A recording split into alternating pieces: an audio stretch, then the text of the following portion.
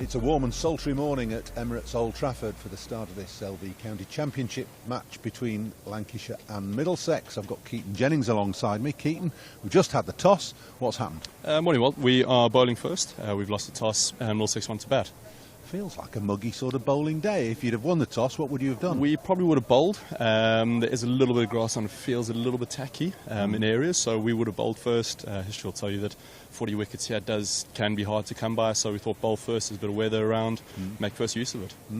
It feels like a day when the ball will swing around. What's your bowling attack like? Our bowling attack is one change from last week. Jack Blatherwick misses out and Luke Wood comes in.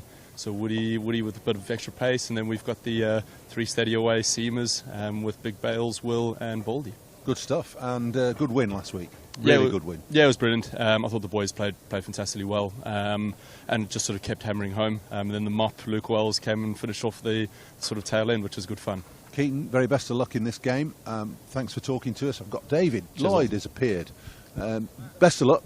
See you in a minute. David, I've just asked Keaton, it feels like a muggy bowling day to me. Yeah, it's very still. We've had a little bit of a shower. We're expecting storms later in the evening, so I've looked at this pitch and there's more grass on than usual. It's over towards the new hotel, and I think it just feels like a bowling day. Yeah, and Lancashire on a bit of a roll, really, with that really good county championship win last week at Northampton. Yeah, to beat Northampton, I think it's just a question now in these last few matches, how far can they get up the championship table?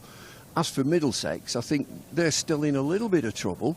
They can't afford to lose matches and get relegated, so they've got a lot to play for as well. And also, you and I know there's a lad playing today who's the son of a legend of Lancashire, so you'll have to look out for him. Well, it might take a bit of looking out it for. Will If you don't know and you're not in the know, yeah. He's not got Michael Atherton's surname. No, he's got his mum's surname, but last week he had a fantastic week. He took 9 wickets in the game, and he is a batter. He's usually a number 3, but he was slotted in at number 8. He took 7 wickets last week, so they're going to have a bat first anyway. Now, getting back to that, you know, it's so still. There's not a breeze. Sometimes when it doesn't swing, it's because there's a big breeze across the ground. There's no breeze at all. Nothing. The flags are limp, aren't they, on the pavilion? So the Lancashire bowlers hopefully will be licking their lips, and there's no added pressure of having put the opposition in, which Keaton said he would have done. So, and that always just plays on the minds of the bowlers a little bit. Yeah. So they're out to bowl. Play starting in 15 minutes, I think. Well, he mentioned steady away seamers, which might be what you want, but I always like a left armer in the team, and a left armer Luke Wood with pace. I think they've got the perfect attack. Great stuff, David. We'll hear a lot more from you throughout the day. So here we are on the outfield at Emirates Old Trafford. The toss has been made. Middlesex have won it, and they're batting first.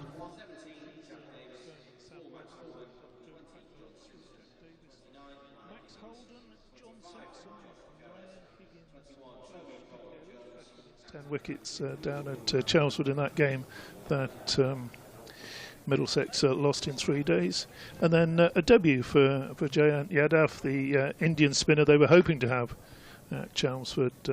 Toby Rowland-Jones and Ethan Bamber. Oh, stomach's in, we're on TV. Breathing. And the Lancashire 11 is Keaton Jennings, Wells, Bohannon, Schultz, Vilas, Bell, Balderson, Hartley. Wood replaces Blatherwick, and Williams and Bailey. And I think we are going to start off with Tom Bailey. Well, we're going to start off with you, Callum Flynn. Lancashire sitting pretty in 4th at the moment, quite comfortable, but a big game for Middlesex. Trying to secure some points and avoid the drop in Division 1. Yeah, just 6 points ahead of Kent at the moment in those relegation spots. That's where the excitement at the bottom. No titles for any of these teams. In comes Bailey. Ball's outside the off stump. Allowed through. Nice carry through to Phil Salt there. It was, wasn't it? A little bit of bounce. Interviewed Tim Murter. He's doing more coaching than playing for Middlesex these days. Before the start, and he said, traditionally, Old Trafford, you look to bat first, get the runs on the board, hope the pitch breaks up a little bit, and Yadav can come into play later on. Yeah, it always takes spin. In comes Bailey round the wicket. Stoneman again allowing that through to Phil Salt. As David Lloyd just pointed out, 2 ex-England openers as well for Middlesex, so you would think they've got quite a bit of experience. David Townsend. David Lloyd behind me. He pointed it out. Yeah, he pointed it out to me as well. He's been listening, obviously. They have got there. I mean, these two of the guys that were tried alongside Alistair Cook, along with about sort of 17 other openers during his long career. Bailey round the wicket. Bowls and just push down the ground from Stoneman for no run. When you think of Alistair Cook's opening partner, who immediately comes to mind of all the people he opened with?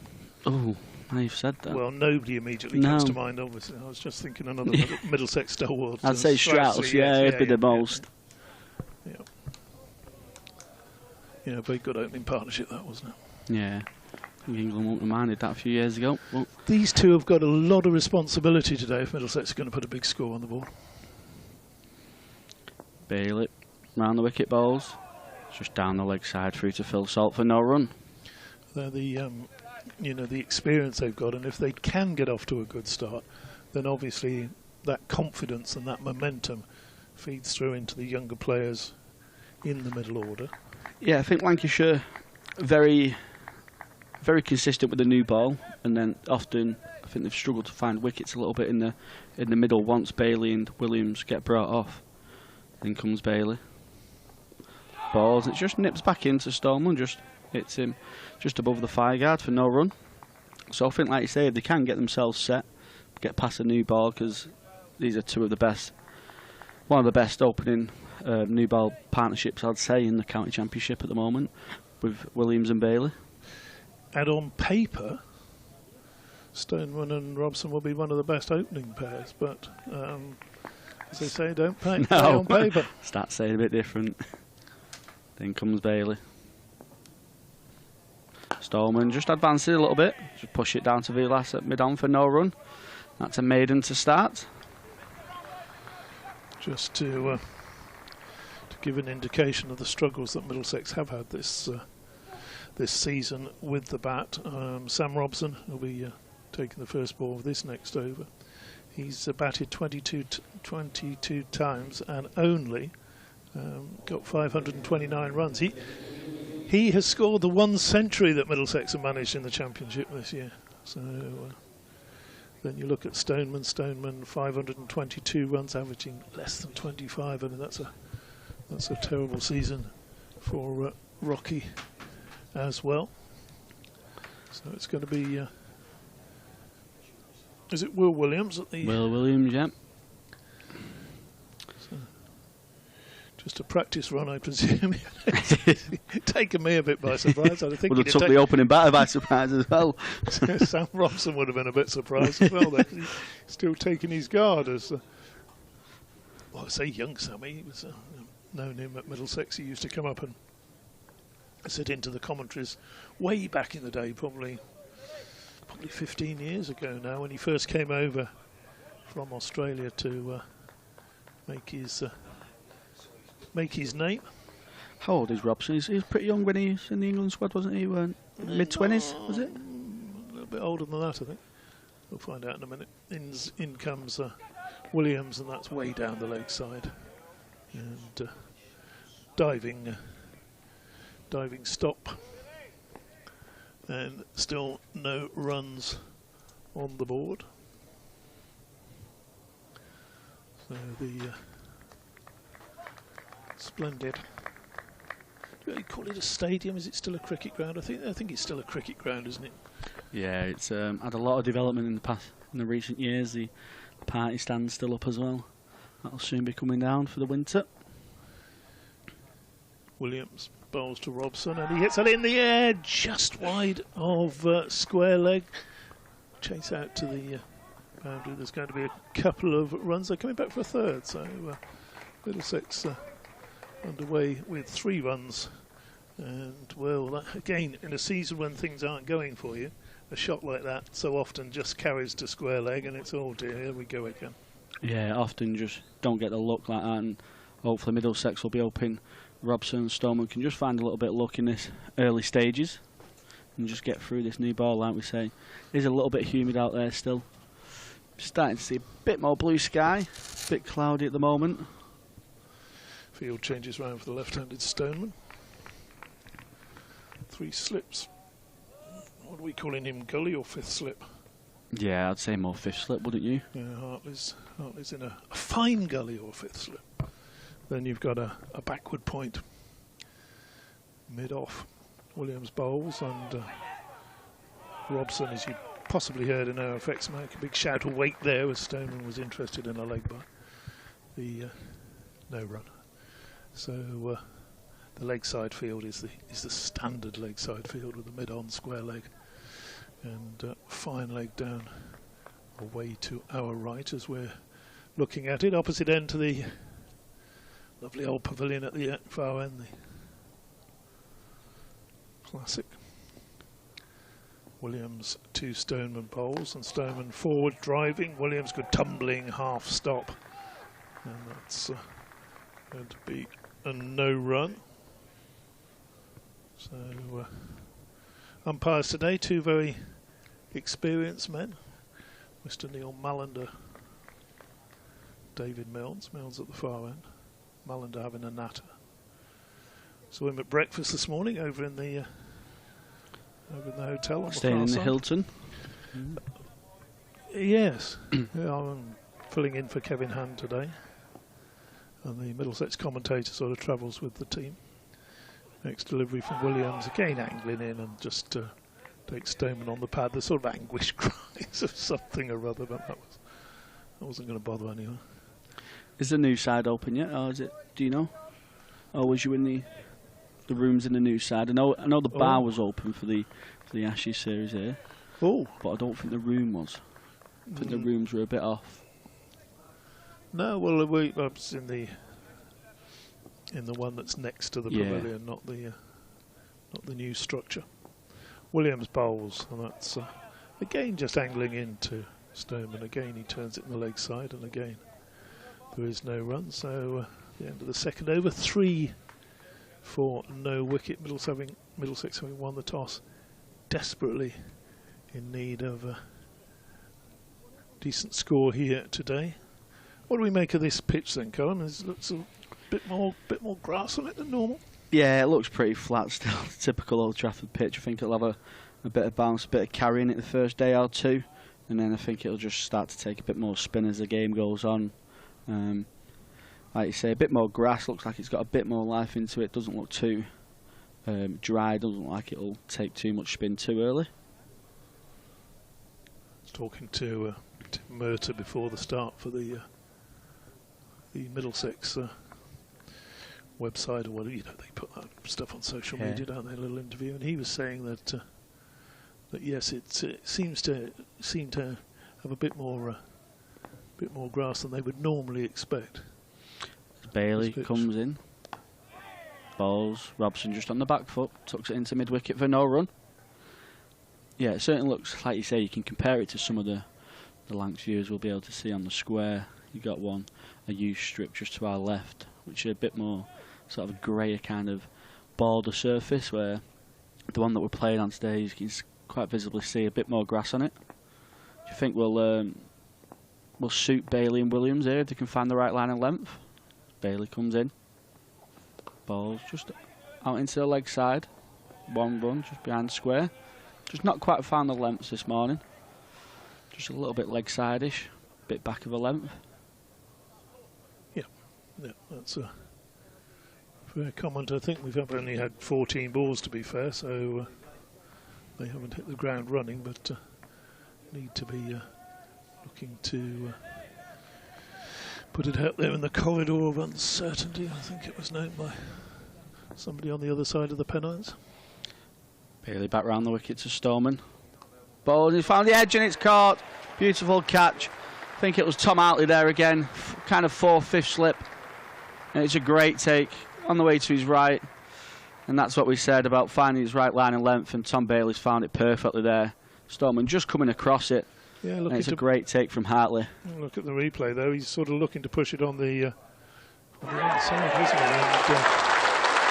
And you say very good take, and the first wicket down. And Middlesex's batting woes continue. Mark Stoneman's batting woes continue. 522 runs before this innings, and 522 runs after, as he trudges off. And well, perfect start for Lancashire. Middlesex 4 for 1, and one of their main men, certainly experience-wise, on his way back to the changing rooms below us. Joe Cracknell making his way out at number 3, 48 on his back. Yeah, exactly the start Keaton Jennings would have wanted from his Lancashire opening pair there. Bailey finding the perfect length, just dragging Stoneman forward a little bit. And like you say, kind of bat's come down at an angle, pushing through to mid-wicket. Yeah. And he just found the leading edge, and it's a beautiful catch from Tom Hartley, travelling at a decent pace to his right, and it's a great catch. Lancashire have got Middlesex 4 for 1 after 2.3. Yeah, I think when Mark Stoneman reviews that, as batters always do, and he'll be thinking to himself, why wasn't I pushing that towards mid-off rather than trying to just work across it. And a good catch. Good catch there. Well, they're all good catches in the slips. Yeah, there's never really an easy one, is there? Just about judging the pace sometimes, isn't it, with slip. 2 right-handers in now. For Bailey, he'll be looking to shape it away from both of them. Bring them slips into play again. Got 4 slips, backward point, mid-off, mid-on, mid-wicket, and a fine leg. In comes Bailey to Cracknell. Balls, and it's tucked into the leg side. It's a risky run. Ooh. I think he just made it home, even with a direct hit there, but very risky run into the leg side. Luke Wells doing the fielding. I imagine that would have been Robson's call, Robson at the non-striker's end, because there was no hesitation from him. If anything, it was Cracknell who was a little bit slow to get going. And Robson's helping his young partner off the mark. 5 for 1. Bailey into Robson. Balls, and it's just allowed through to Phil Salt for no run. Again, good carry showing there. Phil Salt taking that around chest height to his right. Bailey just doing some scratching repairs as they do. He's making no pretence at being in the gully at the moment, is he, Hartley? That's a quite clear 4th slip. Yeah. He looked quite tight to Stoneman as well. He looks a bit more 4th, 5th slip to Stoneman. Just having a few problems there with the footholds. Bailey not sure of it, not confident of landing.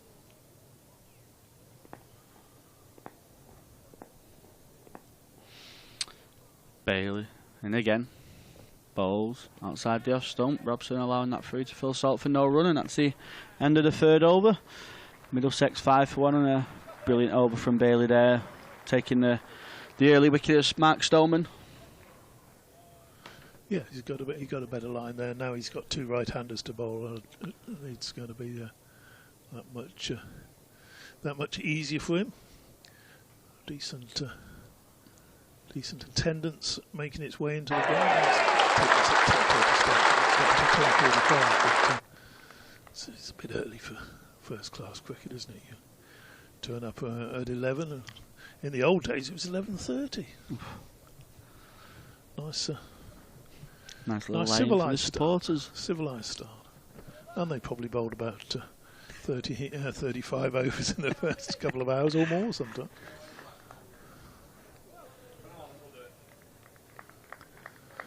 Cracknell taking guard, looking around the field. 3 slips and then a 5th slip for him. There is a gap there between 3rd and 5th as Williams comes in, bowls outside the off stump through to Salt, and there's no run to be had there. Yeah, I remember interviewing the old Middlesex coach Don Bennett, who Middlesex supporters listening to this will all remember with great fondness who was the coach of the Middlesex side in the 80s, and when he came to retire, he said how much the game had changed. That when he was playing, he'd leave home at about 9 in the morning to get to Lords, and he'd start at 11:30, and now he was up at 7:30. It was a lot harder.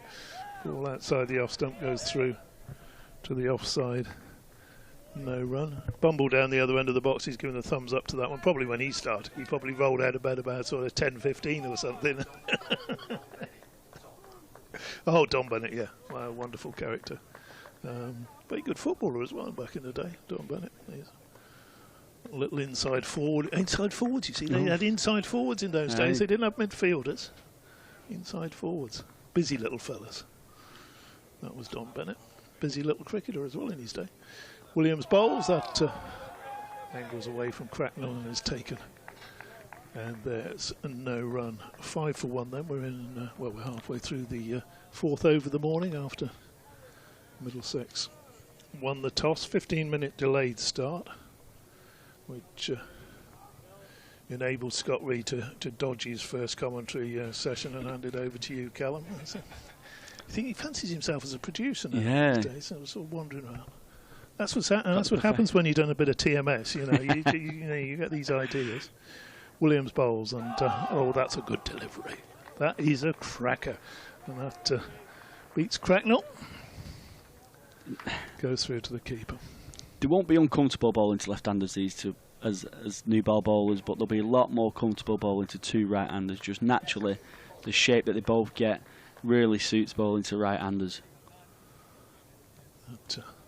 That was probably the best ball of the morning, with all due respect to the one that got Stoneman out. That was couldn't do very much with that.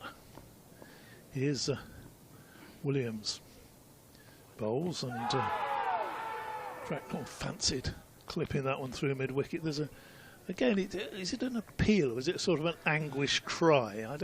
He can't honestly believe that was ever going to be given. More a cry of, I've hit the pad. Yeah. Oh, it could have been close. If only that had been a bit straighter and he'd missed it, then it would have been out. Don't get many bad balls from Will Williams though, so the batters will be looking to pounce on them straight onto the pads. Williams bowls, and he's bowled Cracknell. Cracknell has played on. He's gone for an expansive looking drive through the offside and inside edge into the stumps, and that is the end of Joe Cracknell. It was there to drive, but the foot wasn't across. He's got an inside edge, and when your team are not scoring runs, those don't deflect past the stumps down to fine leg for a boundary. They deflect into the stumps, and yep, that's the end of Joe Cracknell for a single. So the Middlesex game plan here to bat first and put a big score on the board, not looking so good at 5 for 2 at the end of the 4th over. Yeah, it looks very much like he just planted his front foot there and gone with his hand and wafted a little bit at it. Yeah. Allowed that inside edge and ricocheted right onto the top of off stump, and like you say, Lancashire will be really happy with the early start and that they've showed here. 5 for 2. Middlesex on the ropes already after electing to bat. Not a good start from a team that's looking for runs to well, I mean, you could almost say looking for runs to stay in the division, just the 6 points ahead of Kent. Jack Davies comes in at number 4. He'll be non-striker because that was the last ball of the 4th over. Kent haven't been playing well either, and they've had their problems down there, various nature. But Middlesex at the moment, it almost seems if the wheels were coming off at Chelmsford, it looks like another one's sort of cartwheeling away from the vehicle here this morning. What's that old song about? 3 wheels on my wagon or something? And they're all coming off. In comes Bailey to Robson. Lovely shape outside the off stump there, allowed through to Salt for no run. Yeah, big pressure on Robson here now, isn't there? As a sort of senior player in the side, one of the more experienced batters. We just, in these situations, just got to bat. You know, if he's in there at lunchtime and he's 25 not out, that's far better than being back in the hutch. He's in there at lunchtime. That's the key thing, isn't it? Yeah. Again, Bailey bowls. A lot straighter that time, getting Robson to play.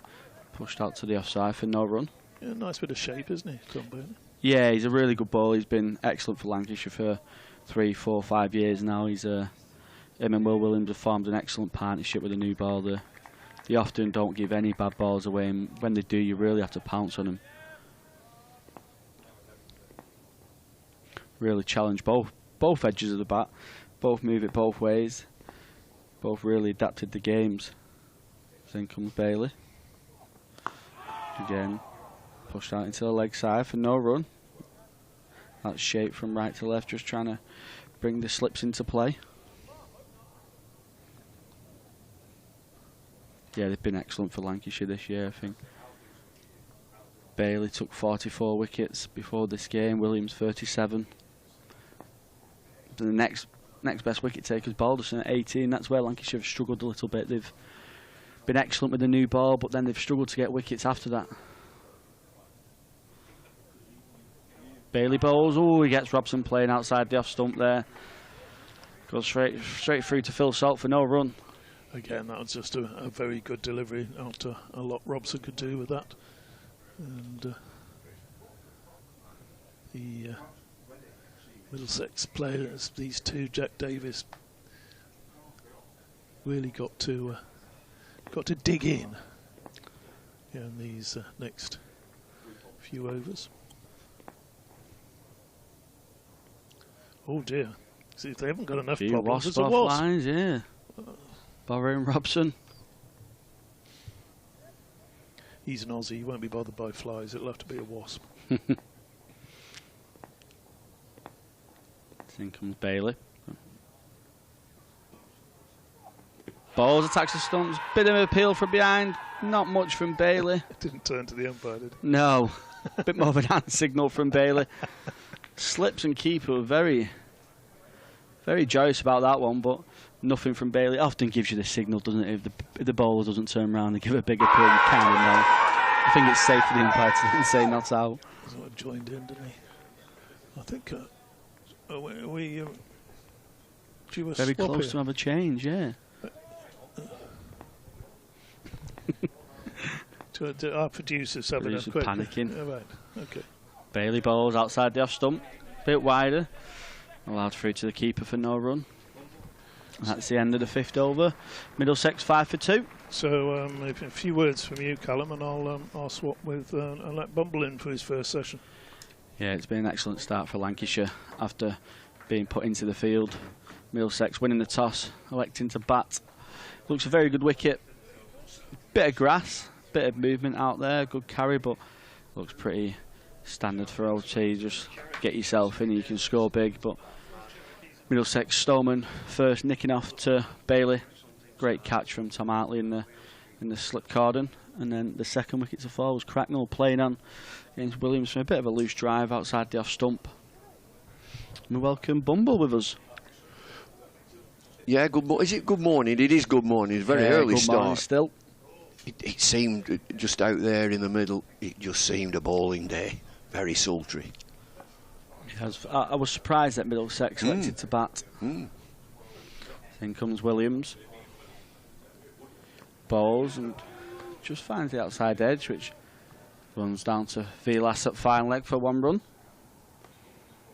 Yeah, with a bit of cloud cover when the toss was done and the humid conditions, I thought whoever won the toss might have elected to bowl and tried to take advantage of the conditions as much as they could. A bit more grass on the wicket than usual, you would say. And Jennings saying at the toss that he's got 3 bowlers there and thereabouts, and I think that's what you need here. Just good discipline, line and length, particularly length. So in comes Williams. Ball, it's played off the back foot to point for no run.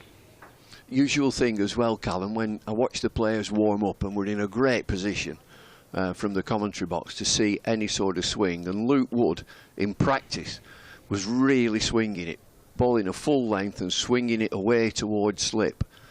We've not seen a lot of swing so far. Probably the lacquer is still on the ball.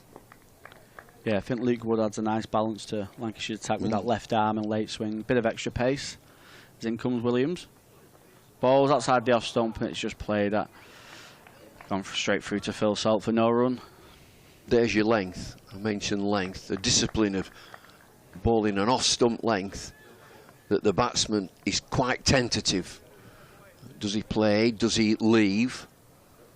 And that's a perfect example, that last delivery. Yeah, and that's exactly what Will Williams does. Yeah. It's his game, isn't it? He just hits that line and length consistently.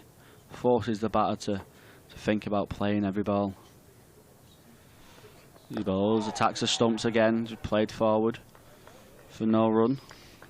It's just a stat from David Townsend there that Middlesex have only scored 1 century.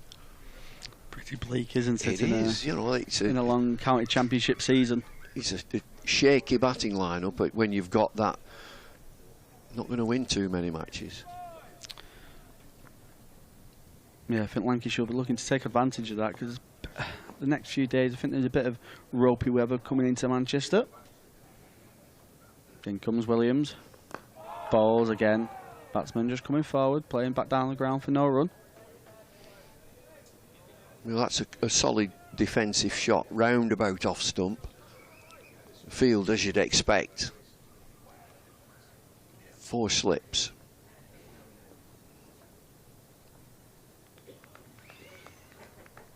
Yeah, a lot of pressure on Robson's shoulders here now. Middlesex 6 for 2. The most experienced batsman of the Middlesex lot. He'll be hoping he can bat for a long time. Williams bowls and he just allows that through to Phil Salt for no run. That's the end of the 6th over. Middlesex 6 for 2. And I'm just going to pass over to Paul Allett. A very slim Paul Allett, may I say. I think he looks as if he might be making a comeback. Over 60s or over 70s. No, we'll stick with over 60s. Thank you, David. Over 67s now. Do you know, I've just been looking online, as you do. I've just been looking at the cost of cricket gear. Oh. I might play next year, I might have another do. Yeah. But I have no gear, whites and so on. A shirt and a pair of whites. You'll be buying one of these new bats as well, No, won't I've you? got a bat. Carlos Brathwaite gave me a bat. He made them. Be too heavy for you. Nice. Lovely. Start of the 7th over. Bailey beats the outside edge yet again of Davis, who's just faced a couple of balls. It's been a very good start, this, for Lancashire. They're absolutely perfect, these 2 bowlers, for this situation, these conditions. Yeah, it's very muggy, cloudy. It's a definite, well, in my view, definite ball first day. A bit more grass on this pitch as Bailey comes in again from the Brian Statham end. It's full, as per usual, from Tom Bailey, but left alone this time by Davis as it goes through to Phil Salt behind the stumps. I'm attracted next season to the Pillmore League. Play on a Wednesday Is that night. for over 70s? No, it's anybody, but it's quite a relaxed league. It's 20 overs on a Wednesday night. If it's cold, it's 18 overs, and if the team are particularly thirsty, it's 16 overs. Well, it'll be 16 overs then. But I'd have thought so. Bailey at the end of his run, striding in. Again, that's pace and bounce. It's gone past the outside edge. Davis a little unsure of whether to go forward or back, and it's whistled past the outside edge. Well, you should be hunting for wickets here. Middlesex, precarious, 2 down, and 2 bowlers extracting the very best from these conditions. Just a touch of grass and a little bit quicker than normal. Yeah, it's the grass covering that's doing that. I'm convinced of that. It's brown grass, so probably dead, but there's a covering, a thick covering, as Bailey comes in again past the umpire. An extravagant stroke from Davis, and he again fails to make contact with the ball. It's not the sort of shot that you'd be expecting from a number 4 batsman who's just come to the crease with his side in some distress. He's got to be much tighter than that. Flashing drive. Careful. Well, he's getting, you can see already, having just faced 5 balls, he's getting a little frustrated. Positive intent, I suppose he would say. Bailey again round the wicket. Final ball of the over. And it's past the outside edge yet again. Oh, sorry, there is one more ball to come. So 5 out of 5 past the outside edge this over from Tom Bailey. Around the wicket, very fashionable to a left-handed batter now. Storman was out from around the wicket. Good catch by Hartley. Looking to turn it on the leg side, wasn't he? And got a leading edge to 4th slip. Surprised there isn't another one in there. Tom Bailey has a cover and a mid-off and a mid-on and a square leg. In again. Leg side this time and just flicked off the hip. Not flicked, in fact, it's a leg by. So Davis will keep the strike. It's the end of the 7th over. Middlesex and 7 for 2. So go on then, about this kit. Have you seen the price of bats? Well, I have, but you don't need one because you've got Carlos's. Yeah, and I was thinking it's end of season, just popping down, knocking on the door of the changing rooms downstairs to the Lancashire lads, and is there a left-hander got a pair of pads going? Keaton Jennings. Keaton Jennings, yeah. They'd be big on you though, those, wouldn't they? Big, yeah. But I need all the protection Balderson. I can get. That's who you need. Well, I know George because I lived in the same village as George for a while. That's your man. Pair of gloves. Yeah. Bat. Sorry, pads. It's Williams again now from the James Anderson end.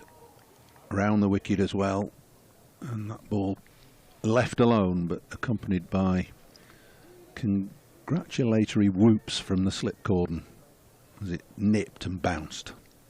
I'll need a sweater as well. What, today you won't? No, not today, but next Well, you summer. could get a Lancashire sweater. Have you not still got your old Lancashire sweaters? No. I've moved house I don't know how many times. You lose things when you move house, you just lose things. The moth's not got them. Probably. Williams again round the wicket, left alone by Davis. There's a cry of sort of anguish and appreciation again from the slip cordon. There should be a lot of ambition in this Lancashire team for these final 3 matches. The 4th, aren't they? Just to see how high you Game can in get. hand. Yeah. Yeah, a good win will get them into 3rd, and there's prize money at stake, isn't there? And ambition individually from Bohannon, Jennings.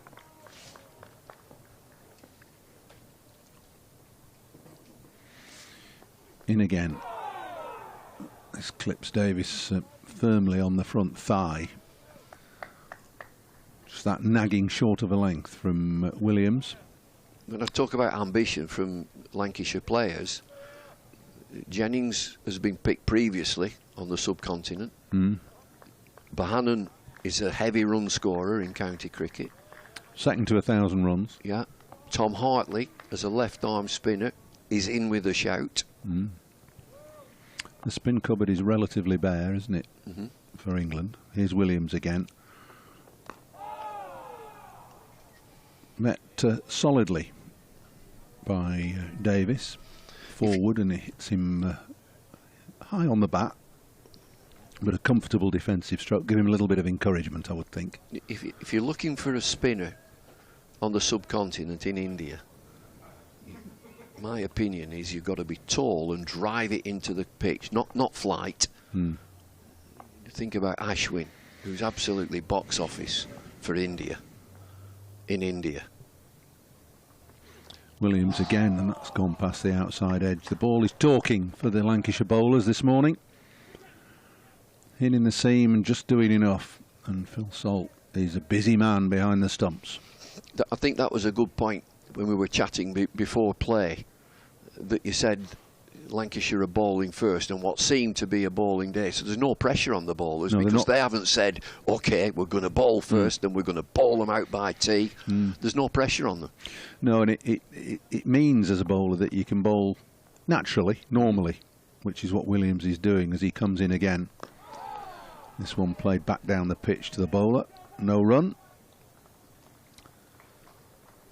8 overs complete then on this first morning of the County Championship game between Lancashire and Middlesex. We had a slightly late start, 15 minutes late. There was a smattering of light rain around about 10:15, which caused the ground staff to have the covers on. So the hours of play have shifted a little.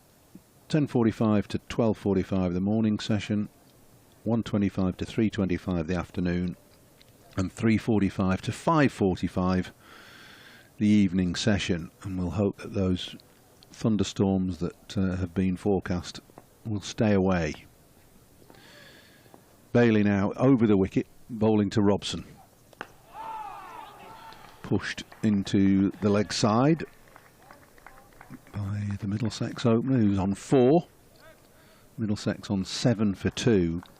It's a laboured start from Middlesex. I think you've just got to be watchful and get through this first session.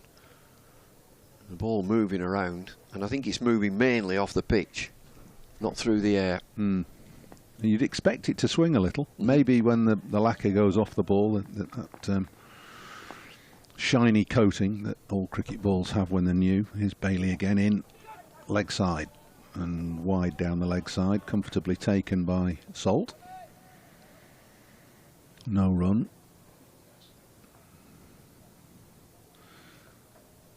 Yeah, so anyway, you're talking about you're not seriously going to start playing again at 70. What are you, 75? I'm more than that. But I think it's the ideal league for me. And the team is it sort of walking cricket? No. Oh. Me walking cricket. The team I'd be. It's a real attraction because the team I'm looking at, they don't have any changing rooms. Perfect. Bailey in, past the umpire, just half driven back to the bowler. What does that mean? You've got to come change in your car. You've got to come change. You change in your car. You can go back home for a. Well, you've got to. He said if they're thirsty at 6, you go straight to the pub, presumably. That's exactly what happens. No shower, no Radox bath. Hey? Well, the pitch is right. Stinking of liniment. Yeah. Fiery Jack. Fiery Jack, straight into the pub. Blimey. Right, you won't get a sweat on, will you? Not with walking cricket. And here's Tom Bailey again, striding up to the stumps, past 2. That's just a fraction shorter, and it's fizzed past the outside edge again. A little bit of movement and bounce from Bailey. I think as a batter in these conditions, you'll do your best work at the non-striking end. Just get away from it. You talk about rotating the strike if possible. Yes, it is one of those mornings where it's best batting from the bowler's end, isn't it? Standing at the non-striker's end is the best place to be at the moment as Bailey runs up again. Solid defensive stroke from Robson this time to Bohannon at wide mid-off. Still no run. Hard enough to make contact with the ball in these conditions as a batter without thinking about manoeuvring it into gaps to get the run. Well, it's extraordinary that between them, Middlesex batters have only got 1 century. 2 batting bonus points, is that right as well? In the whole season. It is extraordinary. I'd have a more attacking field if I was Keaton Jennings and Tom Bailey as well. Bailey in again. Slightly wider of the crease this time. A little bit of movement away, and Robson gets a thick edge on it down to the vacant third area. 2 runs as Luke Wood gathers. 9 overs gone, 9 for 2. Davis is 1 and Robson is 6. It's a really steady and good start from both Williams and Bailey. So if you're having a more attacking field, where are you taking your field? I want a short leg. I want a short leg, so yeah, I don't where's need. It coming from? You've well, only square got 11. leg. Square leg. Square leg into short leg. Yeah. Nothing's gone out there. Makes the batsman a little bit unsure as to whether to lunge forward. And square or just in front? Just in front of Short, yeah, just in front. Forward, short leg. That's my change.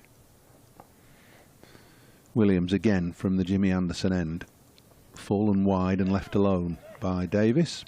So just for the batter to think there's a short leg in there, I've got to be careful, front foot, playing forward defensively, so there's a chance that he might just play back when he should be forward. Yeah, and it brings, that in itself brings the 4 slips into play and the keeper, because he's not getting as far forward as he'd like. There's also a little bit of movement, and we've seen bounce, and batsmen are wary of bounce, and there's nothing to say it couldn't take the inside edge onto thigh or pad and loop up to short leg. Williams in again, round the wicket. It's just dropped and run into the offside. Good single, good call, and Robson quick to respond. So 1 more to Davis. He goes to 2. It's 10 for 2, and we're in the 10th over. Well, in these conditions, that's a good single. It's a busy single. It's a defensive shot. Just softly into the offside. Get a single.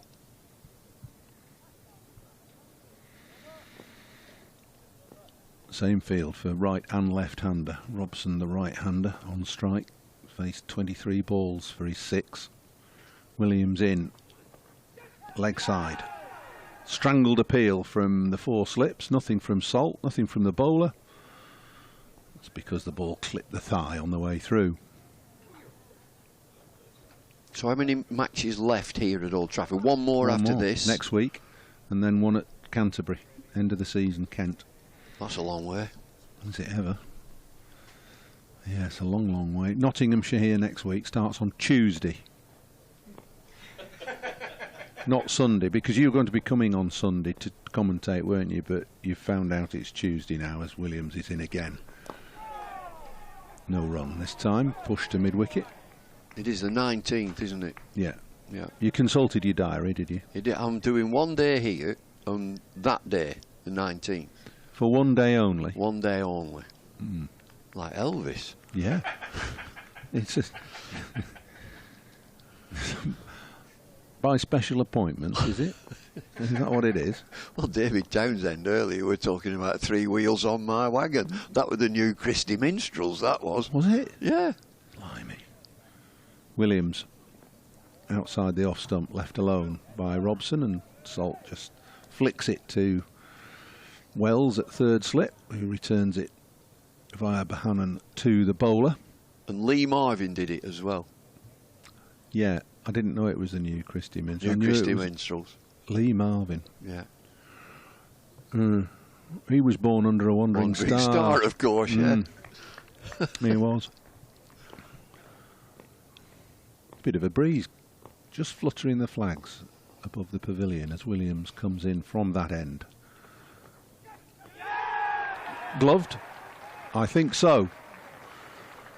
But more importantly, and most importantly, the umpire David Milnes doesn't think so, and nor does the batter. So Robson stays where he is. 10 overs have gone, and it's 10 for 2. No movement at all from the umpire. I'm just looking at the replay, and you can't tell from that. It was almost too nonchalant, wasn't it, from the keeper and the slips? It was that sort of. You can't tell from that. No. Robson doesn't go anywhere. Doesn't even half go. And as an umpire, that's the one that you absolutely dread. That a little down the leg side. As it hit the glove, it's a dull sound. As it hit the thigh pad, they're both together. Well, it's given not out as Bailey comes in again to start his 6th over. Just pushed into the covers by Davis. I mean, it is pure guesswork, is that? I mean, he was more. Is that your hardest decision? Hardest decision, yeah. A little flick from a quick bowler down the leg side, as it just brushed the glove, as it hit the thigh pad, pocket, trouser pocket. You're just guessing. So you're more likely to say not out than out then, yeah. unless you hear that woody click. Yeah. Bailey in again, round the wicket. There's a bit of width on this, but not timed from Davis, and Bohannon fields at straightish mid-off.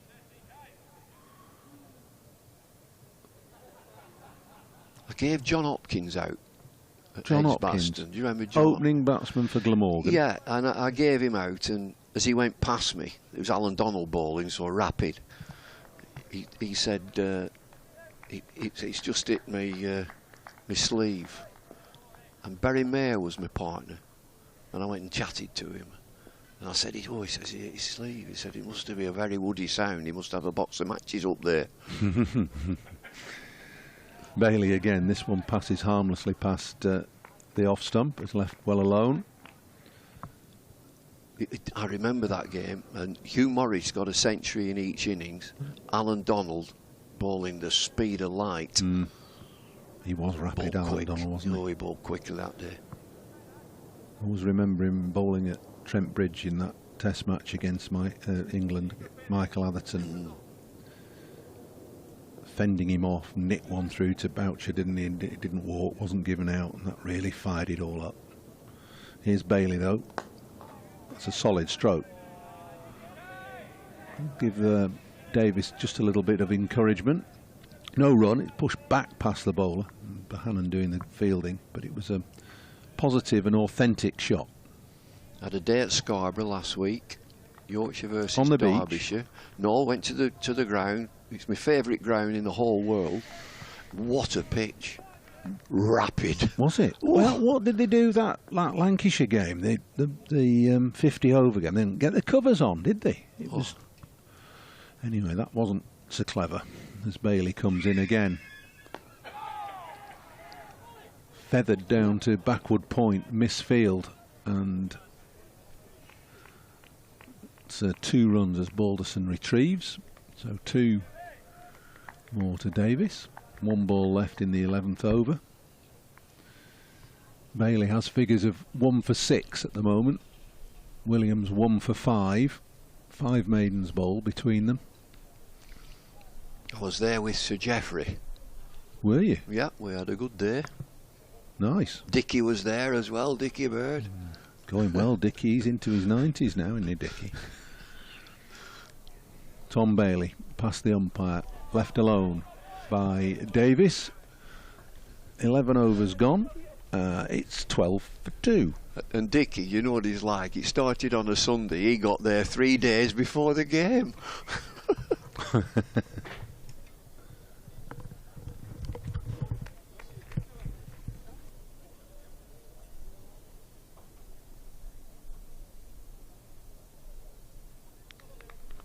Thanks to Bumble and to Paul. They will be returning a little later on. Scott Reed and Kevin Howells settling into the commentary box now. 12 for 2, 11 overs gone. Robson 6 and Davis on 4. A wicket each for Williams and for Bailey.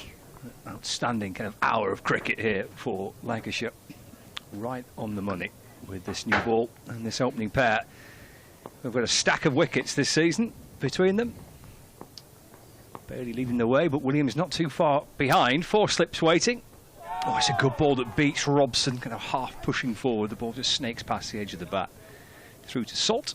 Lancashire's wicket keeper's got George Bell to his right at first slip. And then we'll see Keaton Jennings next to Bell at second slip. With Luke Wells at third slip. And then Tom Hartley, who's at fourth slip. Those, with all due respect to Bell, those other three I'd like to go around town late at night with. Nobody touched with those 3 walking with you, were they? Big lads. Williams in to Robson, who's off the front foot, defends. Defended out into the offside and there's no run. George and me, with those 3 looking after us, what a night that would be. Terrific stuff. Well, sun's shining. It actually looks a picture at the moment, but Dave, greatest greeter at any ground anywhere in the world, downstairs. I asked him, what's the weather like? Yeah. Nasty. Oh. Yeah, it's going to get nasty. Oh dear. Well, it's not at the minute. No. Williams to Robson. It's defended to mid-on where Bailey fields and there's no run. I don't think Dave likes thunder. So he's going to get nasty later then, is that what? Yeah. Right, okay. Oh dear. This apparently though, that this is bonus time, because I mean it could and should be nasty by now. Right. But this isn't nasty. No, this is lovely. This is quite nice, actually. Yeah, no, this is absolutely fine. It's a bit warm. It is a bit, yeah, it's a bit sticky. We've got the window open, we've got the... Shorts on in your Shorts case. on. Well, What's going on there? Well, it's a relaxed Sunday, isn't it? Williams bowling, left alone by Robson, through to Salt, and there's no run. Thank goodness for the desk. Well, it's a nice little relaxed approach to Sunday for I me. can't remember, and everybody will be very pleased about this. I can't remember the last time I wore a pair of shorts. No? I think it's not going to happen again. You don't think you'll ever wear a pair of shorts again? I don't think so. Is there a particular reason why you've adopted this stance? I just don't like any part, apart from my arms, any Yeah. part of my flesh being open to the public. No. Williams over the wicket, bowls, push full and wide and left by Robson. Through Well, to Salt, no run. And I look at people like you and I think I made the right decision. Perfectly understandable. You've got the look, though. I mean, it's that yacht type look. Of, It's a you know, yacht. you could have just walked off the Liverpool-Manchester Canal, straight in here from Media City, straight into the ground. Or left your boat there for the day. That sounds quite nice. You might find the sails are still there when you get back. It's not a certainty. Final ball of the over. Williams to Robson. Another appeal for LBW. Ball deflects away to square leg. Umpire in position to signal a leg by, so no bat on that. Shaping to work it towards mid-wicket. Oh, that's swinging way down the leg side by the looks of that. Good shout, but backs up what has been a very, very good first hour this by Lancashire. 13 for 2, 12 overs gone. Davis on 4 and Robson on 6. Bumble was talking about those sort of deliveries being a real nightmare for the umpire, who in this case is David Mills, but he's had a few of them today to try and adjudicate over. Not too much is going on elsewhere around the country. Although I have to say, it's got a slight look of let's get those games played that we haven't been able to fit in elsewhere in the calendar for this week. But I'll come back to that in just a moment as Bailey is now into bowl and played away fine. Oohs and ahs again. Comes off the sort of bat, but high up on that thigh guard, ready, turned down towards fine leg. And another single to the total. And the score moves to 14 for 2 in the 13th over. 24 for 2 Northamptonshire. I thought you were going to go do a few score updates. Yeah, well, we'll do in just a second. I thought you were pointing at anything in particular, but I mean, I think, well, Alan Dolby's done well. He's taken a wicket. He's got a few dot balls. What else are you getting excited about? Bailey around the wicket, and that's wide-ish through to the keeper. No, I haven't. Yeah, give me time. Well, you're the one that's been banging on about us a Sunday morning. How relaxed we all are. What's the rush? I think the viewers on Lancs TV will be able to see as you go around and give a few. So let me updates. tell you then, You'll be able okay, to see some of that these. Northamptonshire have got problems there against Warwickshire. Warwickshire themselves, whose season has taken a bit of a dive. Although they've had a good season, but haven't quite been able to pull that off. And what we're just looking at there is Northamptonshire struggling, and Northamptonshire, of course, along with Middlesex and Kent, fighting relegation. Here as Bailey is in and pushed up to mid-on, and there'll be no run. So Northamptonshire, like Middlesex, 2 down, although they've got a few more runs on the board. There's Middlesex at 14 for 2 in the 13th over. And the other game of some note to the relegation situation is Kent's game against Nottinghamshire. Nottinghamshire might feel that after Middlesex's defeat against Essex last week, that they're not necessarily safe, but their position doesn't look quite so bad. They're currently 7th in the table as Bailey again in. Oh, outside edge, full short, just short. Not quite carrying to second slip. That was very, very close. We've had a few of those. Things have not quite gone for Lancashire. They've still got 2 wickets down, and Middlesex only got 14 runs. We'll take a look at that one again. So squared him up and not quite carrying out there. Very similar to the fall of Stoneman's wicket, first up. And the shouts of encouragement for Tom. Makes his way back. Actually, it does look, just looking at Tom's hair there, very, very neatly cut. But more the point, just blowing a little in a breeze. As he comes in again and bowls and worked away square on the offside. But Nottinghamshire, so bottom two go down. So Nottinghamshire start this round on 114 points. You have to go down to 87 points for Middlesex, who are currently just outside the relegation position. But only 6 points further behind are Kent, and they're taking on Nottinghamshire today. And then it's Northants, who surely, I mean, look at that score, 24 for 2 right now, and look at only 61 points on the board. You were there only last week. Surely they realise that their fate is not one to enjoy. No, doesn't look good. Surely they're on the way down. But Kent are 51 for no wicket against Nottinghamshire, so they made a good start there. Meantime here, 4 slips going down for Bailey, coming around the wicket, in and into the offside. There'll be no run. So apologies there if those in the TV gallery. I wasn't quick enough to give you all the information you needed, but you chilled me out. I was all relaxed. Which is something to be said, having seen that rotor of yours. In the second division, Glamorgan versus Yorkshire. Yorkshire won the toss, decided the bat, but they couldn't be bothered after that. It must be raining. It's all delayed. Rain between Gloucestershire and Derbyshire. It's not for me to say that those matches I've just mentioned there. Oh, where were we there? Oh, that's Gloucestershire. Oh, yes, it's a bit wet in Bristol, wickets. It is a bit wet in Bristol. Oh, where's the infamous apartment? Oh, it looks if they've not come out to play the right-hand side today. There'll be one or two that know what I'm talking about. Very few people do these days, but there'll be one or two that know what's going on there. But anyway, they're off for rain at the moment. 32 for no wicket, Gloucestershire. But the match of some interest, where's that? That's Cardiff. Yeah, that's why the Yorkies couldn't be bothered to bat. Although it looks to me as they're taking the covers off there. Meantime, back here. Yes, Williams in and bowling, left alone by Robson, and through to the keeper, no run. Finally caught up. That's the one. Oh, disappears now. But Sussex versus Leicestershire is a match of some note. Because Leicestershire got a game in hand in the promotion race. And this is it, their game against Sussex. So you got Durham racing away at the top. Surely, title and promotion, all but sealed there. But who's going to go up with them? Will it be Worcestershire, who currently holds second place, looking good and solid? Or Leicestershire, with this game in hand? But Leicestershire need to do well against Sussex this week. And right now they're doing well, because Sussex are 82 for 3. Although Pajara is still there. Whilst Pajara is still there, you've work to do. 14 for 2 here is Williams from the Anderson end, bowls, and Robson turns this one in front of square on the leg side out towards mid-wicket for a single. Moves on to 8. The score moves on to 15 for 2. So the Sussex-Leicestershire match there, at 85 for 3 now with Pajara batting. So both of those could still win promotion, could they? No, what, Sussex? Sussex too far away from it. Well, just listen to what I said. Leicestershire. Well, I know you said Leicestershire. I said Leicestershire and Worcestershire. Well, I can't Sussex sneak in there as well. Am I not wrong? Am I wrong with that?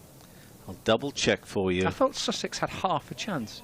Are they too far away from it? Well, yeah. All right. Well, they've 2 have a game in hand, but they're a long way off Worcestershire. Williams in, left alone by Davis, just angled across it, ball into the gloves of Salt, and there's no run. There's a 24 points gap between Leicestershire in third and Worcestershire in second with that game in hand. So you can make good. Oh, there we are. Oh, that's Division 1, but same difference. It's just different teams. And then Sussex on 116 points. You see that's a lot of points to make up 154, isn't it? Quick maths. Seemed a lot. So even though that game in hand, yeah. It's not going to happen. It's not going to happen. Right. Williams bowls again. Davis happy to leave. Ball through to the keeper, Phil Salt. And there is no run. I think our BBC colleague Harmsey was saying something quite similar. Right, okay. Last week. They were at Durham. They got beaten, didn't they? And I think Harmsey there, he's a fair man. He's one of the fairest men you'll ever find. But I think even was having to say that. I think that might be. It's all done. So it's one from either Worcestershire or Leicestershire to join Durham. I think so. Williams bowls, forward goes Davis. It's nudged away into the onside, and there's no run. Sort of intriguingly, that both of them, though, Worcestershire and Leicestershire, in the last 2 rounds, are to play Durham and Yorkshire. Right. 2 tough games. Because the Yorkies, of course, out with a point to prove because they've had points knocked off them and they're going to sit at the bottom of the table and all that sort of stuff. Durham, particularly, the issue will be how quickly Durham can seal title and promotion and start partying, maybe before the season's over. Around the wicket, Williams comes to Davis. He leans forward and drops the ball defensively away into the offside. No run, end of the over, 15 for 2. So there I think the advantage goes Leicestershire, because I think Leicestershire playing Durham last round, where Worcestershire at Leeds. Right. And Durham could be on the beach. They could be, yeah. They could be on the Roca Riviera. It could be, yeah, with their feet up. That's right. And a pina colada. Yeah. Celebrating their promotion. They won't drink pina coladas on the Roca Riviera. You don't drink pina coladas? No. Oh, that's a shame.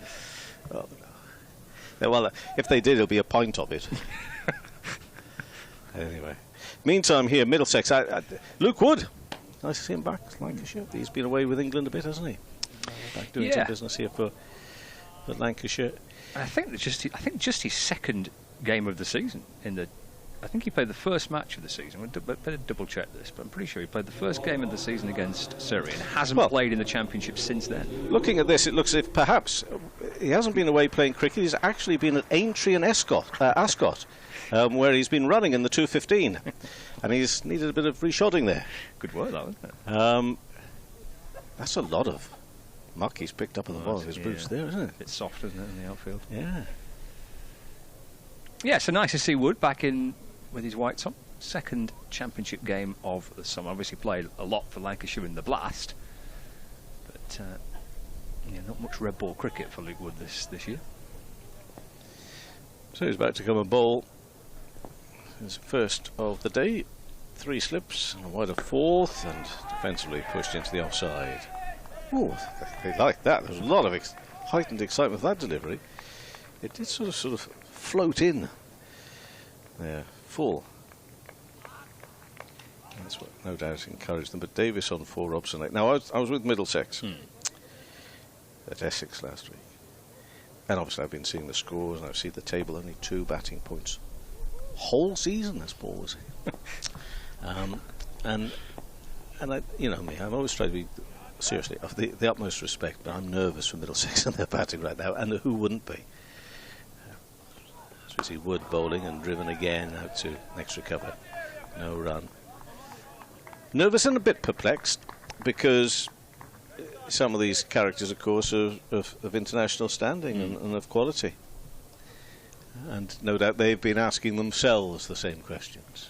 I mean, they often a horrific start in the beginning of the campaign. And I was wondering at the time whether I'd seen a little moment which went their way that could have sort of clicked them into gear, which was when Nottinghamshire gave them, an interesting run chase at Lords way back towards the start of the season. They got there, and I thought maybe that could be a turning point. Wood bowls, clipped away down towards fine leg for a single off the bat of Davis. Or was that fantastic board beaten me? It has. It was Robson. That brilliant board.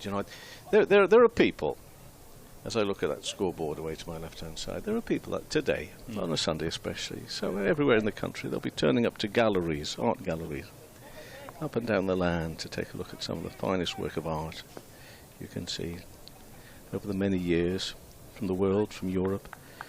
They'll see nothing as beautiful as that scoreboard. Believe me. Look at it now with all the lovely colours and everything.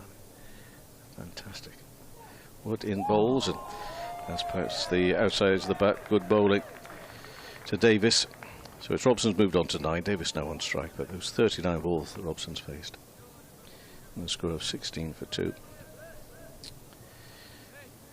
There's Bell and his slightly taller friends to either side of him. Salt doesn't look that particularly tall, but his other colleagues definitely do. So it is a bit of a hot and a sticky morning, and I fear as this breeze picks up a little, as Wood again comes in and bowls and again swings, good movement past the stumps through to the keeper, that this wind could be bringing in the nasty stuff. The nasty. Dear. That's what could be happening. And I don't want the nasty for many reasons, because it'll stop us playing cricket. However, and I'm surprised I didn't get sacked for this last week. I was sitting in Chelmsford, and the sun beating in on the box all day long, I did, during a day of cricket, actually call for some refreshing rain to fall. It's outrageous. It is really, but it would have been nice. 4 or 5 hours sat in that sun beaming in on you. Wood bowls down the leg side. Does he get anything on that? This time he does. Davis has gone for 4. Another leg side opportunity and catch, which is taken by the keeper, and it's 3 down for Middlesex. 16 for 3.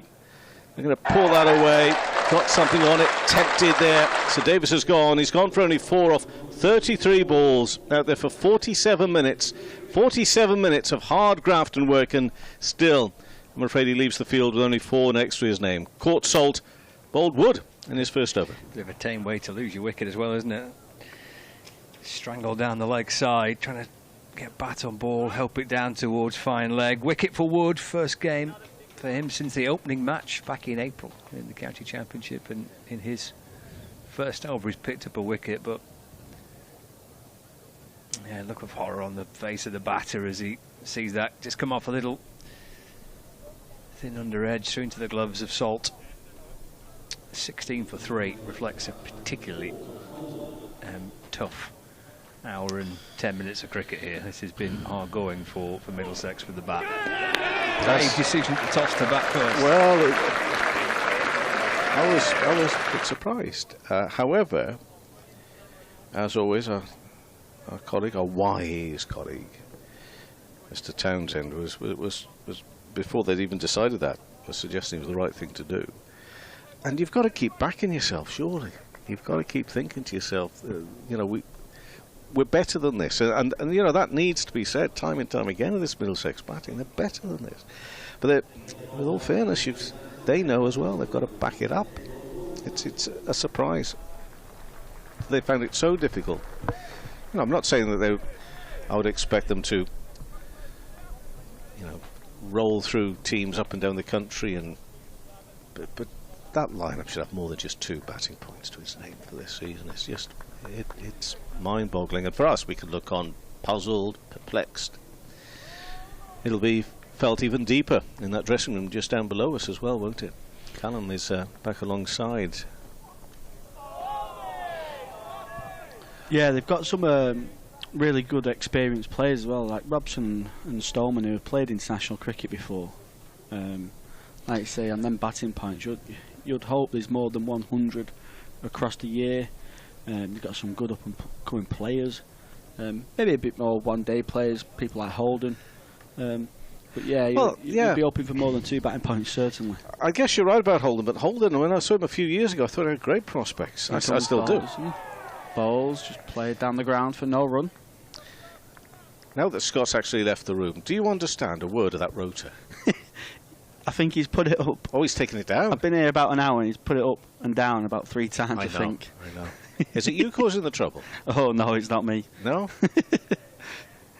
I mean, I don't know when I'm next back on. But 12, I'm still on. Balderson comes in, balls outside the off stump, allowed through to Salt for no run. Tell you what we have got. We've got some graphics coming here of this rain, but it's only that nasty red stuff. And look, it stops at Bristol, all the nasty red stuff. It doesn't get past Bristol. I don't blame it. It drops all its nastiness around about there. Today, if all we get today is a little bit of that rain, we will have done well. The rest of it's out sort of Isle of Man territory, all the way out there. Balderson balls, push through the covers from Robson for no run. Yeah, be open to Lancashire. Will certainly be open the rain avoids when they can get stuck into the Middlesex middle order and late tail today. Yeah, they've obviously got a bit of momentum going here, haven't they? They have, but you know, you just wonder how Middlesex are going to sort any of this out, and they need to make sure they don't get relegated. You know, it's a real fight for them. Balderson balls, push down the ground for no run, just driving on the up there a little bit. Robson just trying to get after Balderson a little bit. As Kevin leaves us and Mr. David Lloyd's back in. Lancashire will just be open, and Keaton Jennings that Balderson and Luke Wood can keep the pressure on that that Bailey and Williams applied from the get-go. Then comes Balderson, bowled, and it's a quick single into the leg side, and it's a well-judged run from Robson. Batting is difficult. The sun's out, that will help. That was good, that last delivery to get a single, just push and go, push and go. Defensive shot, but intent to score a run. This will be better. It'll change colour now with the sun out, and I think it's going to be out for some time. That this pitch will just start to get easier. And going back to the single, like you say, I think that's the way they put the pressure back on Lancashire, don't they? And trying to just frustrate the bowlers, try and get singles here and there where you can. Don't try and force them. You don't want to be playing at one that you don't need to. But if they can try and rotate the strike a bit more, left hand, right hand, it'll certainly frustrate the Lancashire bowlers. As in comes Wood to Robson. Balls just outside the off stump for no run. It is easier said than done. We'd all sit in changing rooms and listen to coaches, and you've got to rotate the strike, you've got to look busy. But when it's flashing past your outside edge, you know, it's quite demanding to say, well, I know I've got to get a single somewhere, where is it? But then if you nick off, you also getting told not to play it once. But again, if fine balance. If Robson sees this through to lunchtime, he's played very, very well. Yeah, he's been really compact, Robson. He's not played at anything that really shouldn't have to. He's played at everything at the stumps, tried to rotate the strike here and there. And then comes Wood. Balls onto his pads, just clipped off Robson's pad for one run down to fine leg. Taking the score on to 18 for 3. Robson 11. And the other thing now, that breeze has taken up. We've talked about earlier in the day that it was so still and the flags were very limp. You couldn't see the flags. Now you can. There's a good breeze out there. From the city, the breeze is coming from the city. Yeah, kind of going against Luke Wood's shape here. I think he wishes it would be going the other way.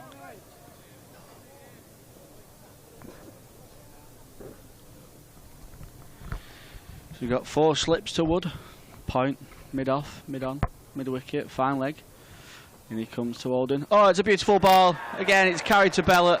First slip. There's the 4 for Lancashire. Luke Wood with an absolute beauty to Alden there. It's his first ball that he's faced. Certainly not one that you want to face first ball. And Lancashire again picking up a wicket. And that's Middlesex 18 for 4 after 16.3 overs. Not looking good for Middlesex this morning. That's another terrific catch by George Bell at first slip. It just carries just about. Extra pace from Luke Wood, left arm over. All going Lancashire's way after Middlesex win the toss and decide to have a bat first, and you do what you want to do. But it just felt like it's a bowling morning.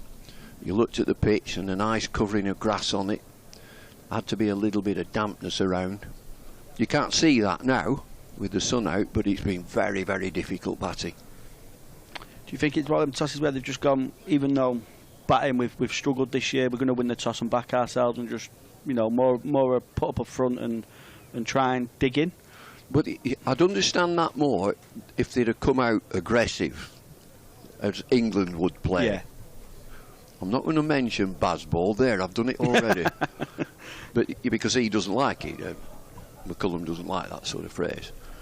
But to be aggressive, I could understand that, but they've been very circumspect because they've not been allowed to play. That's something. They haven't been allowed to dictate terms. And so wickets have fallen. And for Lancashire, they've controlled the game, they've taken wickets. And it just looks as if this morning it's going to be there for seamers who are accurate. I think Simpson joins Robson at the crease here now, and these are one of the more experienced pairs for Middlesex. These have got about a long time here for Middlesex. 18 for 4. It's not been the greatest start for Middlesex, and Lancashire have been excellent. Like you say, the slip catching has been absolutely superb. There's been a few games this year where Lancashire have dropped quite a lot of catching slips. They've done a lot of chopping and changing the slip cordon this year, but so far this morning has been absolutely superb, and like you say, the bowlers have constantly hit that line of length and been getting the batters to play. Wood comes into Simpson. Bowls again. Lovely shape outside the off stump and carry through to Phil Salt for no run. Good player, Simpson. Really good to come in. Big trouble, 18 for 4. John Simpson, Lancastrian. He's been terrific for Middlesex. Yeah, I think he got an England call up in around the COVID time. I think he played a couple of 1 or 2 ODIs, I think, in that COVID season where they had to pick a few different squads. In comes Wood. Balls again outside the off stump. Simpson thinks about playing that, just takes the bat away very late. Through to Phil Salt again for no run, but looks like Wood's getting some lovely shape away from the left-hander here. Bowling at some decent pace. He's easily the quickest of the Lancashire bowlers today. He did in practice. We're in a great position, and I watched him in practice and he was swinging the ball. Be very confident Luke Wood. He's come off a stint with England in the international T20 squad. Did well, took a few wickets, so he'll be full of confidence. In comes Wood. Just strays onto the pads. Tucked off Simpson's legs for 1 run, down to fine leg. Takes the score to 19 for 4, sorry. Off 17. Robson 11, Simpson 1.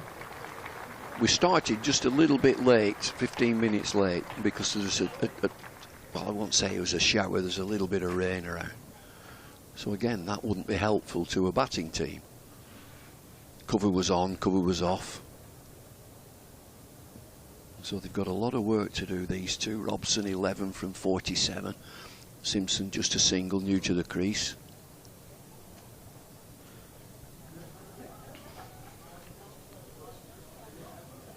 I think someone like George Balderson would enjoy these conditions, wouldn't you? Just nibbles it about on that nagging line of length. He's not express at all, but really puts it into that corridor of uncertainty, as we say. In comes Balderson. Outside, off stump, pushed into the covers from Simpson for no run. I wonder how he'll develop, George Balderson. Will he be a batter who just bowls a little bit? Is he going to be a genuine all-rounder? His role this year is probably more of a bowler that kind of bats, and he's been batting at 7 for most of the time. He got a century in the last game. Yeah, he's been superb for Lancashire this year, hasn't he? In comes Balderson again. Just a bit back of 11. Simpson plays it comfortably. He's a bustling bowler. He's not going to be quick. He's probably 77 miles an hour, round about that. Yeah, he's just that nagging pace, isn't it? Where if he does get it right, you can't force anything really off him. You've really got to wait for them short balls or half volleys. You don't want to be trying to force it off him with no pace. Balderson bowls, finds the outside edge of Simpson straight away. Balderson absolutely superb. Again, his brilliant season for Lancashire continues. The man who's gets brought on and takes wickets straight away for Lancashire this year. And again, he's done that, nicking off Simpson through to Phil Salt. Just a bit of shape away, and it's a beauty from George Balderson. Well, it's a discipline, isn't it? From all the bowlers, discipline. OK, you've got to bowl that line and the length. They've done it. And it's that demanding line and the length. You can see that shot from Simpson, new to the crease, tentative, pushes forward, outside edge, wicket-keeper does the rest. Now they're in deep, deep trouble. 19 for 5. Yeah, he's not done too much wrong there, really, Simpson. He probably could have allowed it through. It would have been a very tight leave. But Balderson's put it in that area where you've really got to ask questions of your technique. Do you back yourself leaving the ball on this wicket with a bit of movement? But Balderson finds the edge, and like you say, Middlesex 19 for 5 after 17.3, and it's not looking good for Middlesex here. Lancashire really on top and looking to get stuck in and hopefully batting by midday today. But from a batting viewpoint, that you just mentioned there, should he play it or should he leave it? He's opted to play it. I don't think he can do it any other way. I think he has to play, and it's the movement and the immaculate length It's a great length that he hasn't time to sort of withdraw his bat. He hasn't time to do it. It's a great length. Yeah, if you're watching on Lancashire TV there, you just see the ball shaping away off the pitch. Just hits the seam, nips away, and like you say, Simpson's really not done too much wrong there. Brilliant bowling from George Balderson.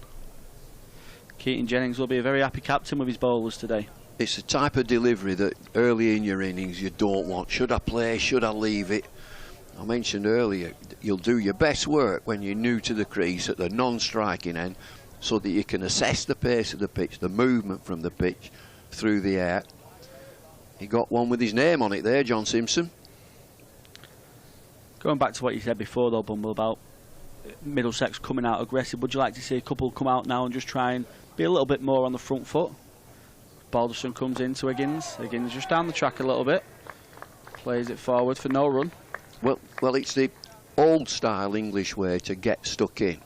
And people listening and watching would say, what, dig in. There is an alternative. Play some shots. Play aggressively. Higgins showed that, just coming down the track first ball. See if he does it again to Balderson. Just strays onto the pads of Higgins. Just tucks that down to fine leg. Villas does the field in for 1 run. When you look at this Middlesex team, you know, they're battling in that relegation zone. And then you start thinking about the great Middlesex teams, you know, the wonderful batting lineups that they've had, and they have. Mike Brealey, Mike Gatting, Desmond Haynes, Graham Barlow. In comes Balderson outside the off stump. Robson allows that through to Phil Salt for no run. End of the 18th over. Lancashire have got Middlesex 20 for 5, and it's been a brilliant 18 overs for Lancashire. Bowlers have really done the job this morning to line and length. Bit of shape, not too much. Bit of movement out there, just enough. And they just keep putting it on that line and length where Middlesex have got to ask questions. Older listeners and viewers would remember Clive Radley, who batted at number 3, and in these situations he was busy. He'll get one here, I'll get one there, I'll change that one into a 2. Now it's been really difficult for these lads so far this morning. Luke Wood to continue. In he comes to Higgins. Bowls, and he just tucks him up a little bit there. Higgins gets a bit of bat on that, down to fine leg for 1 run. It's just some late shape there, just surprising Higgins. And Robson's still there. He's on 11. What I remember of Robson, just even from his England days, just very gritty cricketer, very, you know, battles through. Bit of an unorthodox technique sometimes, you'd say, but really knows his game well. In comes Wood. Balls just back of the length. Robson on the back foot into the covers for no run. Up in the next village to me, I live way up North Yorkshire. There's another Sam Robson, and he's in his 90s, his Sam. And he's the top man in the domino team. Oh. MVP, most valuable player. Can remember what's gone and watch and who's got what. What you want to be in any sport, the MVP. In comes Wood. Balls, oh, it's beautiful length, beautiful delivery. Just Robson stuck on the crease there, no foot movement at all, and Wood just catch him out by surprise, that full length delivery. Well, that's an absolute cracker from left arm over the wicket, pitched, moved away. Wicket keeper Salt takes the ball in front of first slip. Real movement. Done well here, Wood. Lancashire have struggled a little bit once Bailey and Williams have finished their new ball spell this season. They've kind of struggled to keep the pressure on and take wickets, but the application's been excellent here so far from Lancashire. It's Wood balls. Robson a lot more bigger stride into that offside. Really lunging out to that one for no run into the offside. Plenty of the pitches have been used on this square, but there's still some new pitches which could be used coming to the back end of the season now. Busy men, these grounds, with how much cricket gets played these days, isn't there?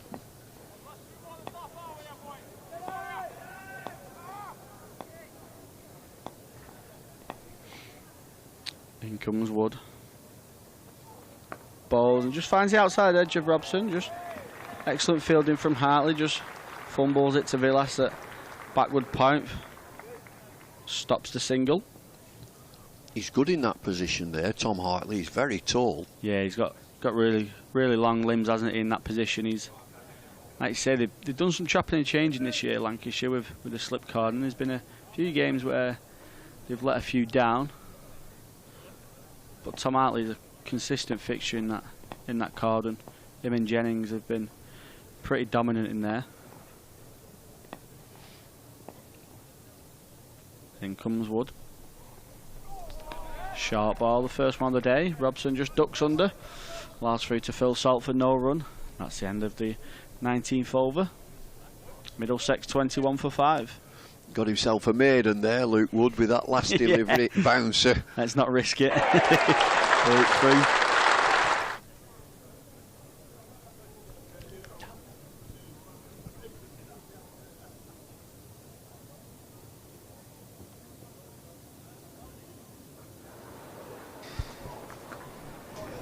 It is a rotor like I've never known a rotor before. It's just a opposing quality. And here, oh God, really? Is that really the way the rotor's been written up? Well, this has to be a mistake, surely. I thought I got away with it all season. This one is pushed up to mid-on. Start of the next over, and it's what the public demand. I don't think it is, DT. You've been living in that sort of bubble for quite some years now, and it's it's very comfortable. you are the man, in all seriousness, that I would look and I would turn to try and explain to me what I have been seeing from a distance a lot during this summer, and close up last week at Essex, and here again this morning. But it's Higgins on 2, Middlesex at 21 for 5, and I know you don't get to see Middlesex as often, but I always used to look to you as a sort of Mr. Middlesex. You used to know, and you must be grieving seriously. I know you don't grieve over such unimportant matters as sport in the big context of the world, but you must be yourself pondering what on earth's going on. Yes, Kevin Hand's your man for Mr. Middlesex these days, and he'll be here tomorrow. But it isn't good. It's lack of confidence, isn't it? Good bowling. Good favourable conditions, and the batsmen have got no confidence. Balderson, and that's worked away through square, and the umpire does really well, does umpire Marner, to get out of the way of that one, and because he did, it could be 4 runs. And that, I believe, is the first boundary of the morning. And it steers them to 25 for 5. And you look at this, Ryan Higgins, who's had a good season. He's averaging nearly 40. He's bowling well. He's the main man in the middle of the order. Look how he comes out there. Look about the confidence he's got, and it's there's not that tentativeness about him. He may well get out. He may well get a good ball and get out. But he's come out there to take the game to Lancashire. And he comes down the pitch a little there, takes one hand off the bat handle, and it's out there on the offside this time. I'm not too sure he's got enough time to get all the way to the boundary. It's just come up a little bit short, only by half a yard or so, a bit of a divot, and they will get 3 for that. And he moves to 9, 28 for 5 in the 20th. Yeah, Robson's a better batter than Higgins, but he's out of touch. He's wondering where his runs are coming from. He's battling. He's done a very, very good job for them this morning. But Higgins has just come out. You could see him pause at the boundary rope to put his gloves on, as if to say, "I'm coming. I'm on my way." And Robson facing now on 11, and allows that through to the keeper. I imagine, only again just from watching a bit of him with Gloucestershire, I mean, it was Middlesex, Gloucestershire back to Middlesex for Higgins, that he might be that sort of way as a character anyway, but surely that once things have gone so badly wrong as they have in the top order, if you're coming in like Higgins is, I mean, all the pressure is off in some ways, isn't it? It is, but he's showing the confidence of a man who's had a good season.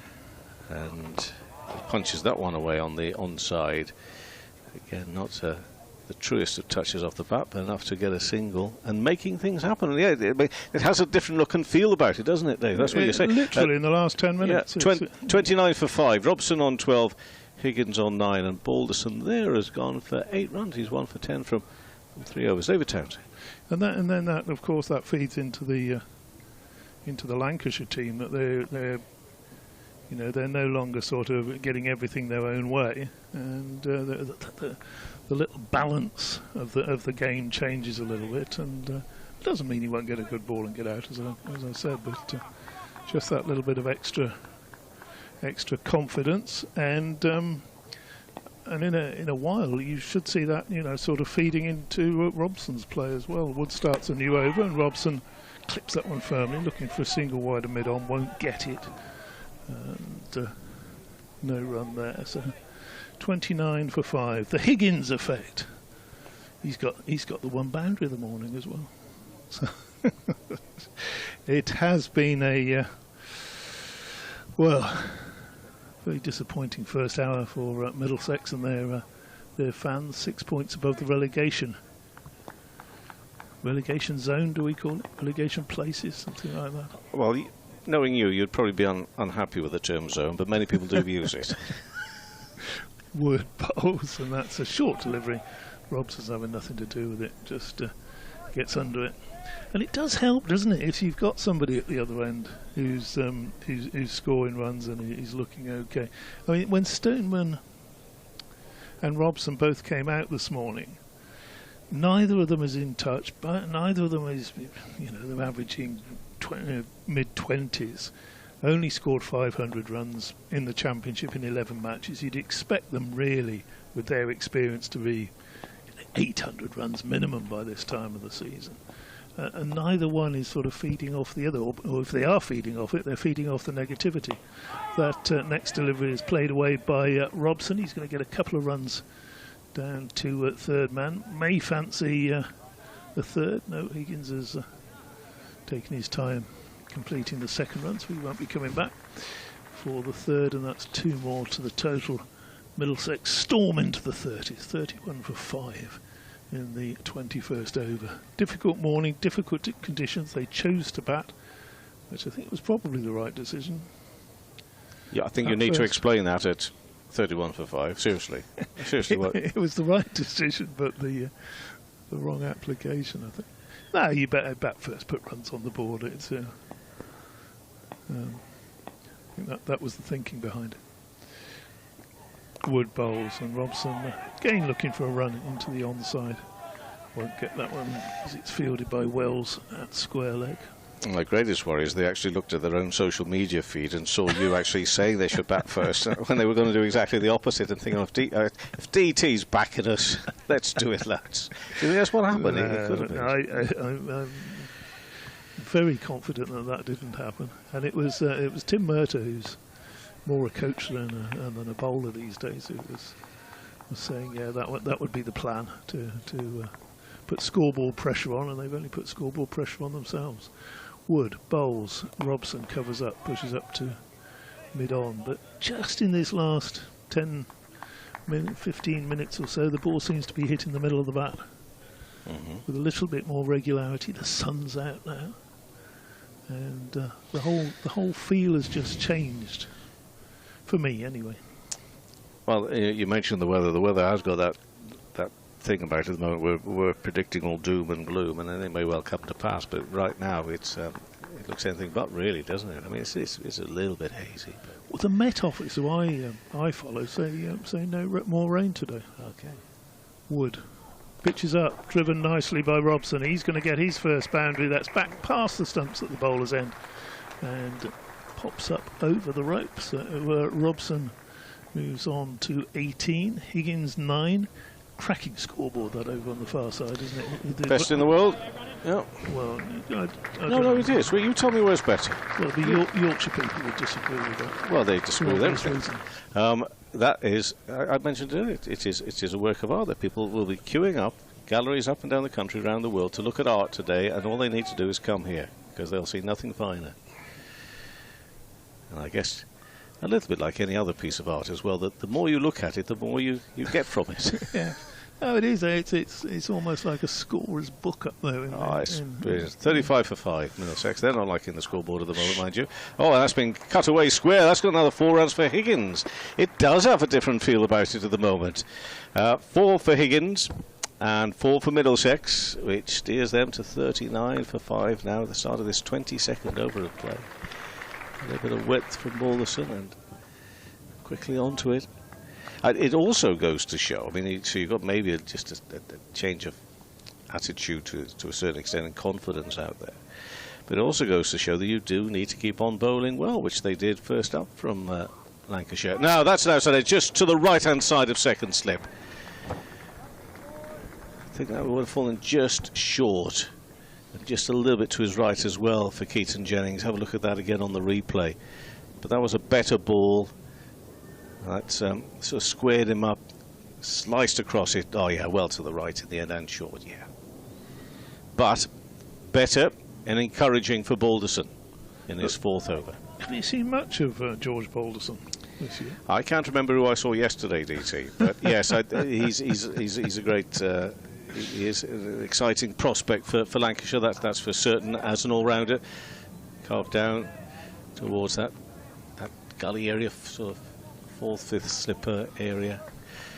Where's my very good friend and my memory man? Balderson, Warwickshire. Thank you. Century. Yeah. Fun. And he got another one last week, so it's not just when I'm around. He gets them. He's terrific, and he's certainly going to be very much part of Lancashire's plans going forward as the next ball is bowled and driven nicely out through extra cover by Higgins again. He'll get up a couple of runs here, no more. Moves to 2. Or moves his score with those two, 2-15, and the score to 41 for 5. Yes, Balderston top of the Lancashire batting averages in the Championship, with, as you said, a couple of hundreds, averaging 63, and been taking wickets as well. Useful bloke to have in the side, Kevin. Well, there you are, you see. I did see him actually that night. That he scored that. He's coming back to me now, and as Higgins, mind you, this time he's facing through to the keeper. And I said to George, in cliche speak, which I said, well done, George, the first of many to come, my friend. Ah. He gave me a knowing look, as young people do to me, as if to say, well, I know you mean well. But I wasn't wrong. There was another one, not too far off, and they got it last week. 18 wickets he's taken as well, so that's not a bad season, isn't it, for the young man? No, it's terrific. It's terrific. 41 for 5, Middlesex. Oh, that's a lovely extra lifting delivery from Balderson through past Higgins' bat through to the keeper. So Higgins is on 15, Robson 18, and it's 41 for 5 after 22 overs. Yeah, 41 for 5 sounds bad. It is bad, but these two have just lifted things in the last 15-20 minutes or so, and the sun is out, and Old Trafford looking a picture. What do we make of the new hotel over there? Well, I like the curtains. Do you? Yeah, okay. Very keen on the curtains. I'll be even keener if the other side of them, I find they actually block entirely the daylight. You know, those that's so heavy that you can't see through. Well, sometimes that can be good if you're trying to get a bit of sleep. But sleep into sort of 8:30 or something if you haven't got an early start, which you might not necessarily have unless you have to do video interviews. Oh, I see. Wood in and bowling, and that's work behind square, leg side. Higgins, well. Yeah, it's Robson that time. Robson, God, that board is amazing. I told you that board was amazing. So quick. Robson's 19. Yeah. I don't know. I don't know what, how would you end up staying in that one as opposed to the other one? Do you get to choose whether you go red or grey when you're making your booking? And how are the entries? It's a ladder. It's a ladder up the front. I think that's the only way into it. Yeah. Do you remember in the days that used to be the press box? You imagine you'd be sitting somewhere roughly where you were sitting in the press box all those years ago. I think that's what the Red Rose Suite, wasn't it? This time, Wood bowls. Worked away by Higgins, definitely this time. Yes comes the call for 2.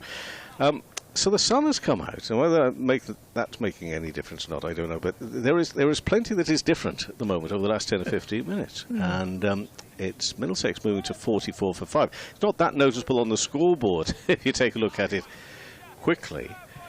But if you have been watching and listening, you'll know that things have turned around a little. Wood picked up a couple of wickets on his introduction. But I say, it does. I mean, the conditions were different because it was certainly heavier and cloudier earlier. The sun is out now, and defensively, Higgins just pushes that back up past the bowler. No run. So 1 or 2 things have changed, but most definitely the attitude of Higgins, and maybe that's going to rub off a little bit on Robson as well. I think that's the negative energy from the other end obviously was affecting Robson, or you just feel it a little bit, don't you? Now you've got the positive energy at the other end in the shape of Higgins. Yeah.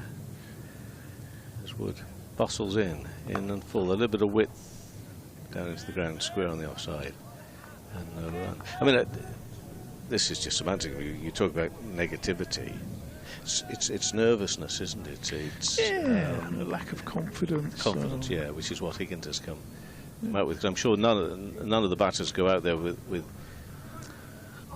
an out-and-out negative approach, but they're just tentative and nervous, and that's what when you're in a trot of bad form and you look at your figures and you're averaging 15 or something, and it's like, and then it starts to, if you can stay at that, if you can hang in there, it all starts to come good. This is Higgins facing into the body of Higgins this time from Wood.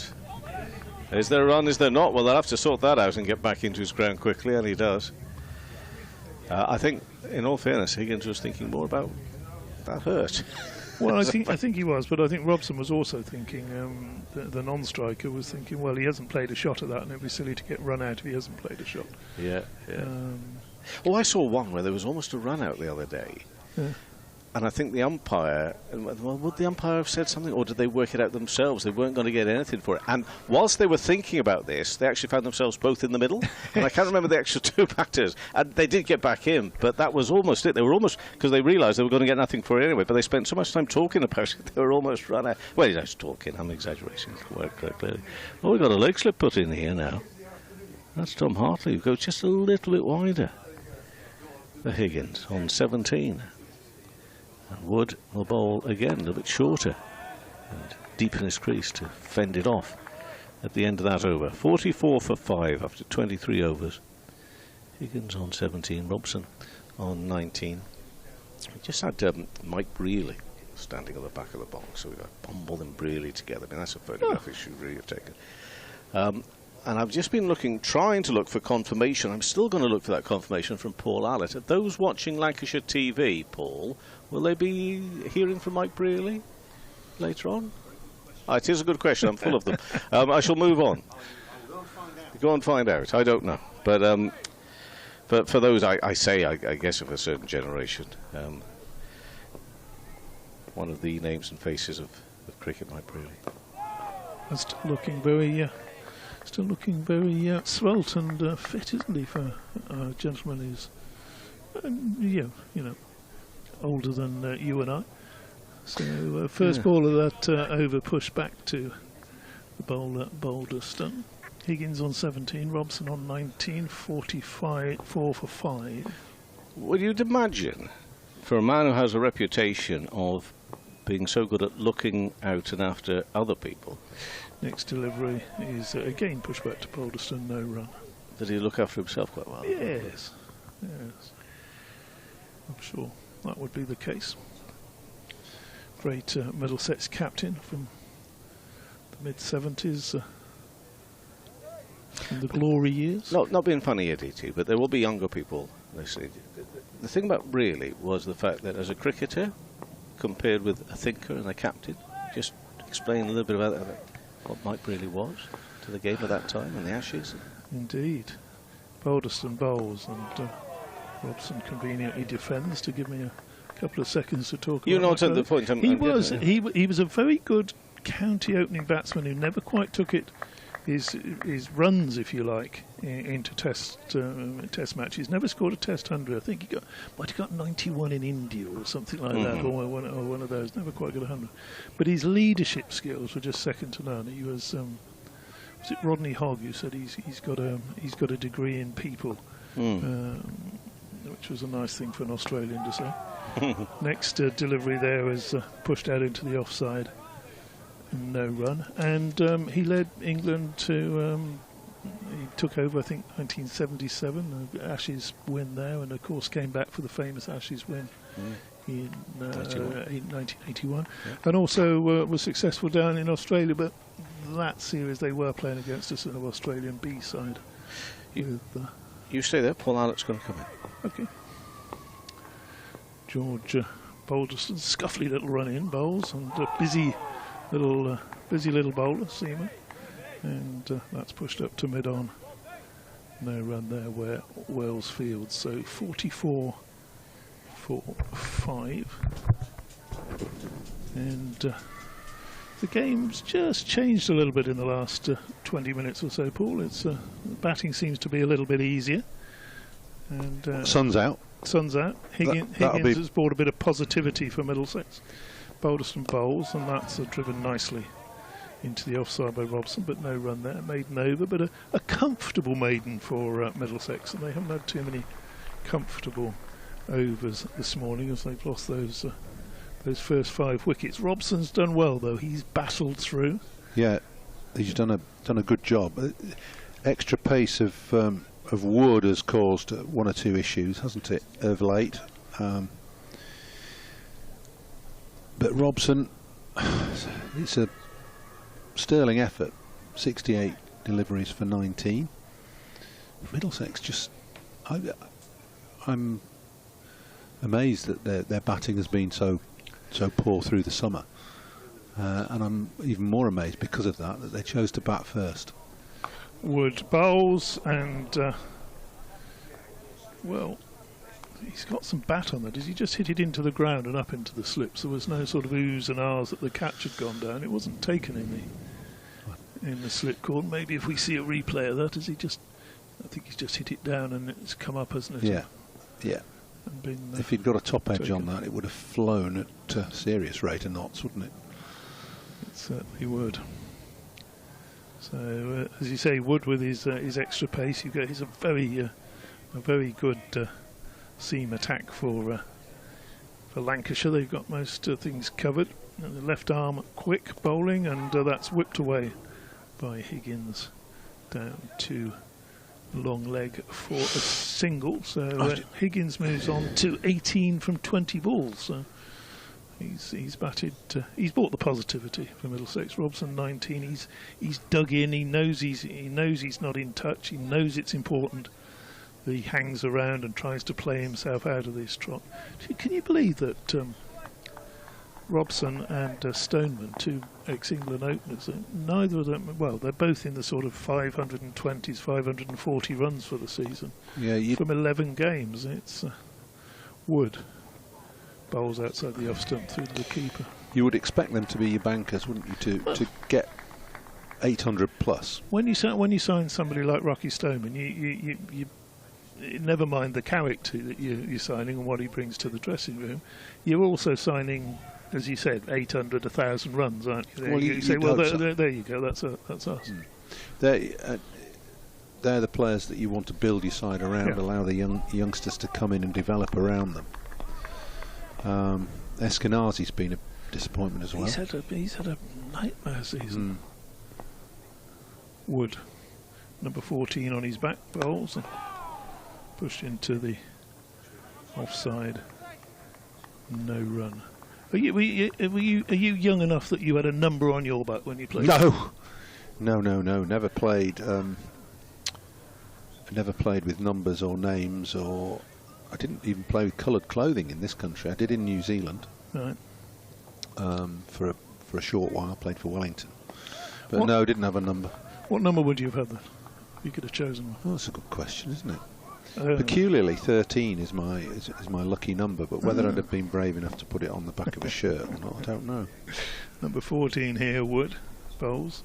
Maybe he's an Arsenal fan, as he would, and he's got Thierry on his number. Oh, something like that. Could be, you don't know, do you? 23 is a popular number, isn't it? Yeah, that's something to Livingston's do with... got that, and Beckham had it, didn't he? Yeah, there's something in numerology or people who study those sort of things about numbers for 23, isn't it? Was it Michael Jordan, I think, was the first one to have 20? I've never understood what it is, but it's supposed to be a might be worth looking mystical number. 45 for 5. Wood, who takes an age to get back to the end of his run. Does, doesn't he? Turns. On his way. Left arm over. 3 slips go down, and that's pushed wide of square leg by Robson, who's going to get 1. He's going to come back for the second. As the long leg comes in to complete the fielding, so the score ticks over again. 47 for 5. Higgins 18. Robson now into the 20s, 21. 72 balls he's faced for that 21, so it shows you the contrast between these two. Higgins with his 18 from 20 balls. Come out and look good. He's a bubbly little character, Ryan Higgins. Had a season or 3 down at Bristol with Gloucester. Started off with Middlesex. He came back, done very well. Balderson bowls, and down the pitch comes Higgins, and that's a good tumbling stop there, and he's going to get Tom Bailey. It's Tom Bailey, isn't it? Oh, I don't know. Quick bowlers diving about like that and saving runs. That would have never happened years ago either. No, number on your shirt or not, it wouldn't be fielding there in the first place. Grazing down at fine leg or third man or somewhere. Balderston again to Higgins. Will he stay at home? Yes, he does, and pulls fiercely through mid-wicket, and he's going to get 4 runs for that. So, well, he's showing the way to play, isn't he, Ryan Higgins? 22 runs to him off 22 balls, and when you start to do that, the bowlers have to then starting to think a little bit more, aren't they? That instead of just bowling at the batsman, he's coming back at them. Yeah, and the field goes back a little bit as well. So there's still 2 slips and a 4th slip and a backward point, but that might change. There might be fielders going out onto the boundary. I think there we go now. Square legs going back onto the boundary, and covers going out to deep point. Too early for this? Well, 51 for 5. Yes, in my opinion. Balderston bowls, and that's just worked away. In fact, it's worked away very well, and very nearly gets 4 runs. Wood running around from fine leg to deep backward square long leg position, and he sends his throw in, and they're back for 2. Notice Tom Hartley doing some pretty vigorous looseners at 4th slip. Well, he's the obligatory over before. Well, yes, yeah, and it may be. You might be right by saying it's obligatory, but it might just be triggered by this aggressive approach from Higgins. Balderston bowls, and that's defended into the offside. Yes, good point. If the seamers were still on top and beating the bat twice and over, he probably wouldn't be called on until the afternoon session. But, no, well, it's been a seamer's morning, hasn't it? Certainly. Extra grass on the pitch and very humid, muggy conditions, but the sun's out now and it's blue sky. So. Balderston bowls again, and Higgins pulls that one. Well, he just goes back and works the ball through mid-wicket, probably off his stumps. I mean, I think George Balderston was sort of halfway into an appeal there when the bat came down at the last moment. And all the slips and the keeper had to strangle the shout. Yeah, Higgins. For all his positivity, Higgins doesn't want to get carried away. He's done a lot of the hard work. He could just nurdle a few. Well, he is actually. He's working the singles and the 2s into the onside. Down the pitch there, clips that one away behind square. Is that going to bring him his third boundary? No, it's going to bring him his third 2 of the over. So that's another couple of runs to the Middlesex number 7. 59 now for 5, and the runs per over that were bumbling along with barely 1 per over, and now is now over 2 and over. This will be the last ball of the 26th over, and 59 for 5 on the board, which may sound bad, but if you've been listening all morning, you know it was a lot worse at one stage for Middlesex. Balderson bowls. Higgins again tries to force that one through the offside, and can't beat cover this time. So better news for Middlesex supporters. The board that's just incredibly quick. It's already got Tom Hartley up there to bowl this. Will it be the last over before lunch? We shall see. Lunch is at 12:45. It depends which clock they're going off. Whether they go off the digital one on the scoreboard, it's 12:41.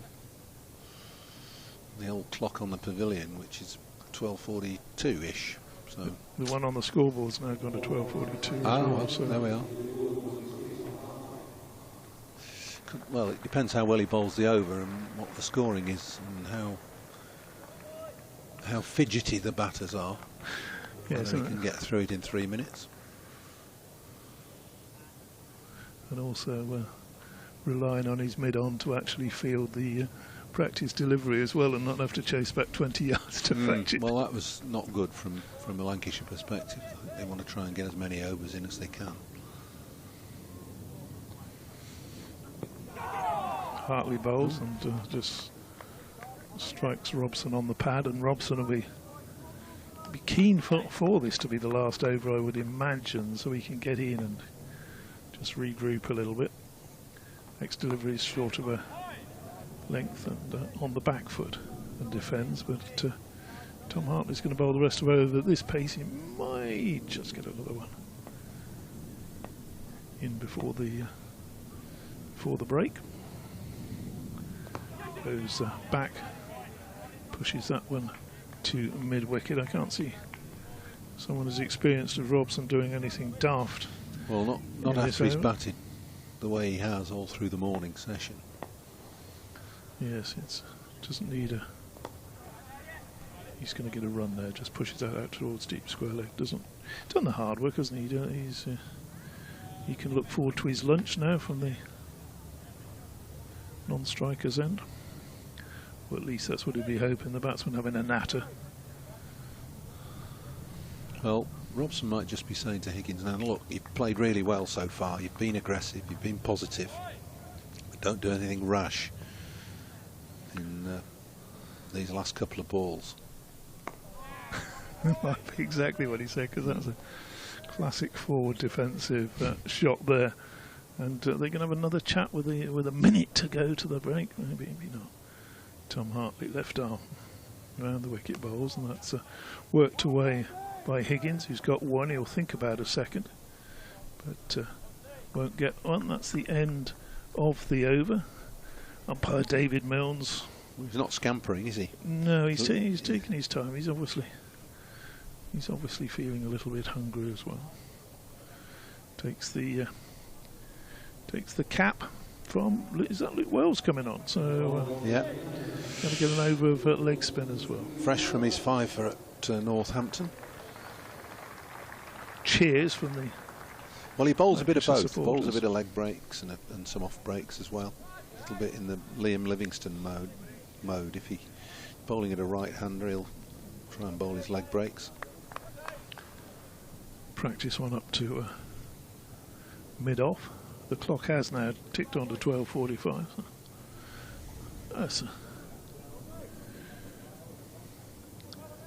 Luke Wells, of course, began life down on the south coast. Yeah, he's done well since he's moved from Sussex. He's cemented himself into all of Lancashire's sides. Wells bowls, and that's driven into the offside by Higgins, who Robson probably wishes wasn't on strike at the moment. He'd like to just block this over out himself. Having seen 5 of his partners depart this morning, he doesn't want to see a 6th go before lunch. Wells bowls, and that's again driven to cover. So have a quick look down the scoreboard. Mark Stoneman, the first to go, has caught Hartley, bowled Bailey for no score. Joe Cracknell played on, bowled Williams 1. First 2 wickets to go in the first 4 overs. And this next ball is worked into the onside for a single by Higgins. He moves to 30. Robson has 22. Then Jack Davis battled for a good while, didn't he, Jack Davis? 47 balls he faced for his 4 runs before he was caught behind off Wood. Caught by Salt off the bowling of Wood for 4. Max Holden went first ball, nicked off to first slip.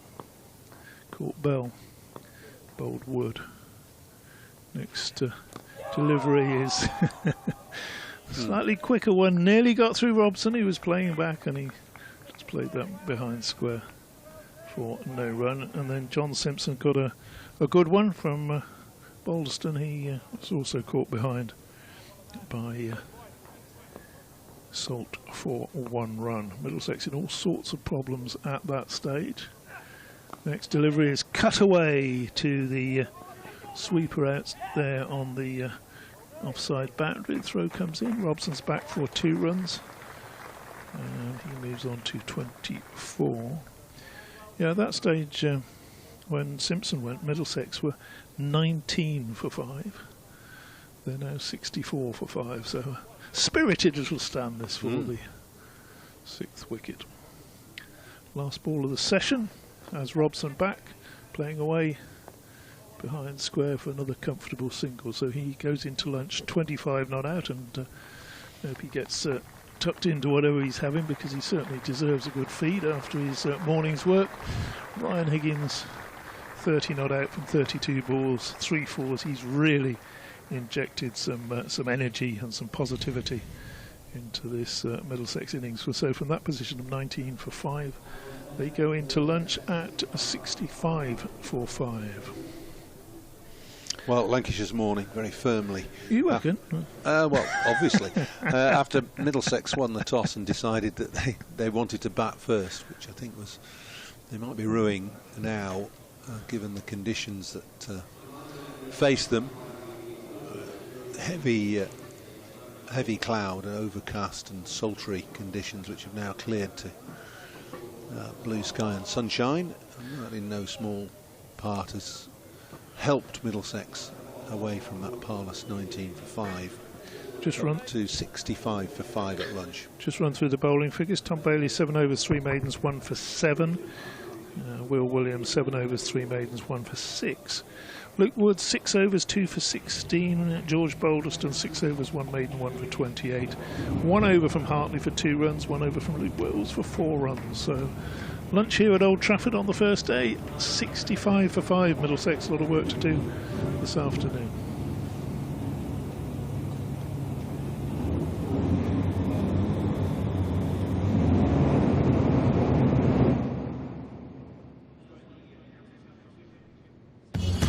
Welcome to Conrad Dubai. Here's your key. Thank you. Let me help you with the bags.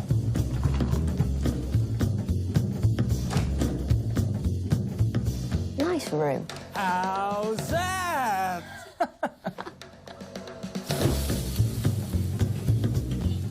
How's that?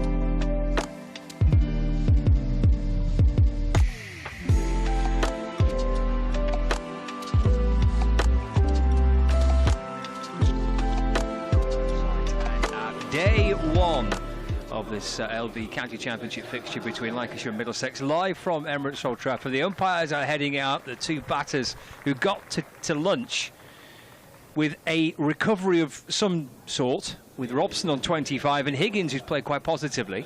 He's on 30. Middlesex are 65 for 5, but having been 19 for 5, they've at least managed to stop the flow of wickets in that morning session. Scott Reed and David Lloyd to get you back underway after lunch. Bumbles alongside me. A pretty good morning that for Lancs. It was, and Higgins has played differently than the 5 batters that were out. He's been busy, and it was really nice when he was batting. The sun was out, that's gone, and it's a little bit cloudy and sultry again, so Lancashire's bowlers can get to work. And I was thinking, just in that break, who will open? We saw a couple of spinners just before lunch. Who will come on after? And I've got one of them right in Bailey, and I think the other one will be Williams. They always say get your 2 best bowlers, most effective bowlers on, and there's just a little bit of cloud around. Yeah, we had 1 over of Tom Hartley and 1 of Luke Wells just in that build-up to the lunch break. But it will be Bailey then from the Brian Statham end. And Robson's on strike. Robson defends a ball that's angled in towards him and pushed away into the offside.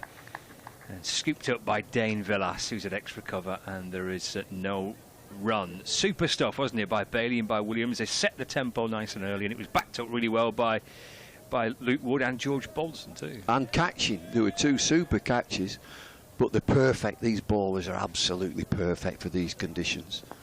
Sultry, overcast, a little bit of movement. 2 slips in a gully, point, cover, mid-off, mid-on, mid-wicket in a fine leg. As Robson plays forward and defends to Bailey, who's at mid-on, and there's no run. And Higgins, as I say, he saw it differently. He was quite free when he came in and played, and that just takes the game back to Lancashire. They had it all their own way this morning. I'm sure they'll be looking for a quick breakthrough and get Middlesex 6 down. They've had a wretched time with the bat, Middlesex, all summer. Yeah, just 2 batting bonus points through the course of the entire season so far. Bailey to Robson, hopping back and defending, pushing the ball away into the offside, and there is no run. Of course, Middlesex coming into this game just a couple of points clear of the relegation zone. Looks like 1 from 2 to join Northamptonshire, who look likely to be relegated. So that's Middlesex and Kent battling it out between those two to try and avoid becoming the second team to drop down to Division 2. Just 6 points between Middlesex and Kent coming into this fixture, or this round of fixtures this week. Bailey again to Robson, who's off the front foot and defends, smothering the ball back down the pitch. Who do Kent play and where? Kent this week are at home to Nottinghamshire.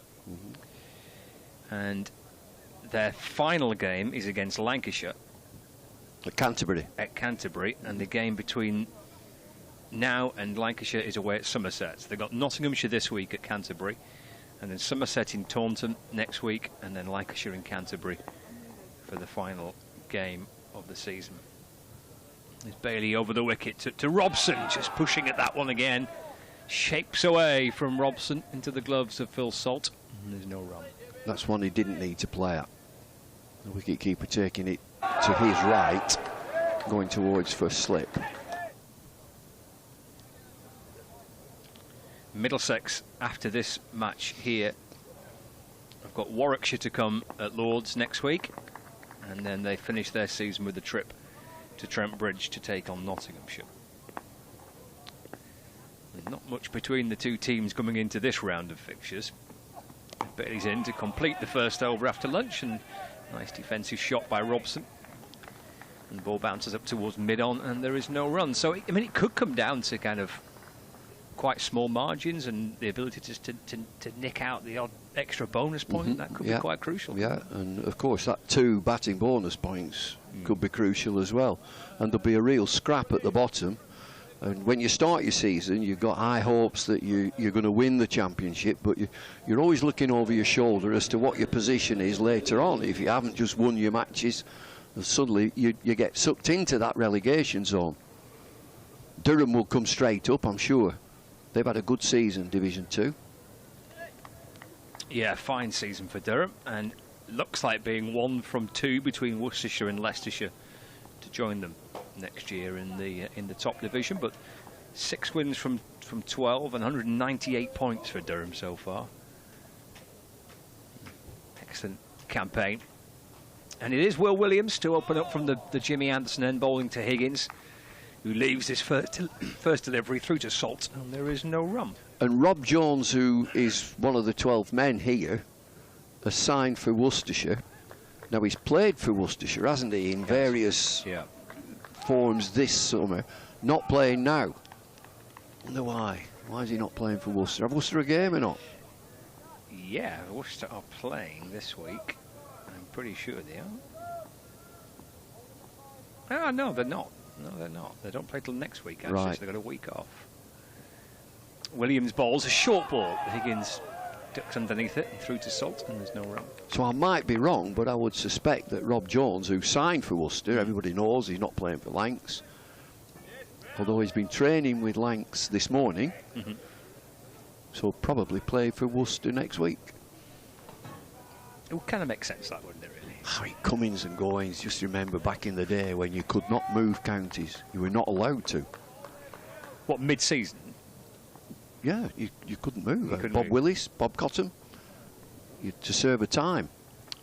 Williams in. That's a late cut and played nicely by Higgins. The first runs after lunch. Lovely looking shot. Sliced away off the back foot for 4 runs through point.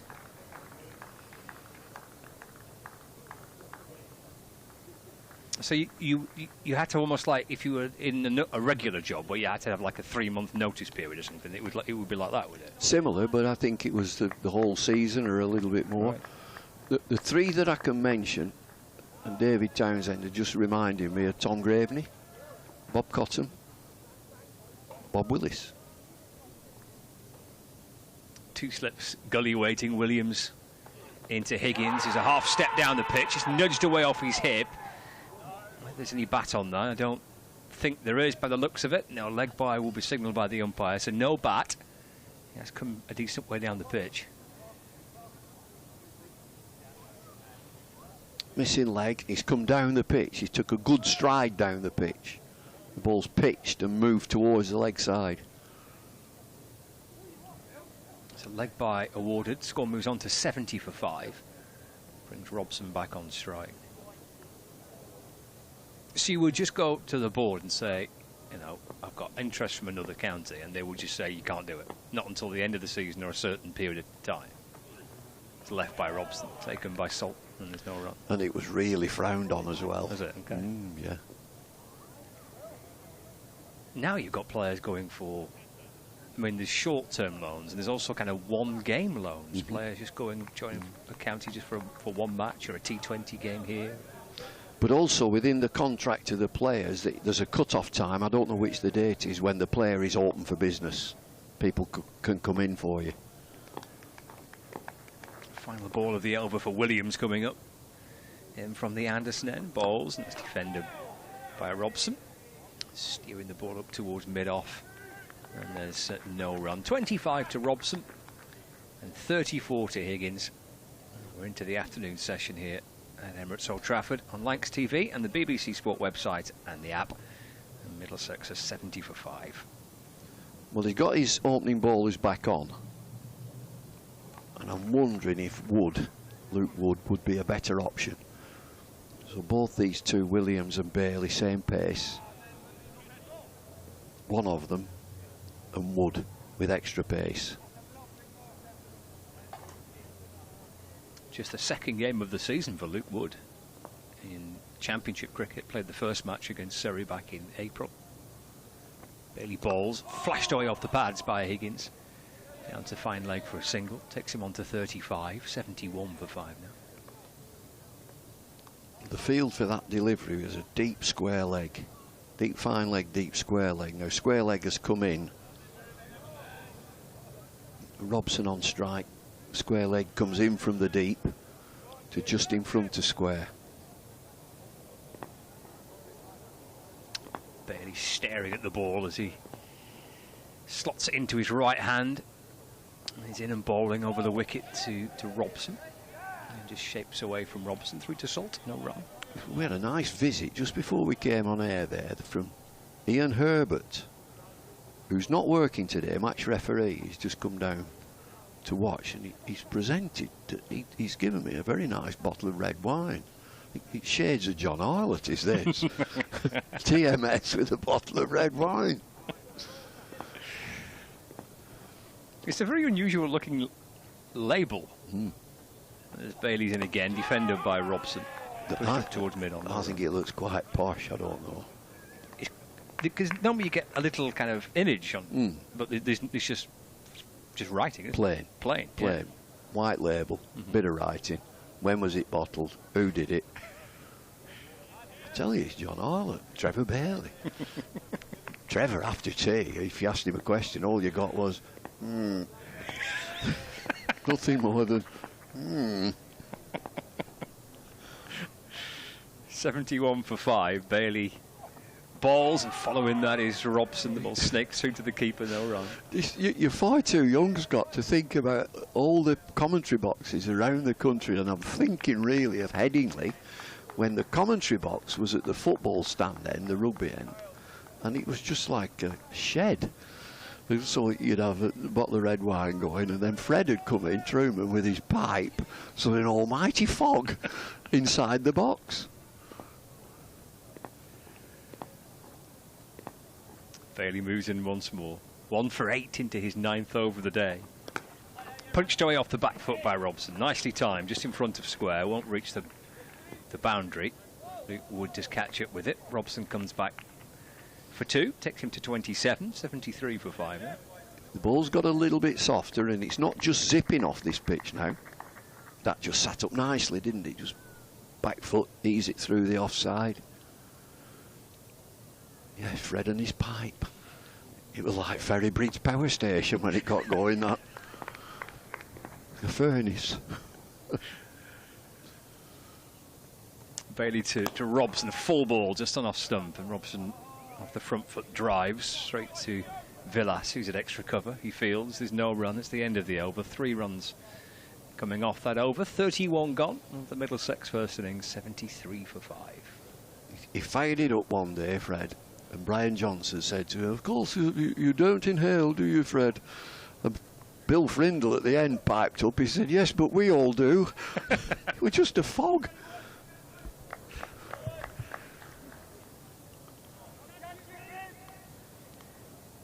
And umpiring today, of course, is Neil Mallender, who Fred saw when Fred saw him for the first time at Headingley. When England picked Mallender, horses for courses. Fred spotted him. There's Williams. Higgins waits. 2 slips and a gully behind him. Balls.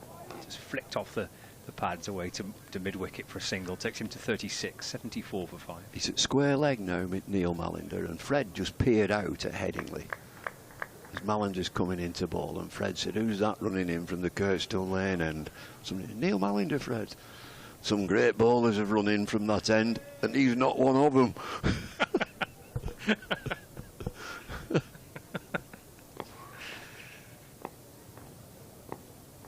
Williams in again. Robson on 27 weights. Goes back, works the ball down through gully. Played it late, plays it softly down towards the boundary. Bailey does catch up with it, and he comes back and runs 2. Moves on to 29, 76 for 5 now. They could have made a better fist of it this morning, Middlesex, because just in these 2 or 3 overs that we've seen, it's easier. Batting is easier, the ball's got softer.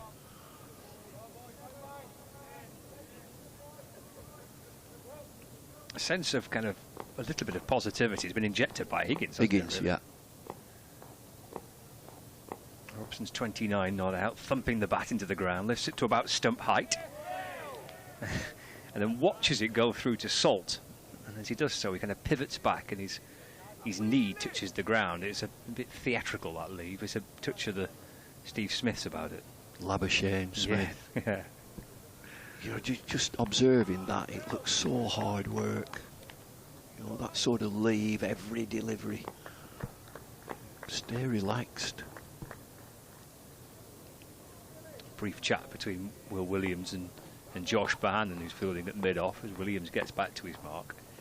Pavilion behind him, Flag's barely moving, still day. Forward because Robson defends, smothers the ball away into the offside, and there's no run. So from the field this morning, there was 4 slips all in a line. Now that's eased. It's 2 slips and then quite a big gap to a fine gully, Tom Hartley. So the extra fielder has gone into the offside. There are 3 saving 1 on the offside. Backward point, cover, mid-off. So they've just relaxed that slip cordon. George Bell's at first slip. The captain is at second slip. Tom Hartley. Gully. Bailey just backward of point. Williams to Robson. Flicked off the hip, straight to mid-wicket, where Luke Wood fields. And there is no run. He's a tiny chap, isn't he, George Bell? Very youthful looking. Looks about 10.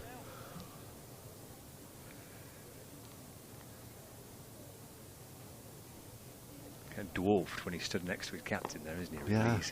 Keaton Jennings towering above him. Started the season as Lancashire's wicket-keeper, George Bell. Phil Salt was away at the IPL. Bell was keeping wicket. Williams in to Robson, a short ball. He just ducks under that, allows it to go through to the keeper. And that is the end of the over. 76 for 5, 32 overs gone today. Higgins has 36, Robson has 29. Bumble, a few thoughts from you. I think we're going to have a change.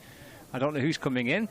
Callum's going to come in and replace me, and Paul will replace you shortly, but maybe just join Callum for 1 over. Okay, I'll Cheers, mate. hold the fort.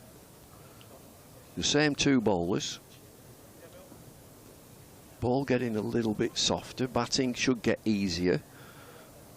These 2 put in a partnership together for Middlesex. Robson is 29 from 97 deliveries, but Higgins 36 from 38.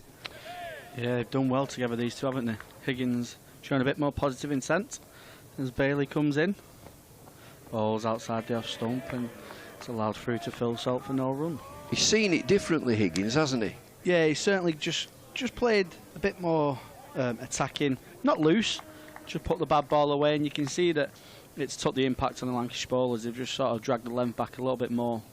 Now they've sort of put just short of 60 on these 2. So the lengths have changed from the bowlers, and it is working for Middlesex.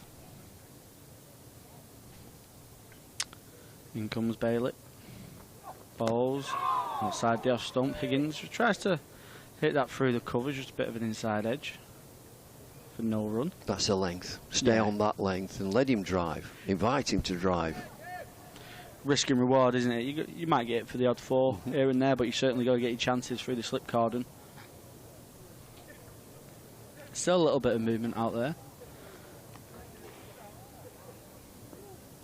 Just a 2 slips, 1 gully. Point, cover, mid-off, mid-on. Deep square and deep fine leg. As Bailey comes into Higgins. Ball's outside the off stump and allowed through for no run. There'd be a perfectly sane explanation as to why there's a deep square leg right on the boundary. The deep fine leg. A modern player would say this is because. Now I don't see that. I would want to keep it as tight as possible. Bring that square leg up, saving 1 at least. Saving 1, if not at short leg. But there'll be a straightforward reason why that modern cricketer and captain is thinking that way. Bailey comes in. Balls. Higgins advances a little bit, push it into the offside. Vilas does the fielding, cuts off a single for no run. Yeah, they've got the freedom to bring that guy up as well, Lancashire, haven't they? 76 for 5. Allow Middlesex, if they want to take the risk and hit over the infield, allow them to. I don't think he's going to bowl a length that would bring that shot into play. And, you know, I'd be thinking that you keep it as tight as possible, squeeze the game. Let the batter be looking round and thinking, where's my next run?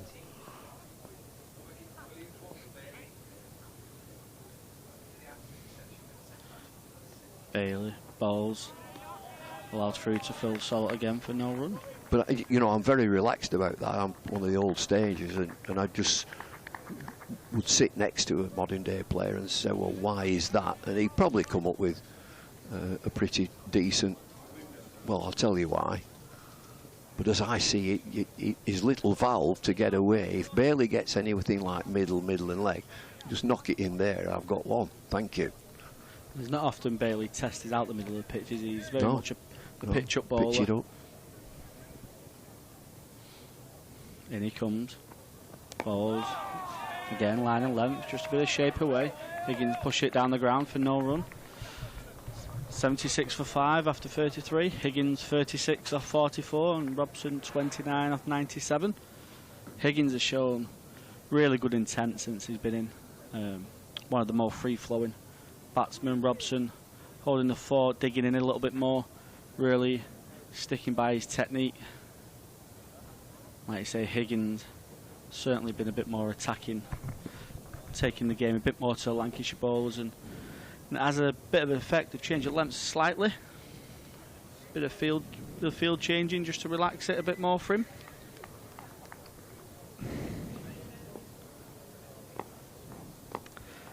In comes Williams. And the James Anderson end. Bowls. It's just played down through gully for no run. Tom Hartley does the fielding. Callum High. Sir Howlett. Yeah, well, Lancashire putting their faith in the two opening bowlers for the first session of, or the first period of this afternoon session. And just in their favour, it's clouded over again. It's gone very oppressive, very muggy. We're not seeing an awful lot of swing though today, as yet. Williams bowls. Just on a length, just Robson turns that into a leg side for no run. Yeah, it's not gone massively, has it? They bowled really good areas in the morning, but you wouldn't say it moved too much. Just a consistent line of length that sort of put to sword for the Middlesex batsman. Well, yeah, it was the seam movement that undid them really, and a little bit of extra bounce. And it's been Higgins that's transformed this Middlesex innings, because he's come out and played aggressively. Williams bowls, a bit more back for length. Bailey does the fielding at backward point. No run. Yeah, these Dukes balls had a bit of a stage of not doing anything. Was it last year where there was quite a bit of complaints from the England Test players and about the lack of movement? I don't know how they've been this year in terms of the players' thoughts on that, and I don't know if they feel like they've gone back to the lateral movement that they used to get, or we've seen in the Ashes series as well, there wasn't too much movement until later on in the game. As Williams bowls, pushed into the offside for no run. Well, no, if there was a day when the ball was going to swing, this would be it. And this particular ball isn't swinging at all. And that's conventionally. I don't know. We may see a little bit of reverse swing later, but there's plenty of grass on this pitch as well. It's dead grass, but it's quite lush, and that will keep the ball shiny. It won't scuff it up too much. It's not really the normal abrasive Old Trafford pitch. Williams bowls, just nipping back into Robson there, just tucks it away into the leg side for no run. Yeah, it certainly looks a lot more, like you say, a bit more of a brighter colour to it, the wicket, a bit more grass, a bit more lush than a used strip that we can see as well on the square.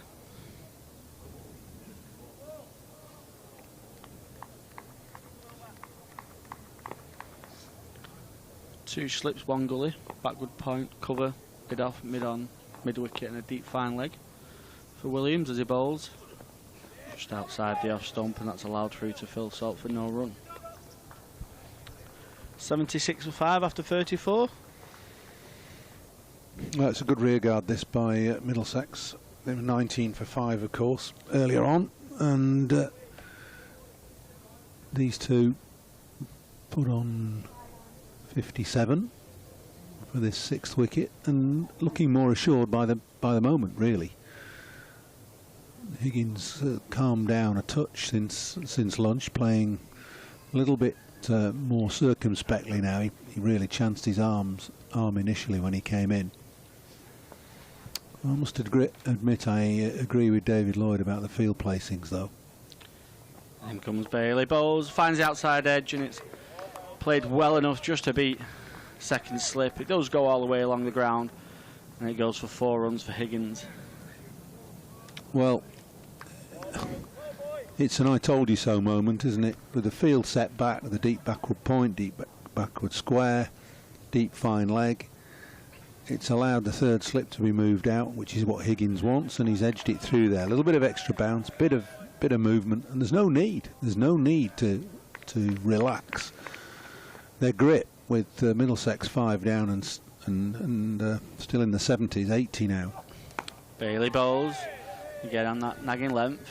Higgins drops forward, plays it into the offside for no run.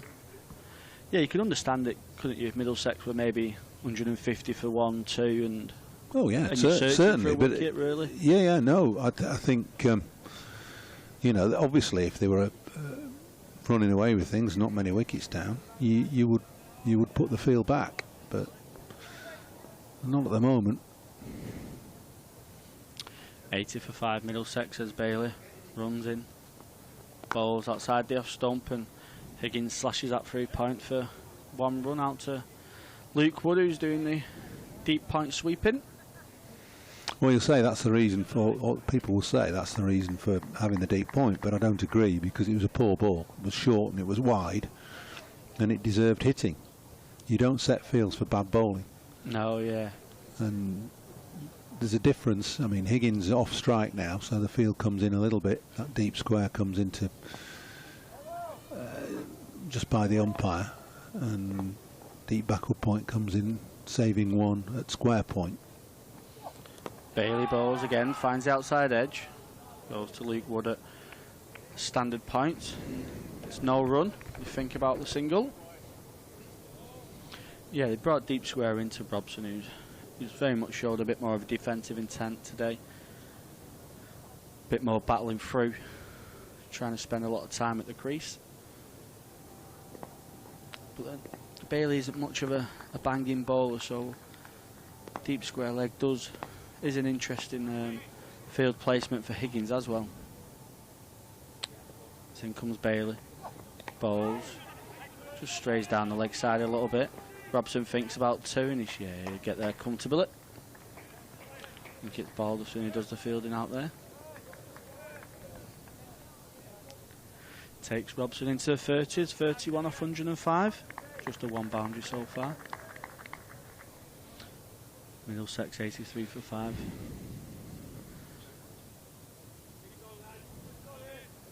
Higgins and Robson putting 64 so far for the 6th wicket.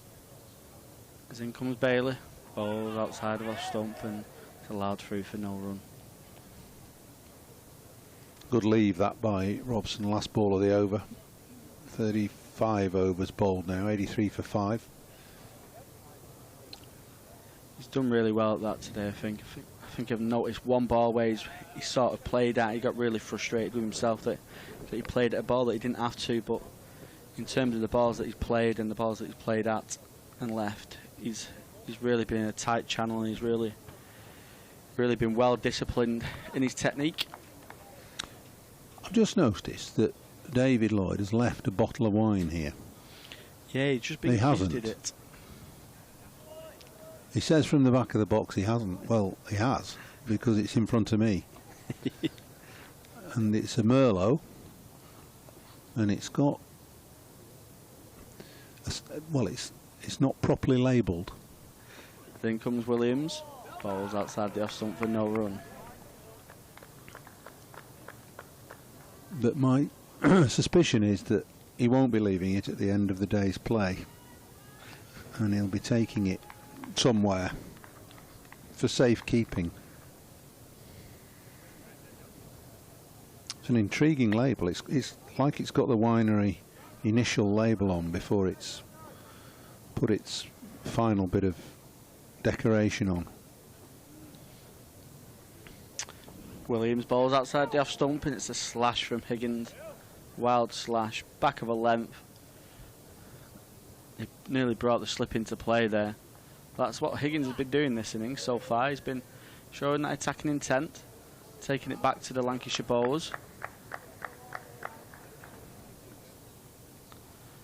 Again, very similar field to Higgins for Williams, as Bailey had. He's got the deep point, you got the deep square leg, deep fine leg, and just the 2 slips on 1 gully.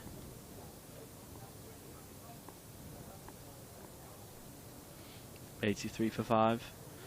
As in comes Williams. Balls in it, bowled, chopped on. Higgins slashes through, tries to slash through the covers, gets an inside edge onto his leg stump, and Lancashire have the 6th wicket. 83 for 6. Higgins gone, 41 off 49 balls. Well, he'd been playing a lot more cautiously, really, after lunch, until this particular shot, where he's just lunged at this from outside off stump. No movement of the feet. The bat comes down slightly crooked, playing all round it and getting a thick inside edge onto his leg stump. So it was an enterprising effort from Higgins. He's gone for 41. Just look, watching the replay, see how far out of his ground he is, but it really is a poor stroke. Generous applause for Higgins. 41 off just 50 balls. 83 for 6 now, Middlesex. Yeah, it's an interesting stroke, especially after the ball before when he slashed through, tried to slash through point. Got no success doing that either.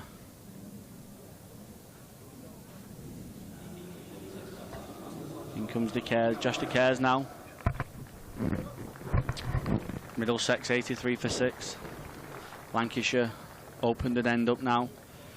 They'll be hoping to pounce on this, take a couple of wickets, and try and get batting before the end of the day.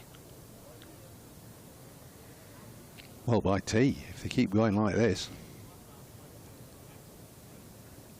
Williams with a very steady figures of 2 for 13 off his 10.3 so far. Typical Will Williams, absolutely excellent in terms of line and length and discipline. Now then, those who were either listening or watching just prior to the game beginning, David Lloyd and I were discussing the toss and the proceedings and the teams. We mentioned amount of interest in to Lancashire supporters anyway in the Middlesex rankings. Son of Michael Atherton. Well, he's into bat now. Josh De Cares coming in at number 8. He set out on his career path as a upper order opening batsman, bat number 3. He's batting at 8. Williams bowls and he tucked off the hip straight away, straight through mid wicket. Stick for the 2. It's a good start. Straight off the mark. He's developed himself as De Cares into a very promising off spinner. Took 10 wickets against Essex, 8 for and 2 for in the match. His father, of course, graced Old Trafford for many years as an opening bat. Williams bowls outside the off stump again, hitting that line of length, and De Cares allows that through to Salt for no run.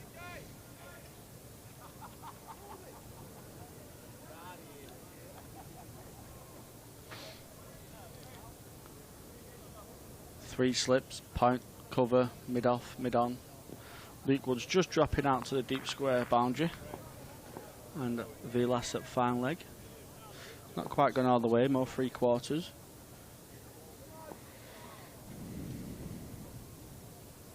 So in comes Williams. Ball, and it just nips back to De Cares. Plays it nicely with soft hands through the gully. No run. Luke Wells does the fielding. Good over then from Will Williams. The fine figures of 11 overs, 2 for 15. Just lulling Higgins into a little bit of a false sense of security, getting him to drag that back onto his stumps in the third ball of that over. So Bailey has 1, Williams has 2, Wood has 2, and Balderson has 1. Middlesex in Spot of bother now at 85 for 6.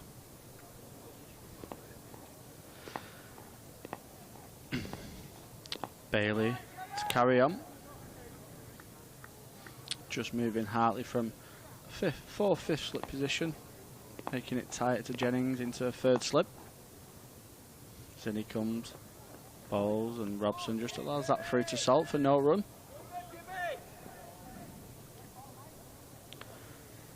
Been very well disciplined, Robson, hasn't he, with all the wickets falling around him. He's been really stuck to his game plan well, spending time at the crease.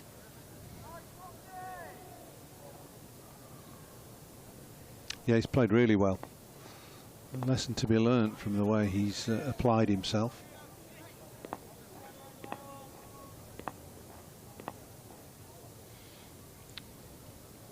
Bailey bowls. And it's well left. A bit tighter to the off stump that time, but Robson leaving that on length as much as line.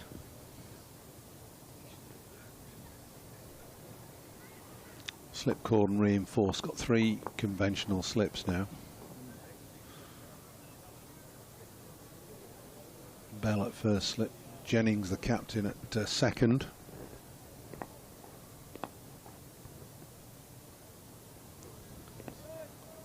Is it Wells or Hartley at third? Hartley at third, yeah. Bailey in, bowls. Robson just on the back foot, plays that down to point for no run. Would you be tempted to lose your cover or someone and maybe get another slip in with Robson's defensive intent? Well, I would now. I'd bring that square leg in, as David was saying earlier, bring the deep square in to certainly save him one. I'd be tempted to have him as a short leg. We were talking about that this morning with the ball seaming around a little bit. It makes the batsman unsure of playing a committed forward stroke just in case the ball nips back, and that brings the slips into play. Bailey bowls. It's a nice length and Robson gets a good stride in, plays it down for no run.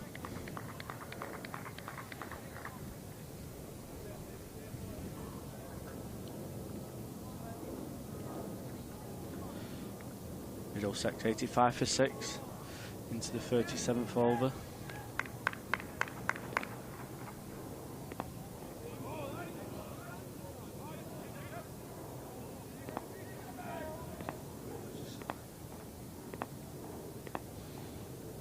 In comes Bailey.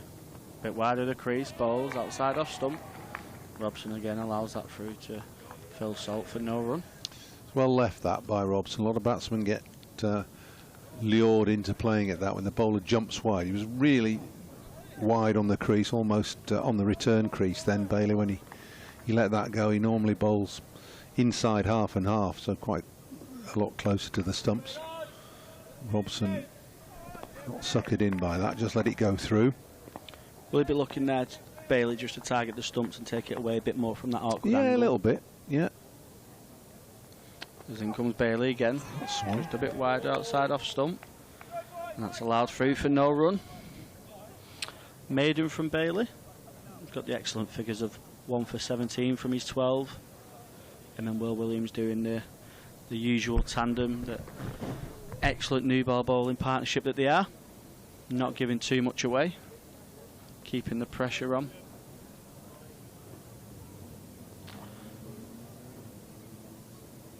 And Kevin Howells joins us. Well, I do. You're not wrong. I mean, every now and then you may be in your life sometimes, but on that occasion nobody can fault you. You're spot on.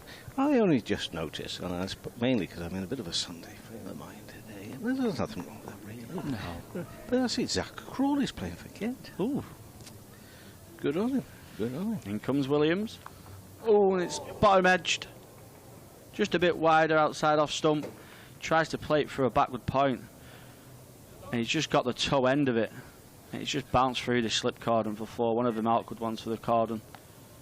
But he gets 4 runs, takes the score on to 89 for 6. Yeah, just the fingertips of Bell, you can see him ringing his fingers there. Zach Crawley plays in, and he's still sitting on a run of ball 98. Kent's doing well against Nottinghamshire today. In comes Williams, bowls. Cares just on the back foot a little bit. Plays it down to mid-off for no run. Not necessarily what Middlesex supporters wanted to hear, mind you, because Kent, obviously, they're rivals really in terms of who's going to go down. Northamptonshire, you think, are all but relegated.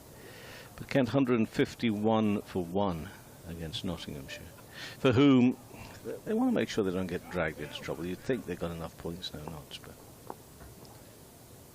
that's a really good start from Kent today in Canterbury. In comes Williams, bowls outside the off stump. Cares just allows that through to Salt for no run.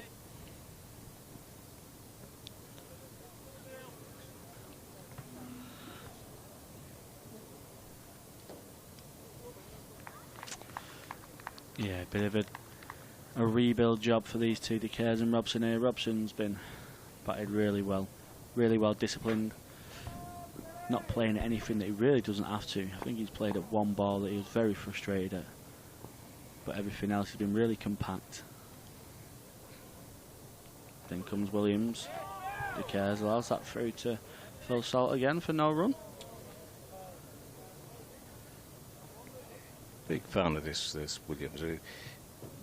I'm not saying that there are any other players who I see that don't try and give it their best, because clearly they do, but there's something about him that just oozes this look of commitment and energy on top of all the skills as well. Just really like the look of his attitude.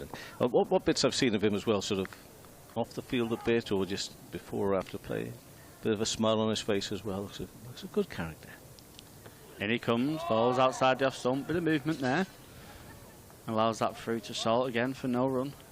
Yeah, even with the bat this year as well, he's sort of Lancashire's night watchman, you would say, but he's put the odd performance here. We're talking about the Oval. Oh, yeah. That was terrific. I mean, do you know that and that's something that happens in the next couple of weeks. I think that is going to have to go down as my match of the season. That victory for Lancashire over the Surrey. I'm not just saying it to a chosen audience here, because Middlesex supporters quite like the idea of Surrey being beaten as well, of course. But in comes Williams. Bowls back of a length and should push forward for no run. End of the 38th over. That's 89 for 6. Every hour, the start of every hour of that game, whatever happened in the next 60 minutes was exactly the opposite that you would have thought would have happened. Now, obviously, we turn up to sport because we don't know what's going to happen, but every single hour of that game, the unexpected happened. That's what you want, don't you? Yeah, What some people want, some supporters won't. I made the error only 7 days ago of talking to Jim Troughton and talking about that terrific game as well. Of course, I always speak as a neutral.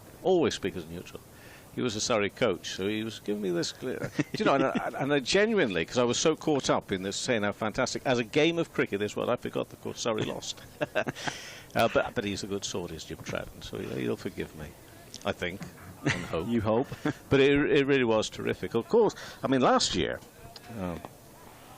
the day of the season didn't happen upon us until the very last day, Liam Normal Day down at Edgbaston. But meantime, Wood in and bowls full of length and not far past the off stump through to the keeper. Got a couple of slips in. Now a Galia backward point. Extra cover mid off, mid on. Down there away in the distance, square leg in front of the new hotel to our right hand side. And they're down there at fine leg as well. So a fight back here of sorts, definitely, from Middlesex. Yeah, it's a good little partnership, the last one, from Higgins. I liked his intent a lot more than the batsman before for Middlesex. I think there was just... There's a fine balance in there. It's all risk and reward with cricket. Do you dig in and try and benefit later on? But sometimes you have to take the attack to the opposition, especially when you've got bowlers like Will Williams, Bailey and Luke Wood who are consistently hitting a line of length and moving it. Not often going to move from that unless you make them move from it. Wood left arm in again, a little straighter this time. Who's an ours, because it was a good ball, though I thought it was very well played and defended by Robson, who's faced 114 balls. There's 31. Sort of application and desire shown and needed so much personally from him as well. You'll know that he's just not performed what he's capable of. And we talked about it earlier, the importance of trying somebody there in that top order just to instill a bit of confidence in the others coming in later on. Wood bowls again, sits up nicely. That's played nicely by Robson. It's out on the offside, beats the fielders in front of the square. Some distance in front of the square actually, but the two fielders in there easily past them with placement from Robson. 4 more runs. And the score moves up to 95 for 6. We're keeping an eye on the weather. It's still very hot and sticky, and it's a little bit cloudy. You could say it's got a bit of a feel about, oh, could there be a bit of thunder around and that sort of thing. Again, we're into that. Whichever app you look at says just something slightly different, but it does appear there might be something on its way. Wood bowls, and again, very nearly squeezes through, but Robson keeps him out, up on the onside. Scored 95 for 6. We've done well. We had a delayed start, but we haven't lost anything as yet, have we? No, not yet. It's that extra 15 minutes for lunch. It would trouble some of us. But we managed to survive that extra 15 minutes, and very fine lunch it was as well. Did you go for the curry yourself there, Cal? Yeah. Beautiful. Rice, sweet potato fried, wedges, sorry. Oh, you went wedges? Rice, yeah. Controversial, that rice and wedges. Can't be done. Well, clearly. Robson facing. Wood again. And away from us, just to our right-hand side. He's in now, and again full. Robson walks into it, but very full in defence. You're not going to get past me, that sort of thing, although we'll only take one really good ball. Just have a look at Williams here. According to this, he's now got 39 wickets for this season. Another of my favourites, the buildup, Bailey. It's been excellent for Terrific. Lancashire. Yeah. It says 45 wickets at the moment, so he clearly has a very good chance of getting up to 50. I think bowlers like to get to 50 if they can. I mean, it's a terrific return for the season. Williams is 39, an average of only 21. And Wood, meantime, for Lancashire, in bowls, sits up. Well, that was an interesting shot from Robson, wasn't it? The sort that you're half a mind and fearful that's just going to carry out there to backward point, because he came on it quite late. Yeah, he seemed a bit surprised by it. Yeah, it's like he's been surprised by the length that he's bowled there. I think he's been suckered in by the previous 2 balls where Wood's gone a bit fuller. And he's been surprised, it's a bit more back of the length. It's like he's tried to scoop it over at first, but luckily it just bounced a few yards in front of Vilas. The old muscle memory forgot which competition, which format this was, maybe. Wood, bowls, and I remember that time, nice little push, but for no run. Up to mid-off, and Bohannon it is, racing round. So 95 for 6 after 39 overs. Middlesex elected to bat first as well. They were in some bother early on. I mean, they're still not out of it with that score, obviously, but better towards lunch. Very surprised by that, deciding to bat. I thought both teams might have wanted to bowl this morning. Yeah, well, they're backing themselves. Yeah. Presumably, I'm presuming it's almost like reverse psychology. That's why, because clearly the form has not been great, just the 2 points this year. Overhead conditions as well, and the pitch had some grass. People were talking about the grass, although it would be dead grass. Most things were pointing, many people, but not all, to thinking, well, if you win the toss here, you might have a bowl. But David Townsend and others saw it differently anyway, so. Balderson replaces Williams. James Anderson end. Just ball, back of a length, push forward for no run. Yeah, like you say, I think a bit more reverse psychology thing, wasn't it? Just let's get out there, lads, and we've got to do it at some stage. Yeah, back ourselves. Yeah. Going to get nowhere if we're tentative and we're nervous. Yeah. However, up against some really good bowling. It's quite easy to sometimes talk about bowling conditions being ideal and all that sort of stuff. You've still got to bowl well, and I thought Lancashire did bowl very well first time. Balderson bowls with a shape away. Lets that through to Salt for no run. Yeah, they bowled excellent Lancashire this morning. Could probably count on one hand how many bad balls they bowled. There wasn't really many at all.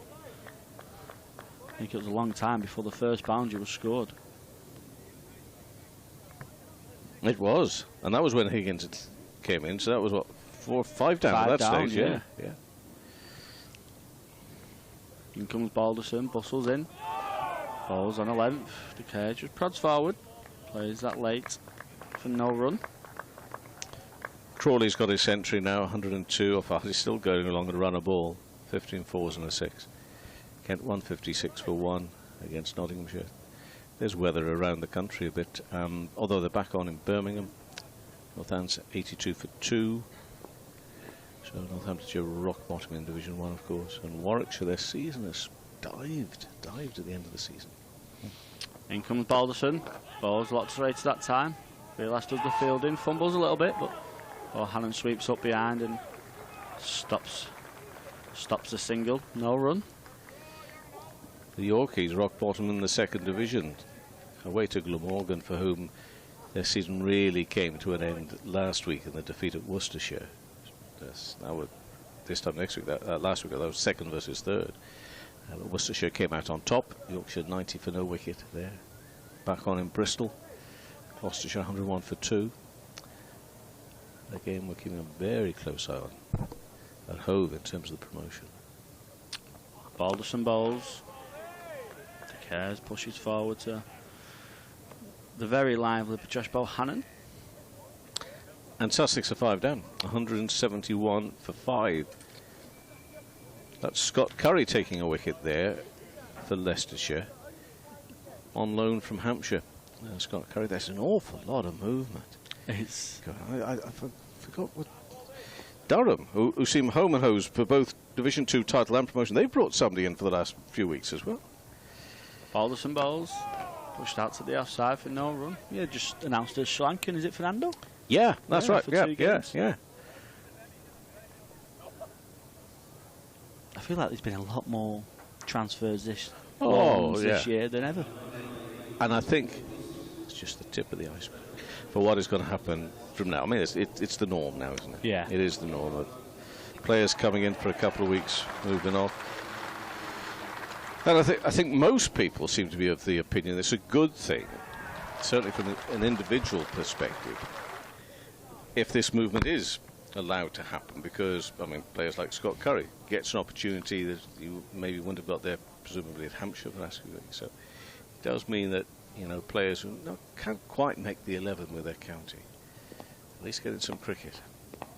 Luke Wood, he's playing a rare appearance for Lancashire in the Championship this season. That's a good ball. It's past the off stump. Bowled to Robson, who sort of sticks a pad out to it, but it may have just clipped, I don't know, through to the keeper, but 95 for 6. De Keris on 6. He had a terrific game with the ball, of course, last week. Got his 8 wickets. Got 7 wickets earlier in the season. Obviously, people talk about the fact he's the son of Mike Atherton. For the first time last week on one of my 5 live balls, did I mention this? As Wood comes in, bowls, and that's again pushed out the onside. I probably get too worked up about it, but I always think that these people are people in their own rights. Yeah. However, because of the context of the sort of programme I was talking to, and the fact that that stage has got 6 wickets, I'm thinking I'm going to throw in a son of here, but I won't be doing it that often. I think he can get a little bit. Like you say, it's every article that he's mentioned in, isn't it? And I'm also grateful he's got the name De Keris and on Atherton as well. And that becomes increasingly important as you get older. I shall explain why in a moment as Wood comes in. And that's a lovely lifting delivery. Well wide, but through to the keeper.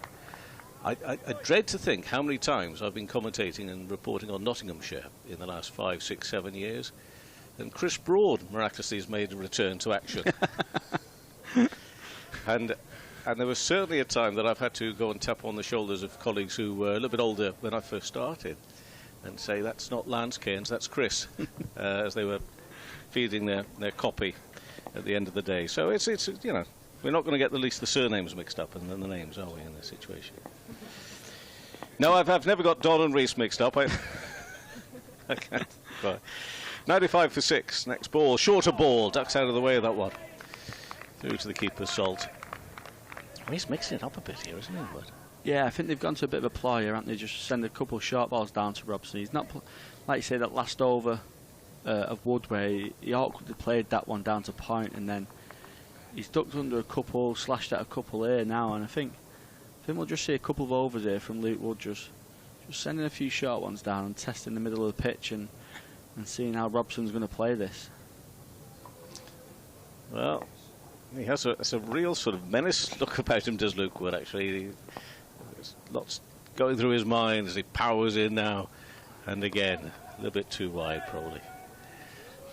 He's also, like you said before with Will Williams, about attitude, and he's got plenty Luke of that. Wood's one of them, isn't he? He's one of them characters that if you need something to happen, you kind of go to a character like Luke Wood, and he'll try and make something out of nothing. In a nice way, or cricketing, he's got a menace. Yeah, menace about him. But I mean, he might have the look of a menace. When you've got that look, you've got to back it up. Of course. Should be the last ball of the over, and it could be a maiden. 5 dot balls so far. And he's bowling to Robson on 35. Left arm in full. Edge down there to third, and a single, so it's not a maiden. It means also that he will keep the strike. Robson moves to 36, 96 for 6 after 41 overs. The least I can do is come off shift at the right time. 220 for my colleague who's worked so hard on the rotor. But it's then his job to find out a replacement. In fact, it's a double change. Double change? It's a double change. Well, if you want to, I'll look after things just for the time being. I say, ladies and gentlemen, this needs a fanfare. But somebody's got to sit in this seat to start off with. Who's going to sit in this seat? And then I can move out of the way. We're going to see Balderson return. 96 for 6 is the score. Get yourself in there and start talking. Dave Townsend, and he'll be joined by David Lloyd. DT. Thank you. Wonderful build-up, but thoroughly deserved, if I may say so. 96 for 6, 41 overs, so better for Middlesex since lunch. In comes Balderson bowls, and Robson, who's been a rock out there all day. I can't remember a chance that he's given. Decare is on 6. Robson 36 of 126 balls, battling away. Good afternoon, Mr. Lloyd. Good afternoon, David. Yeah, it has been a battle, hasn't it? Yeah, and he's stuck with it, hasn't he? Balderson bowls to him, and again solidly defensive. And this will be after the season. He's had 540 odd runs, and it's been a poor season. He has scored Middlesex's 1 century. This'll do Sammy the world of good. Got married during the winter out in Sydney. Balderson bowls and pushed back to him again by Robson. I wasn't invited. No, well, me neither. But he's in a defensive mode, isn't he? He is, but then occasionally, as we saw in the last over, he gets a wide ball and has a big yahoo at it. Balderson, who's got a busy little run-up, bowls again, brisk medium pace, and Robson, who gets a ball that he can hit, finds the gap, and applause around Old Trafford as that ball crosses the boundary at cover. Nobody out deep now that Higgins has departed. So 4 runs. Oh, and of course the applause was probably for the Middlesex 100 as well. 100 for 6 coming up in the 42nd over. Looks a bit better than 19 for 5. Well, it does, and that's a lovely fluent shot that he's played through the offside. He deserved that. He's been very, very watchful, but it's difficult when you're in such a defensive mode. It's so difficult to change. 40 to Robson. Balderson bowls to him, and he turns that one nicely, and a diving stop out there. Is that Bohannon out there? Who's the...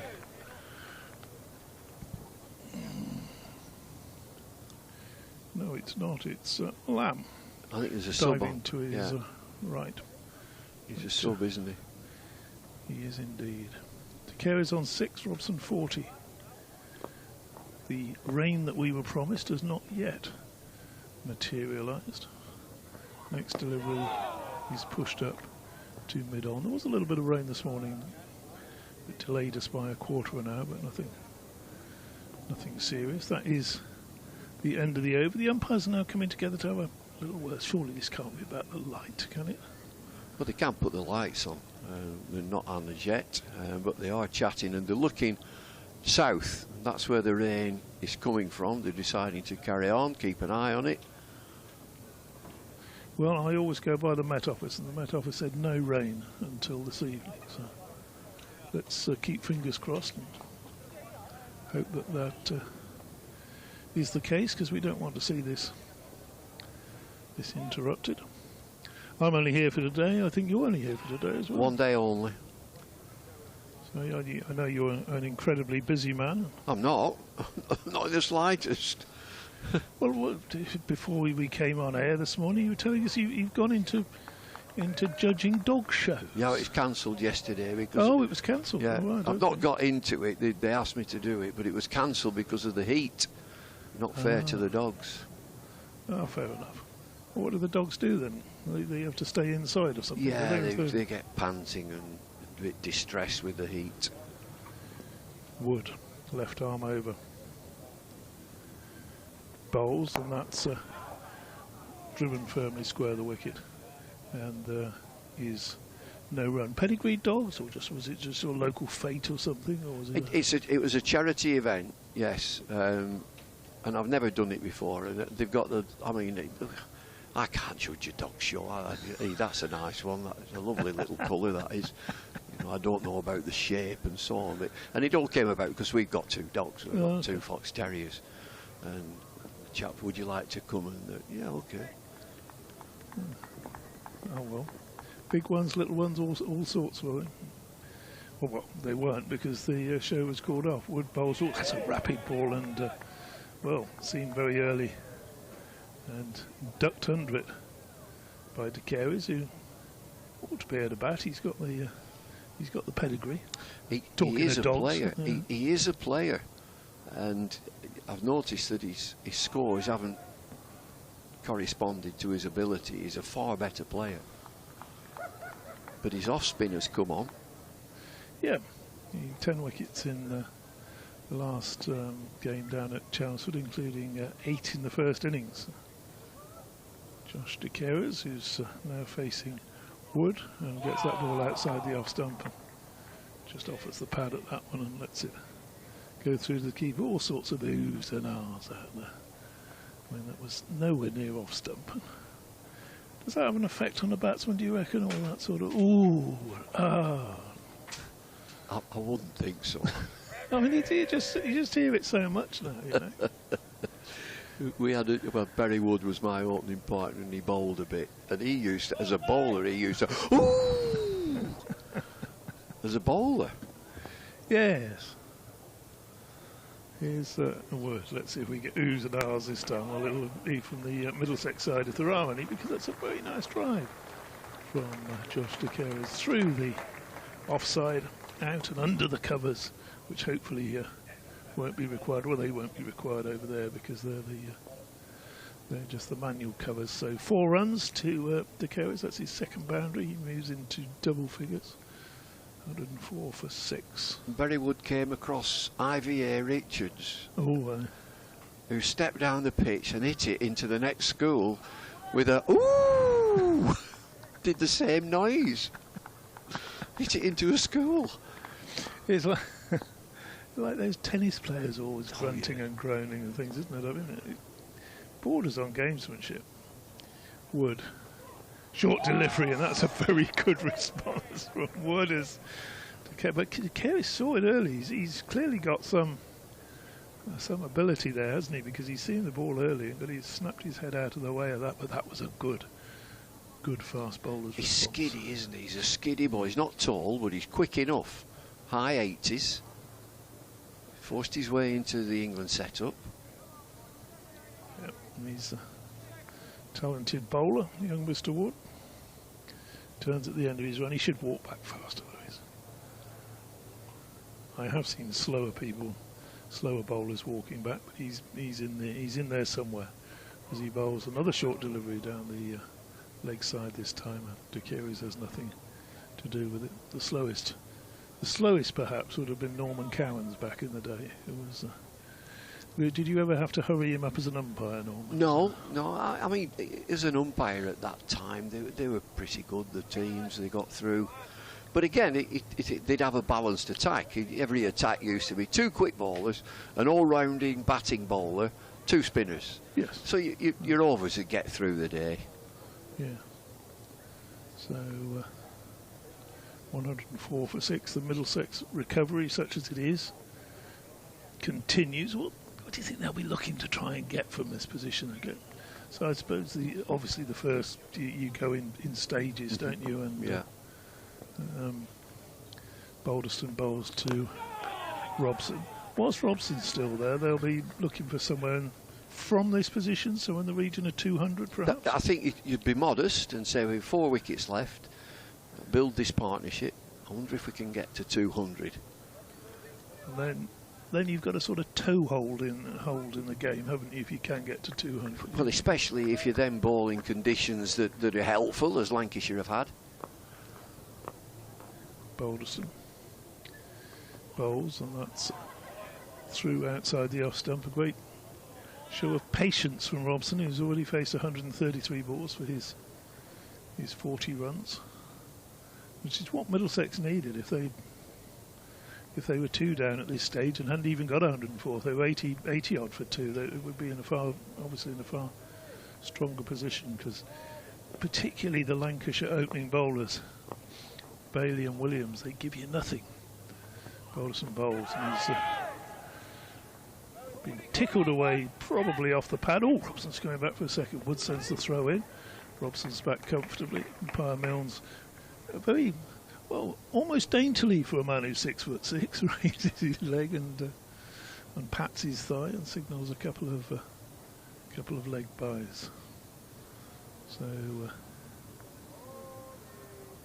just section by section, getting up there, try and get in the game, and if they do, then they'll have a lot to thank young Sammy Robson for tonight. Not so young these days. Next ball met solidly in defence. He used to come up when he first came over from Sydney. He would come up into the Lord's commentary box. Kevin Hand and myself would be, in those days that not every club sent commentators around. He'd come up and do a few sessions on summarising, and he was a young lad, 20, 21 from Sydney, but very confident and wanted to make his way in English cricket, and that's exactly what he has done over a number of years. Drives that one firmly up to mid-on, had his time in the England team. But he must have been interested as well in commentary, and there's a total difference if you lead commentator, which usually you'd have a journalistic background as a lead commentator, and I think that's really helpful. And then your player would be the summariser, and then you learn about inflections in your voice and when to shut up and when to just carry on a little bit. Balderson bowls, and Robson, a bit flashy that one outside the off stump. He's going to get 4 runs for it, but a little bit streakily through a backward point on the way down to the third-man boundary for another 4. If we look at this again on the replay, well, yeah, he was getting out to it, but getting his foot out to it, but possibly not the most secure of shots. Now getting a little bit of taking a few fluids on board there, which I think are quite important on a steamy sort of sultry day. This is one of my dog with a bone now. These 2 batters have just had a drink. What about the fielders? Well, they've just had a drink. Fielders aren't doing as much, are they? I am a dog with a bone with that one. You and your dogs. I don't know. Yeah. I've said all along, if I was a captain out there modern day, if 2 batters just have a drink, I'd say, oh, we'll have one too, and just stop the game. It'd soon put an end to it. You've worn all the hats in your time, haven't you? From player to captain to umpire and coach. The game has slowed down, that's for sure. Wood bowls to De Caris, who is dropped by Keaton Jennings at second slip. Went very quickly to him. It popped up, and you thought, oh, he's going to catch that as it comes down. But he's actually knocked it forward quite a way, hasn't he? So De Caris there a little bit late on that one. I think he's gone, oh, gee, very quickly, just over the left shoulder of Jennings, who's got both hands to it, but somehow managed to knock it forward. It's gone quickly. Yeah. He doesn't really know De Caris whether he wants to play at it or leave it. But it went quickly to Jennings, who parried it down. Yeah, those usually sort of, they go behind and give first slip a chance to tidy up, don't they? Wood was really steaming in now. Short delivery, not one of his better bounces. That one's gone through to the keeper. No run there. Well, they're testing him out, De Caris, with a short ball, and it worked because he didn't know whether to play or leave. The flashing, we've been praising Lancashire with the catching. That's one that's gone down. It was comfortable, round about chest height. Most famous drop at second slip, caught at first slip to win a test match. Jeff Miller. Yeah, Jeff Miller, isn't it? Who dropped it is the question. Here's Luke Wood bowls again and defended into the onside. He wants to get away from this, does De Caris, and very quickly through for a single. Is it the keeper? No, second slip. Beefy. Beefy was bowling. Beefy was bowling, right, so he had to catch it. Embury? No, I'll give you a clue. He would have had an even longer face if the rebound hadn't have been caught. Your classic Dickensian overworked Clark, yes. Tavares. Yes, Tavares sort of shoveled it over his shoulder somewhere, and Jeff Miller and England won by 3 runs. Next ball is turned square by Robson. He's going to get a run there. Just play that off his hip very nicely. So yes, it was a batsman. No. Jeff Thompson. Was it Tomo? Yeah, it's Tomo. Your mate, you faced him once, didn't you? Yeah, I did. Quite famously. I faced him a couple of times. I faced him in England as well. Yeah. And then, of course, he played for Middlesex, didn't he? He did. He had half a season for Middlesex, 1981, I believe, when Vincent van der Bijl, who was... Big Vince. Big Vince, he didn't come back. He said he's just going to have the one season in county cricket, and a fabulous season it was too. Wood bowls, and that's turned by De Caris off the hip down to long leg for a single, so 1 run there. Yes, Border and Thompson, and me in those days being one of the original, long before the Barmy Army was the Barmy Army, I was touring around Australia watching those test matches, and in the ground at the MCG, and I remember it now. It was a wonderful finish to a test match. Great experience at the G. Brilliant experience. It's I don't like it as much now. It's become more of a stadium now, but yes, in those days it was just probably not as comfortable to watch cricket. Wood bowls and pushed up to mid-on. No run there. Bob Willis's tour, 82-83, that was. Beefy, I think, was vice captain in those days. Some cracking names that you would have played a lot of cricket with. Eddie Hemmings nearly scored his century as a night watchman, and 1 or 2 others. See, Eddie Hemmings was one like Ashley Giles, a bit of Derek Underwood, who started as seamers, and then they had a good strong action and became spinners, which I think that Ben Stokes is going that way. Right. The number of times he's out there with the bowling coach, with Chetan Patel. He's out with him. He wouldn't be out with him unless he was working on it. Yeah. Balderston starts a new over. Bowls to De Caris, who just started to be a bit squared up then and corrected himself and pushed it back to the bowler. De Caris 12, Robson 45. This will be a splendid half century from Robson if he gets there. He's faced 139 balls, hit 4 fours. only really Higgins with 41, and De Carey's as well. Those are the three into double figures for Middlesex as Balderson bowls, and solidly defensively does Arthur's lad come forward. Yeah, so that's certainly a thought, isn't it? And Tony Gregg actually had a little spell as there's well, another. didn't he? Yeah, there's another. A bowling off spin. I think he bowled. Was it on a West Indies tour? So would you have been on that tour? No, That would have been no.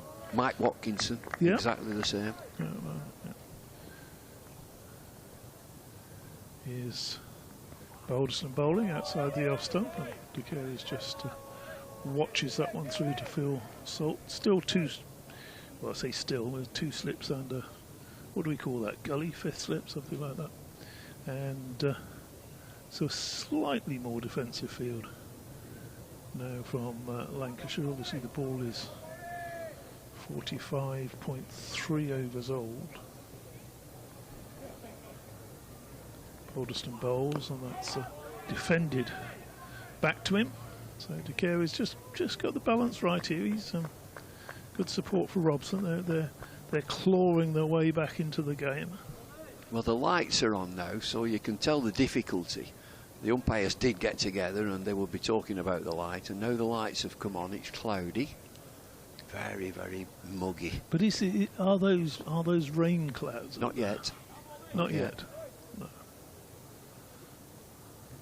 Balderson to De Carey's, who defends. You'd have lived in these parts a long time. I'll trust you on the weather. Is it coming from sort of? This is south. This is coming south behind us. Yeah. Where the usual place is out to the west towards Liverpool. Right. And it used to come up there at like the Manchester Ship Canal. You'd come up there. You'd be out in the middle there. You'd and see it drop coming, its load here. Yeah. Oh, balls and bowls defended. And that is the end of a maiden over. And De Carey's just walks down the pitch, gives it a little prod, and has a word with Robson. The light's perfectly playable at this stage, although Woody's pretty sharp. I often think we talked about this several times this season, the actual bravery, or might even say stupidity, of batsmen in the sort of 60s and 70s going out and facing those very quick bowlers with no helmets and not much body protection. Well, hardly any, but you just get out the way. Yeah. You didn't take that short ball on, just get out the way. If you look at how much protection is worn these days, it really has changed. Wood bowls again, a nice shot from Robson, just clips that one away. There's a man out there at deep backward square for 1 run. But you need a big ticker in those days, though, don't you? Yeah, I mean, it was so different that the pitches would be variable. When you went to different parts of the country, they'd have their own characteristics of the pitches. Some would be slow and low, others would be seamers. This is a spinner, this is quick. And then on trips away, particularly down in Australia, where they're very fast tracks, some of them certainly used to be, but the track at the Wacker was lightning quick. Next ball is driven firmly, but straight to extra cover. No run. The old Western Australian pitch used to be fired through. I think Jamaica was very quick as well back in the day. He was for a while, Barbados, but I was at Scarborough last week. That was quick. Oh, that was a quick pitch. And Derbyshire had medium fast bowlers, but it was sailing through. Yep, good carry. Oh yeah, good carry there. It's that Yorkshire side is a lot of young players in there. I've seen quite a lot of them this year. Wood bowls, and De Carey's just drops his hands, allows that through to the keeper. They're going through a tough spell, of course. Could finish bottom of all the counties, bottom of Division 2 after their points deduction, but Still plenty of spirit there, as I think we saw last week. Yeah, they won at Scarborough. It was a good crowd. Yep. Excellent crowd. Yeah, but a bit down on what they have been in the recent past at Scarborough. Really? Yeah, gosh. It's a good crowd, I thought. Yeah, I think it was somewhere around 3,000, and they get up 4,000 or 5,000 or more there. Yeah, people take their holidays and watch the cricket. That next ball played into the offside. Now, to me, that's county cricket as well. There's an intimacy about it. And I mean, just when playing or coaching, that you go to festival grounds. And you probably don't appreciate it too much as a player and a coach. You do? Oh, you do? Yeah, absolutely. Yeah. You know, these lads that would enjoy going to Southport and Blackpool. Yeah. Southport again certainly used to be, when it started to really turn on the final day. It used to be a cracking venue, because you get 2.5 days of batting, and then the ball would start to spin. Love going there as well. Wood bowls, and that's through outside the off stump, no run. What's Blackpool like? I went to Blackpool to watch Middlesex against Lancashire before Mike Atherton had played for England. That's how long ago it was. Well, it used to be slow and low, right, but it's all been relayed. I was talking about it to Stephen Croft, who's from Blackpool, right, and he said that it's a jolly good pitch. It's a good pitch now. It's what they would call a first-class cricket spec, and so it will have been relayed to this sort of specification, I think. Might have to put that one on my list next year. We do like an outground. Cheltenham as well, of course. Is always good for a day out. Not by the sea here. Wood bowl, short delivery. Again, well played by De Carey's, and the over goes by. And Bumble's being replaced, and I'm getting a tap on the shoulder as well from. I'd barely started. Mr. Howells. Well, the thing is, I mean, did we go on too long? I do love an outground, says the man who never has the job of actually getting anybody on air. Well, that's what I just said to Bumble, that you had to, maybe the coaches and the players don't know, but apparently they love it. So. Oh, well, I love it, as long as everything works. Most of the time. Chat here between the umpires. Are they talking light? Well, the lights have come on. Floodlights. I think that's going to be our biggest problem actually today. I think Mr. Mallender, who's I've actually seen him. I think it was at Derby. Actually, took players off when there was rain approaching. Well, we've had that. This next ball is worked away onto the onside, and there will be no run. Much as I'd love to talk to you all afternoon, and as much as I would like to listen to you, you're off. 114 for 6. In the 48th over, De Carey's on 12 from 36 ball. Robson's still there. Fair play to him. Gosh, they've needed this innings from Robson. A 46 of 141 balls. A lot of respect to Robson today. He's got work to do though. And that one he just leaves past, just stares back at the bowler. I guess at some point he's watching that ball, and then at some point his eyes straight up to the bowler. He feels confident. Nothing's going to happen untoward on the old stumps. So he again takes shape. Look at that there. A picture of concentration. If you can see a picture of concentration when you're looking at somebody from behind. Next ball. And that's pushed up to mid-on. And there will be no run. Don't answer that question, Scott. I'm very, very impressed with Robson. Because life has been tough for Robson and Middlesex throughout the season. And it started off that way again this morning, and he's still there. Higgins, of course, played a real vital role when he came out with his 41. And again, he doesn't put a big stride forward, just a little stride from Robson. But it's through to the keeper. What I would say about the weather, it is so hot and sticky. And has been for some time now. Something's going to have to give. And there are the ground staff, who also feel the same as me. Oh, I like those shorts. Just a little bit longer in the leg than yours, if I may say. Next ball. Oh, into the pads, but nothing doing from the umpire. Umpire Mills just remains very calm looking.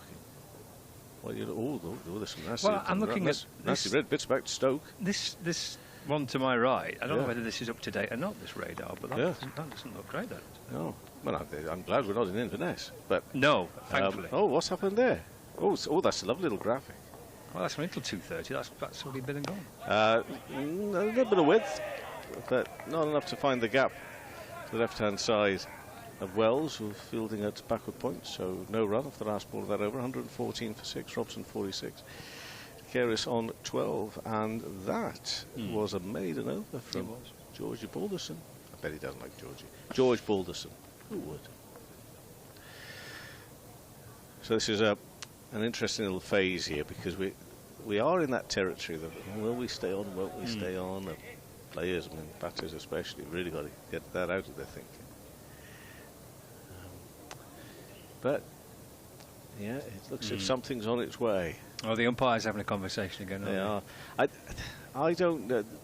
Dave, if I may call him Dave, Mr. Townsend. It should Lord be Townsend. Lord Townsend. He makes the point that umpires do. And we saw it actually. It was the Lanky game at Birmingham, wasn't it, where they took the players off. Yeah. With rain expected. It wasn't actually raining when they went off. No. And it did arrive. It did arrive. Yeah. An hour and a half later. By which time we'd lost quite a lot of cricket. Yes. There's Luke Wood, left arm over balls, off the back foot, punched away by De Keris. Behind Fields, no run. They, bless them, they could see the big black clouds behind the pavilion. What they didn't factor in, the fact that it was blowing in the opposite direction.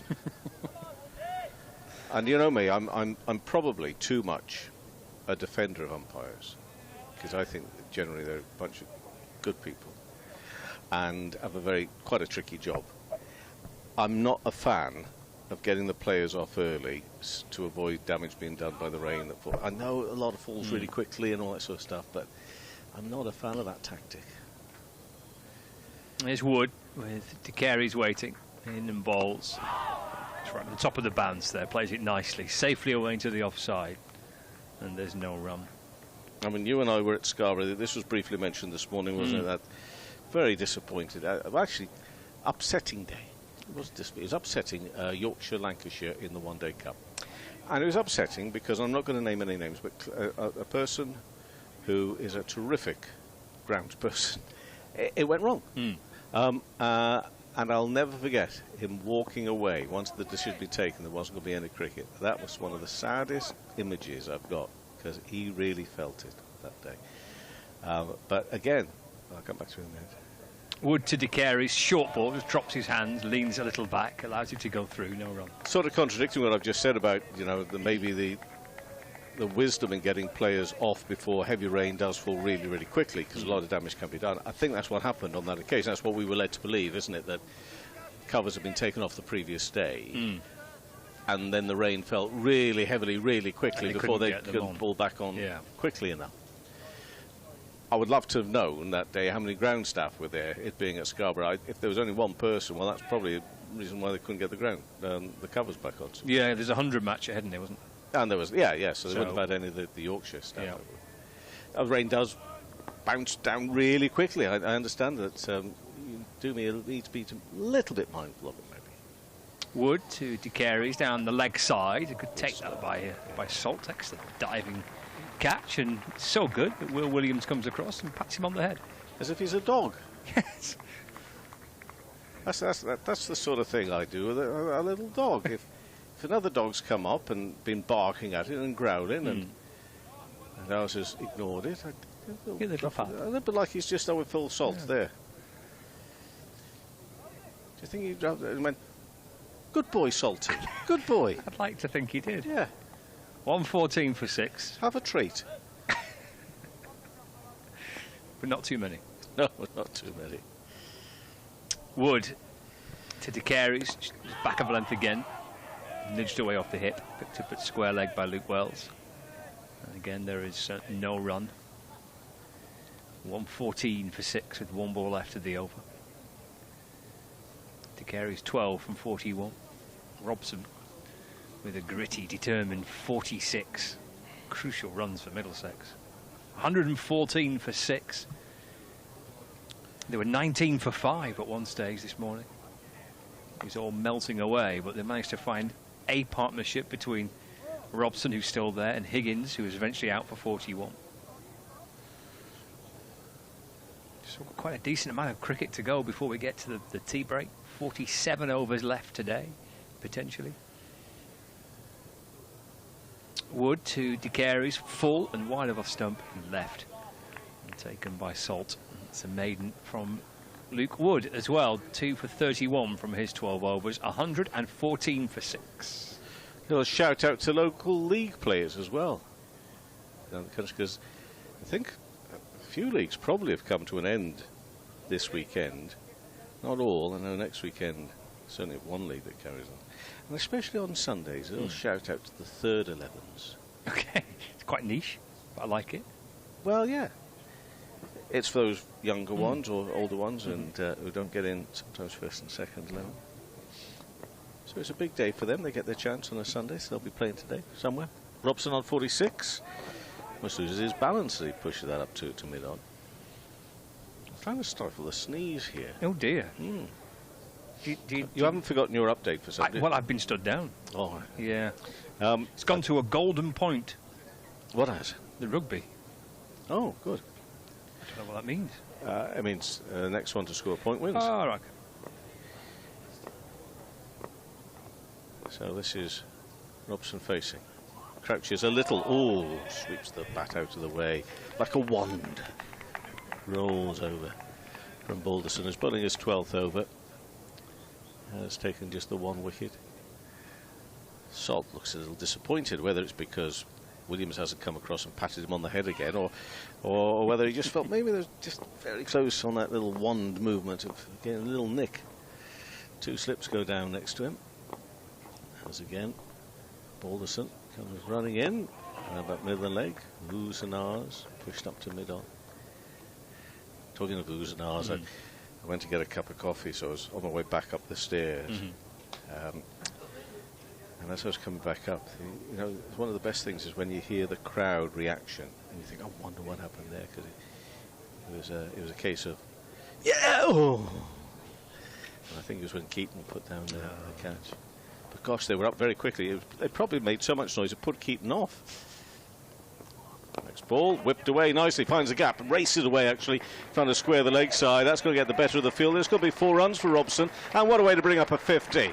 It's been a battling 50, but a lovely shot to bring up the half century. 118 for 6. Well done. Really impressed with that knock from Robson. If you put it in the context of what's gone before, and in terms of this match this morning as well. Off one, and what doesn't it? That's got a nice round to look to it, doesn't it? 50 off 150 balls as well. Well done, Sam Robson. Yes, great knock. And a lovely shot to bring up that 50. Next ball on the offside, and no, he's not going to find the boundary this time. It's a really good stop. Is that my hero? It's the Bale dog, throwing himself to his left-hand side. His chain's gone everywhere.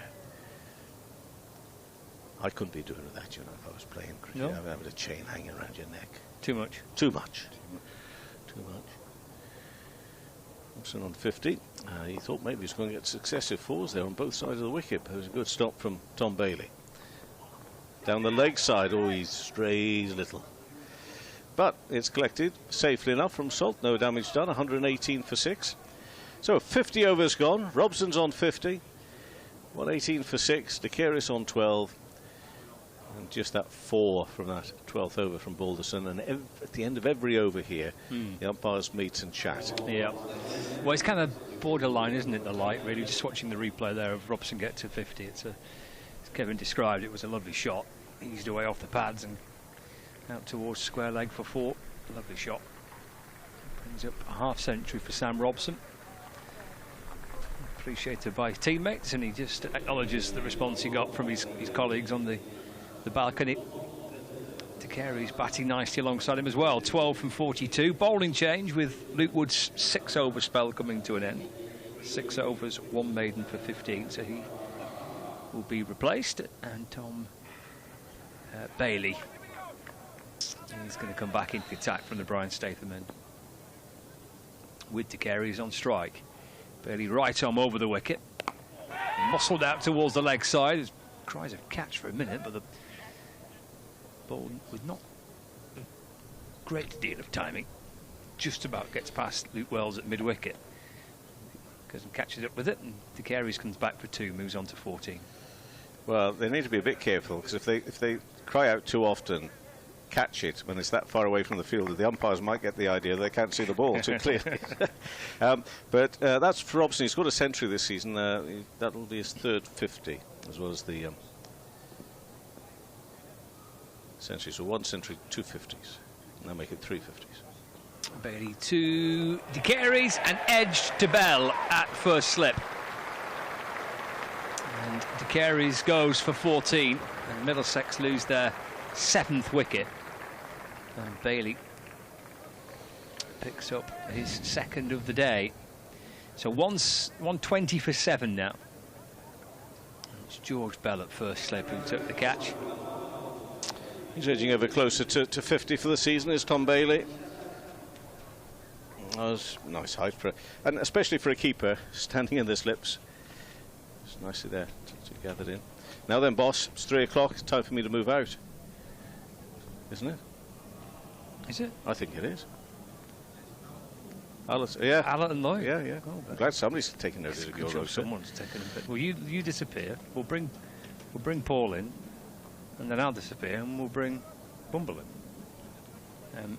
I reckon that's wicket number 46. You turn into a magician, making people disappear. I'm going to do a disappearing act. 120 for 7, Paul. You give us a few thoughts on that, and then Bumble will come and join you.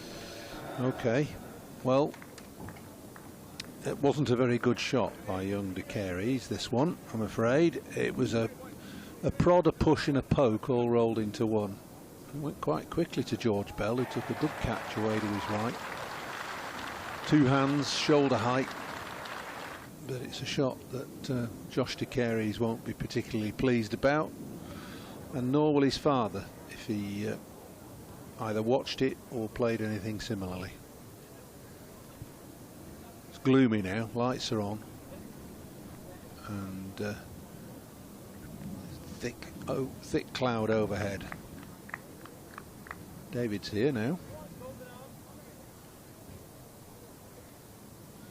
Tom Bailey, 2 for 19. Bowling to Yadav on debut. What do we know about Yadav, David? Off spinner. So off spin must be his main suit as a bowler. He's coming in at number 9. It is gloomy now. That rain seems to be creeping closer, but it's not arrived. Lights are on. Edged and away. Bailey was probing away on that length outside off stump. Got enough on it to run away all the way down to 3rd for 4, so he had off the mark. George Bell scampers after it. It's 124 for 7 now. Robson's gone to 50. Yadav just off the mark with 4.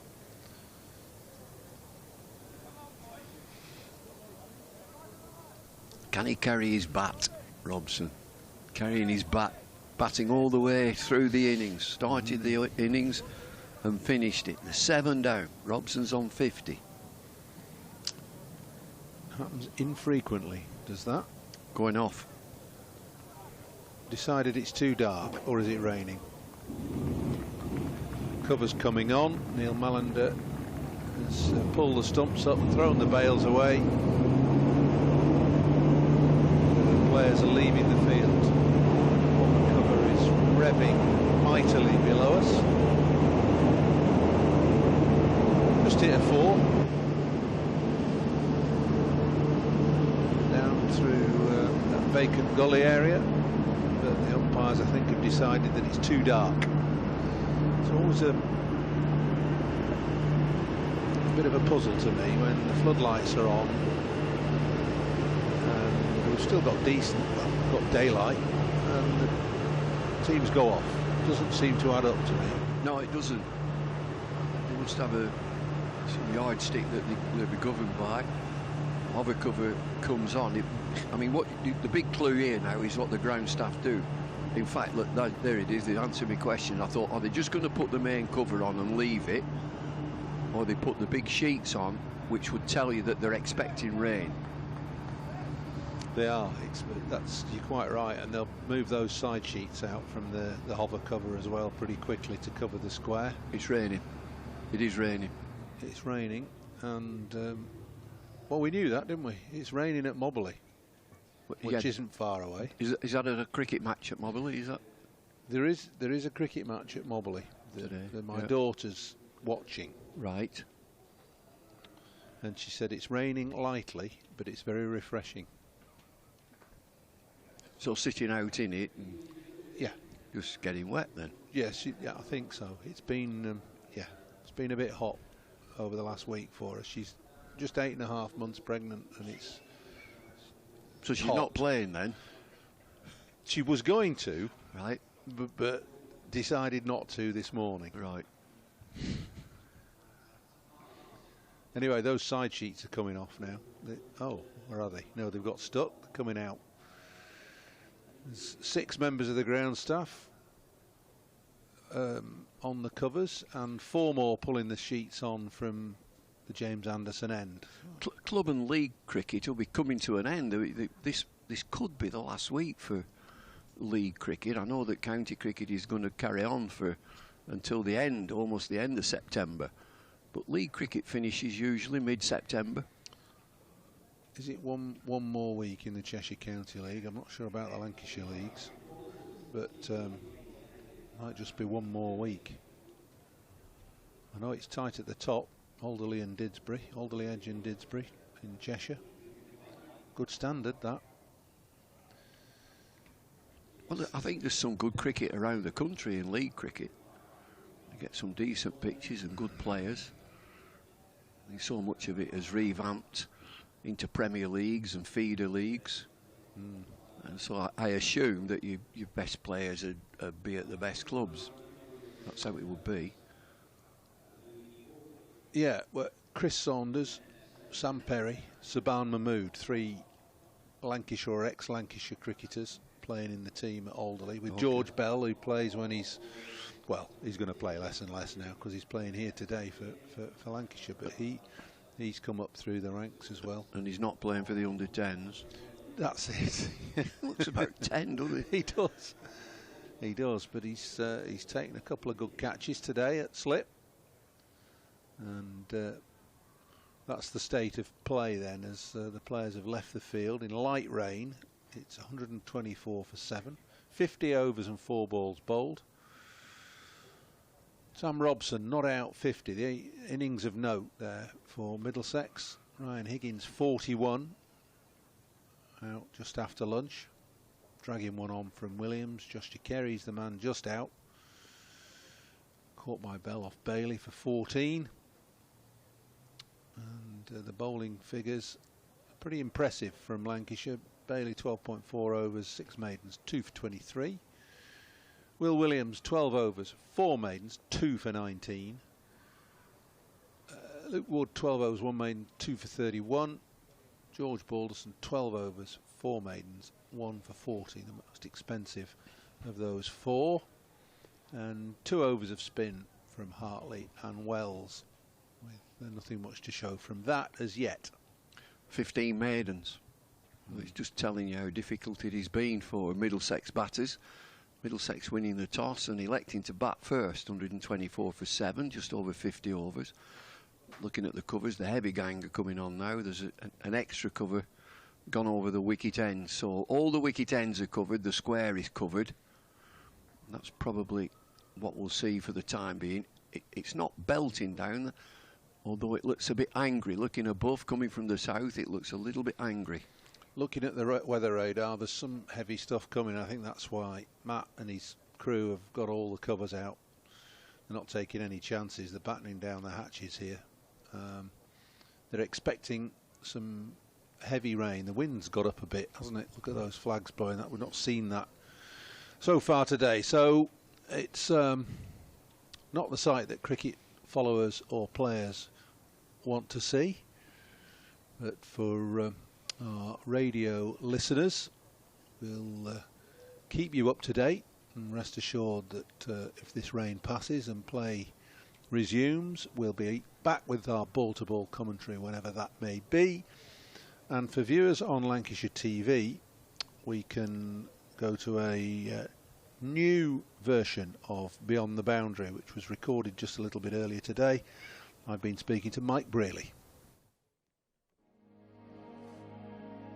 Hello and welcome along to another edition of Beyond the Boundary. It's a very special edition as well. We're delighted to say that I've got sitting alongside me Mike Brearley, former England captain and well, eminent psychoanalyst as well, author.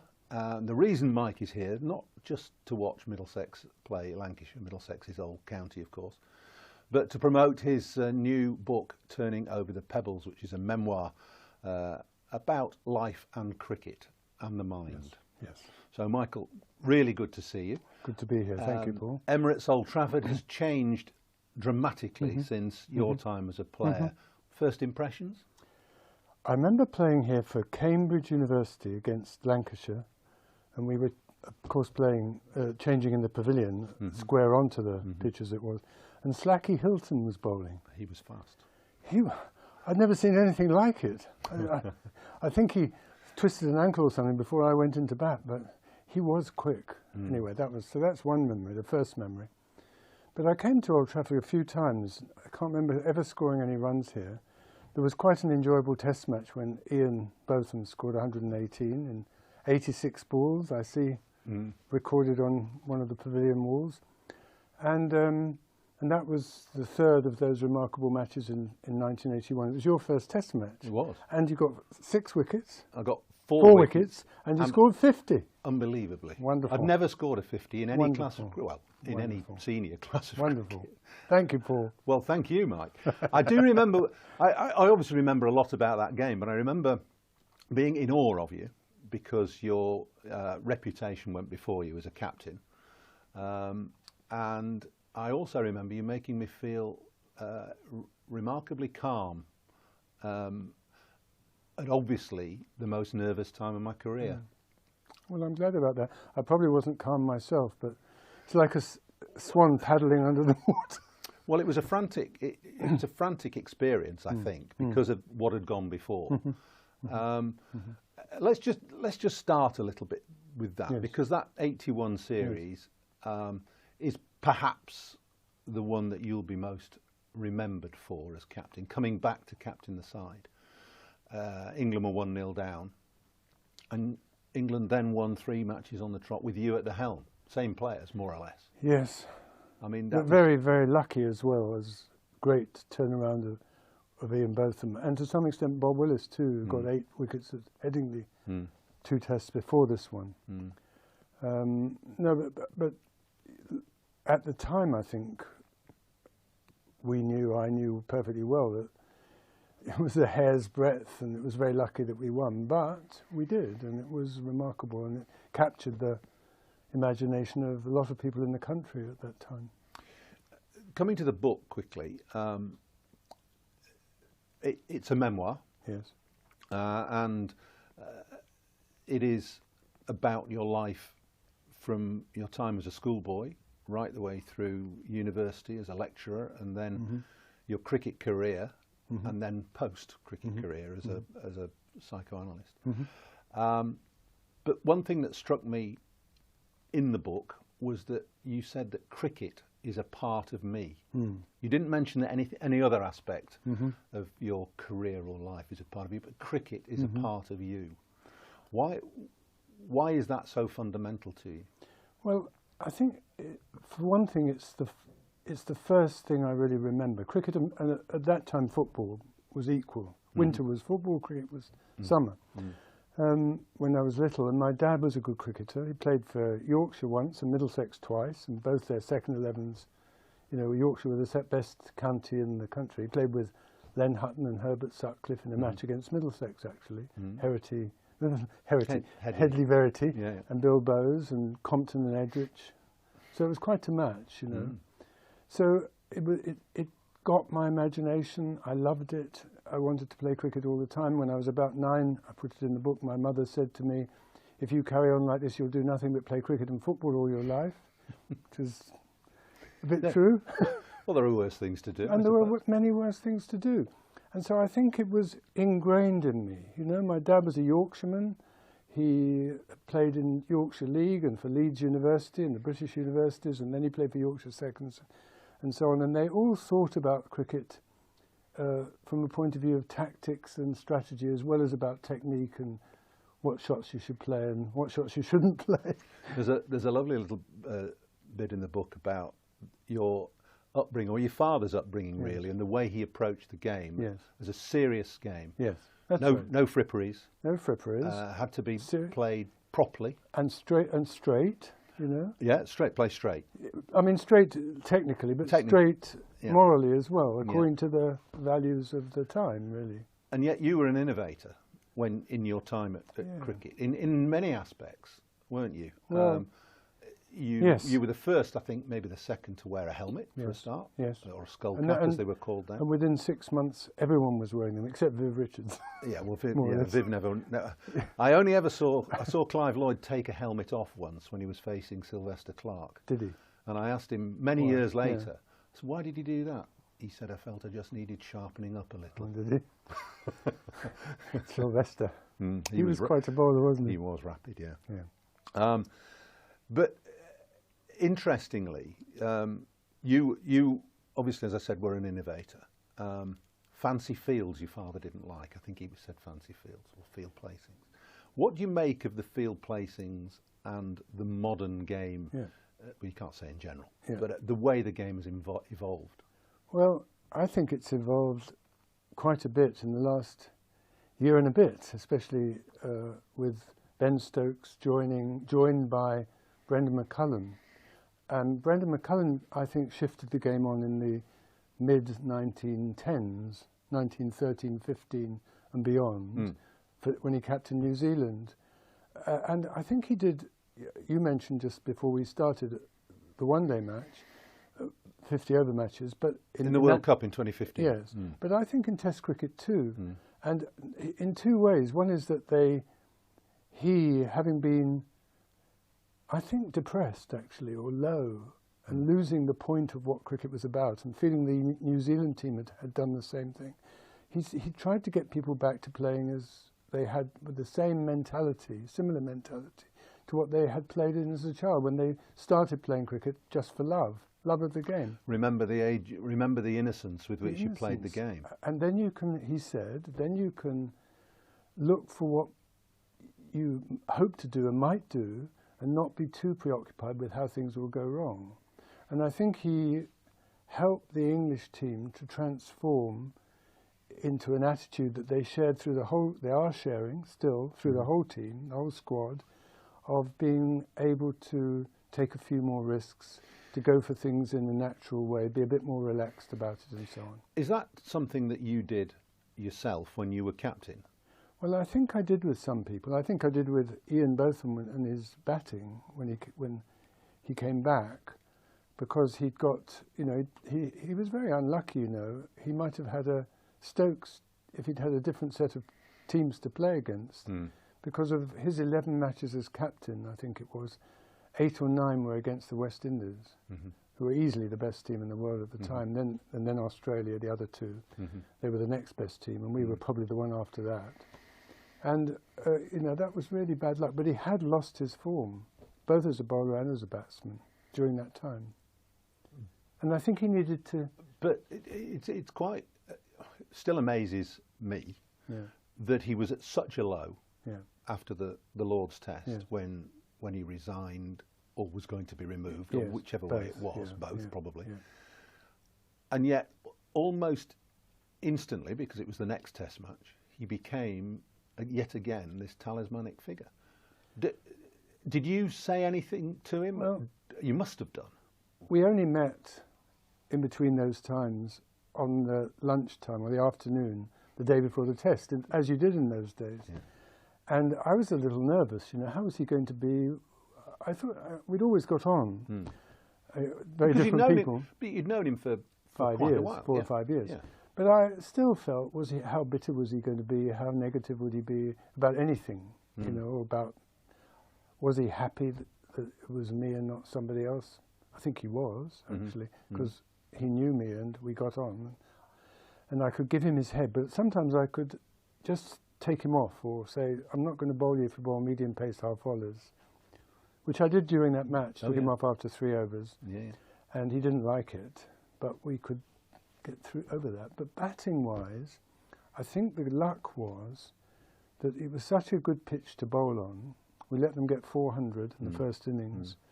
We were, when he came into bat, probably 100 for 5 or something like that, or maybe 80, I don't know, I can't remember. And he played a big shot against Dennis Lilly, and it was a good length, just short of a length ball, and Lilly's usual line just outside off stump, going away, and it reared up. He was trying to hit it off the back foot. It reared up, just missed his gloves and his chin, and went through to Rodney Marshall like that. And he looked up to me. I was sitting in the balcony, which was quite close to the pitch in those days, square on, long leg really, but square on. And I sort of said, enjoy yourself, you know, carry on, because on that pitch I knew, probably on any pitch at that time, but on that pitch in particular, he was better off playing all the shots he felt like playing. And yet I do seem to remember that when he got his 100, there was a camera shot of you, which I've seen subsequently, of you saying, keep going. Yes. Basically. Well, yes, but that's the same thing. It was the same thing, really. I didn't want him to stop playing shots, but I just thought he's got to 100, and I think it was when Chris Old had come in as well, and how was Chris going to play?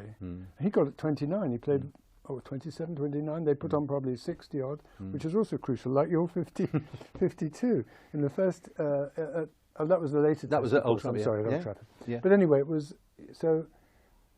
I did, and I think that's on the BBC programme of highlights of the Test match, that gesture from me. And I was given credit by Richie Benner saying that I was saying carry on hitting to Chris Old, but I think I was also saying to Chris Old, you know, keep that left foot, his back foot, somewhere in line with the stumps. Well, he was, yes, he was quite good at giving himself a little room. Giving himself a little room. As But actually he did very well as well in that match and in that stand. He also bowled, in the second innings, he bowled 7 overs for 10 runs and got Alan Border out just after lunch. And then Ray Bright slogged him for a couple of 4s from straight to square leg. But he'd done a good job too. So, where did you, how long did it take you to learn your approach to captaincy? Because you also say in the book that captaincy was very important to you in your future career. It wasn't the fact that philosophy or psychoanalysis helped your captaincy. It was much the other way around, really. At least as much, I agree with you. Well, I think it's that, you know, there are 2 main branches of captaincy. One is tactics and strategy and putting the right people on the right sort of fields and deciding when to declare and all that sort of thing. But the other is something more intangible, which is to do with how do you get the best out of the team, both individually and as a whole. And I suppose it was, I'm not saying I could always do it very well, but it was always an issue, you know, and there were always 1 or 2 people who would be a bit difficult, from my point of view, in different ways. I would be difficult for them too, by the way. But how did you get the best out of people? And I think one of the lessons that I sort of partly learned, partly from Ray Illingworth talking to Raymond, because I always like to talk to Raymond, but he said about taking John Snow to Australia in 1971, when we won. And he decided that with John Snow, he said to John Snow, look, until the first test, the key bowler, I want you, you're going to do what everyone else does in the way of practice and so on, turn up to the nets and really try and get yourself fully fit. After that time, if all's going well, it's up to you. You tell me when you want to practice, you tell me when you want to play. In other words, to start with, the rules are the same for you as for everyone else. But once we get into the test cricket, and I want you to be fit for test matches, that's what I want, you do it your way. And I admired that. And I think the rest of the team could buy into that he was being treated differently from others. A bit of that was true of Ian, but sometimes with Ian, I had to say to him, no, you've got to bowl before we go and play a match, you know, bowl a bit. And then he'd come and bowl bounces at me in the nets. Amusing himself. Well, yeah. I mean, he was a rule to himself. But as you say, he needed managing, and you managed him admirably. Do you think you'd enjoy captaining the present-day England side? Yes. Under McCullum and Rob Key. And what I think I'd have loved it. I'd have loved it. Because that seems to be exactly what you're talking about. Yes, now. I'm afraid I couldn't buy into it for myself.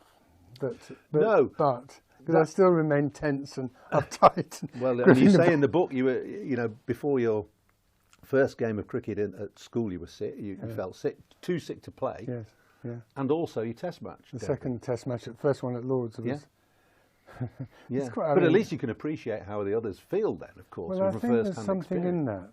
The people who are really the geniuses of the game are not always the best captains, because they haven't had to go through the things that the rest of us have to go through, certainly from time to time. And it's always a bit of a struggle at the top level. I think by the end of my career, I got to feel I belonged in county cricket. I was a good county cricketer. Yeah. I was on the edge of being a test player. I mean, I got selected as a batsman. Well, you played 39 times. Yes, but many of them because I was captain. Yeah. But still, as a batsman, I'm thinking of. So how? No, because it's interesting to me, and I'm sure to people who want to get to know you or feel they want to get to know you. You were captain for 31 of those 39 tests. Yes. Did it ever, not dawn on you perhaps, but did it trouble you that you weren't contributing as a batsman? And how did you equate that? Yeah. And how did that make you feel compared to the greats who were around you, the Bothams, the Willises, the Boycotts, the Underwoods, etc. Gower, of course, in his pomp. Yep. Yeah. How do you come to terms with that? Well, sometimes with difficulty, Paul. I mean, there were good things that people said to you. I remember Tony Gregg captaining when I was vice captain in India, and the first test match I was in really good form, and it was a good pitch. We won the toss, lovely day, and I ran myself out for 5. And he told me later that match, during the match, that he felt like crying when I ran myself out. So that was kind of a... And Ian Botham would say to me once or twice, I might have scored a slow 20, but the ball was doing a bit, and there were some good bowlers, So there's this reciprocal feeling of people wanting you to do well. Yes. Good players wanting you to do well. And valuing the contribution, even if in ordinary statistical terms it was modest. Well, it was modest, but it was still something. Yeah. And there were once or twice when I really was in bad form. I mean, there was once after I'd broken my arm, and I came back too soon. That was in Pakistan. I came back too soon the next summer. It was quite a bad break, and anyway, I couldn't. It was not good. And I got to the last test I think it was at Nottingham against New Zealand, and I scored 50 against Hadley and New Zealand. And all the team came out on the balcony to applaud, and it was at a time when it was going to be selected for the winter, the team. And that meant a lot to me, because they obviously wanted me to play. And then once in Australia, when I couldn't score a run, I asked Doug Insole and Bob and probably Jeffrey Boycott, and they all said, you've got to keep playing. We want you there. And so that was So I did need some support from people like that. You mentioned, you talk a bit about your nerves and your approach to cricket. Do you get nervous in other aspects of your life? For instance, when you started as a philosophy lecturer at Newcastle University, you were relatively young and you had time away from the game. And then beginning your psychoanalysis training. No, I'm afraid I do. But that's good then. Well, it's got a good side to it. You've got to be anxious a bit. I mean, even I remember Ian Botham saying to me he was really anxious before a test match until he walked onto the field. Yeah. But mine didn't stop when I walked onto the field. But, it was his You stage. Didn't stop when you went on the field? No. As a batsman or as a captain? Batsman. As a captain, I was more confident. Yeah. I had those doubts that you mentioned, was I worth a place in the team? Was I wanted by the team? Was I contributing enough in that way to make up for not contributing it as much as I'd like as a batsman.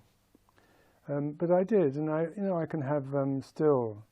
I think psychoanalysis has helped me in this, and cricket too, probably. I can still feel a bit of a panic in the night if something's going to happen that's difficult the next day, giving a paper to a distinguished audience or that sort of thing. Or sometimes as with people you find difficult in your ordinary emotional interactions, whether it's a patient or a player, it can be the same sort of thing. But I hope it's a bit easier than it was. You talk about, in the book, about obviously the various aspects of your life. And there's one particular part where you almost wonder whether you could have done other things, i.e. stayed in cricket as a coach or a commentator or a writer, and you do write about the game. Come back to the writing. Or whether you've explored the path that you wanted to explore. In other words, carry on with your learning, basically, and this profession of psychoanalysis. Well, I do find psychoanalysis fascinating. It's the whole person. It's men and women. Well, of course, cricket is for women as well, but we didn't quite have it in our day, did we? And we didn't play alongside them, of course. No. So, and it's the whole person, and it's from childhood on, and that's the point of the matter. Whereas in cricket, it was really, how do you get the best out of people and help them in relation to their cricket? Sometimes that may be helping them in other ways. I remember Steve Waugh saying to me once, I think I put it in the book too, saying that he hoped as captain of Australia to help people to become not only better cricketers but better people. And I think that was a very interesting comment. But I thought so in a way that's it covers the whole range of the unconscious and conscious self, the mind, the emotions, the behaviour, the inclinations, the dreams. I think it's suited me very well, actually. But you do come back to what you most enjoyed about the game, and the companionship, the dressing room, the humour, which I think, not you, but we all struggle to come to terms with when we finish playing the game, because you're there. It's a 24/7 occupation as a cricketer. It is. And I think a lot of players find it very, very difficult in those first years out of the game. I think so too, and it is difficult. And we have to stop in our 30s or 40 or whatever. I stopped at 40 and start again in something else. And for many people, that's quite difficult. I mean, it wasn't easy for me, but I had something that I was kind of had in mind and was moving towards, so that was quite important. So I was lucky. Well, yeah, but right place at right time. Absolutely. Luck plays a part. Richie Beno, of course, said, don't try captaincy without the luck. Yes, but don't try captaining it without the 10% of skill, he also said, didn't he? That is true, I think it's an interesting thing about everyone's life, is how much is luck and how much do we create our own luck or make the most of it or the worst of it, So I agree with you, it's a complicated combination. So, Mike, we're coming towards the end of your time here. Where do you think you've been most happy? Is it in the dressing room or in the psychoanalyst room, talking to somebody on the couch or chair or whatever? Well, I think most happy, in any obvious sense of the word, is when teams have been doing well, I've been doing okay myself, and there's been a great spirit in the team, as there was in that team you joined, and in Middlesex over the last few years of my playing. And I think I was as happy as in any sort of work situation that spread to the rest of one's life that I could be. Psychoanalysis is a bit different. It's not so much fun, because people are coming for a serious, usually serious or at least problems in their life and things they want to address. But it's not all misery either. And people can have, jokes can be helpful or humour can be helpful in that But too. you'll gain gratification from being able to help them, Yes. presumably. Yes. In the same way as you Yes. would get that as a captain of a cricket team, helping Yes. individuals to succeed. And alongside that, there's the satisfaction of seeing something more clearly yourself, whether it's as a batsman, you know, playing the right strokes and building an innings and having a good run with the bat and that sort of thing, or also thinking in a good, clear way with the patient and not being too disrupted in one's thought or in a bad mood or negative. I know. Well, no, but you do say that through the book, your captaincy was you always felt was positive, and your approach to cricket was always positive. And I think that stands the test of time. It does, certainly.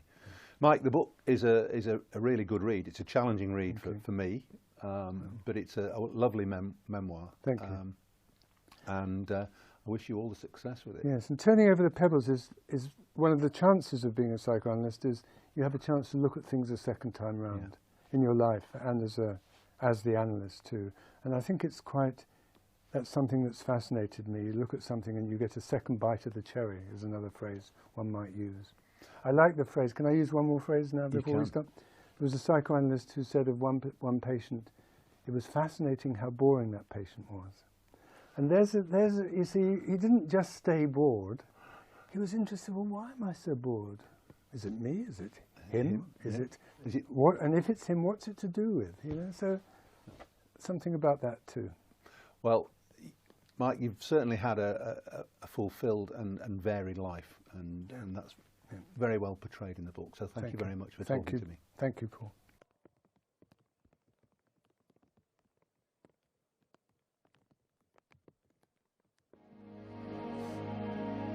Hello and welcome along to another edition of Beyond the Boundary. It's a very special edition as well. We're delighted to say that I've got sitting alongside me Mike Brearley, former England captain and, eminent psychoanalyst as well, author.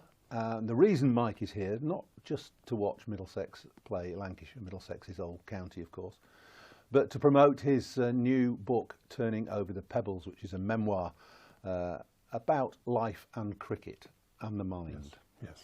So, Michael, really good to see you. Good to be here. Thank you, Paul. Emirates Old Trafford has changed dramatically since your time as a player. First impressions?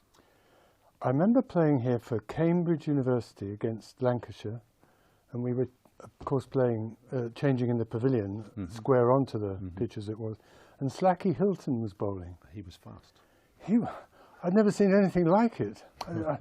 I think he twisted an ankle or something before I went into bat, but he was quick. Anyway, that's one memory, the first memory. But I came to Old Trafford a few times. I can't remember ever scoring any runs here.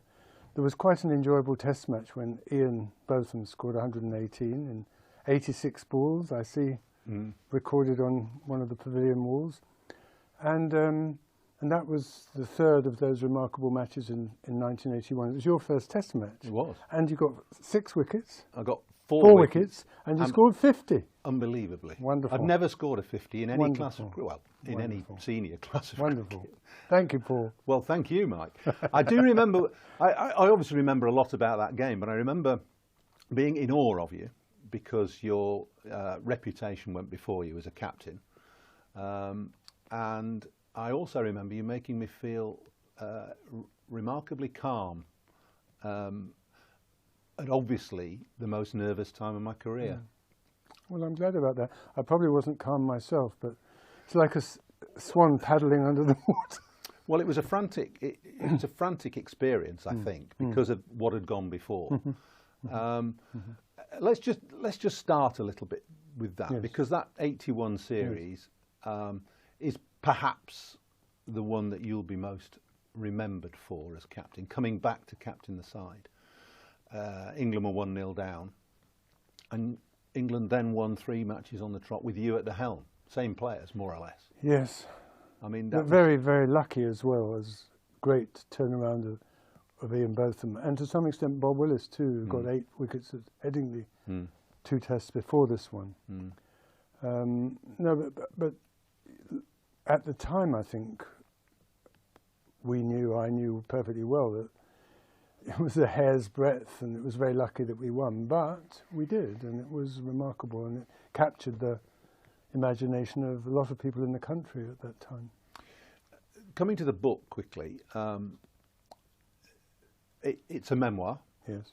And it is about your life from your time as a schoolboy right the way through university as a lecturer, and then your cricket career, and then post-cricket career as a psychoanalyst.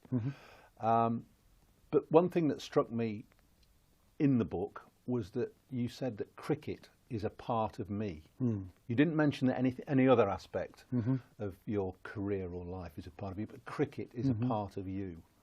Why is that so fundamental to you? Well, I think, for one thing, it's the first thing I really remember. Cricket, and at that time football was equal. Winter was football, cricket was summer. When I was little, and my dad was a good cricketer. He played for Yorkshire once and Middlesex twice, and both their second 11s. You know, Yorkshire were the best county in the country. He played with Len Hutton and Herbert Sutcliffe in a match against Middlesex, actually. Headley Verity, and Bill Bowes and Compton and Edrich. So it was quite a match, you know. So it got my imagination. I loved it. I wanted to play cricket all the time. When I was about 9, I put it in the book, my mother said to me, if you carry on like this, you'll do nothing but play cricket and football all your life, which is a bit true. Well, there are worse things to do. And there were many worse things to do. And so I think it was ingrained in me. You know, my dad was a Yorkshireman. He played in Yorkshire League and for Leeds University and the British universities, and then he played for Yorkshire Seconds and so on. And they all thought about cricket from a point of view of tactics and strategy, as well as about technique and what shots you should play and what shots you shouldn't play. There's a lovely little bit in the book about your upbringing, or your father's upbringing, really, and the way he approached the game as a serious game. Yes, that's no, right. No fripperies. No fripperies. Had to be played properly. And straight, you know. Yeah, play straight. I mean, straight technically, but straight morally as well, according to the values of the time, really. And yet you were an innovator when in your time at cricket, in many aspects, weren't you? Well, you were the first, I think, maybe the second to wear a helmet for a start, or a skull cap, as they were called then. And within 6 months, everyone was wearing them, except Viv Richards. Yeah, well, Viv never. No, I only ever saw Clive Lloyd take a helmet off once when he was facing Sylvester Clarke. Did he?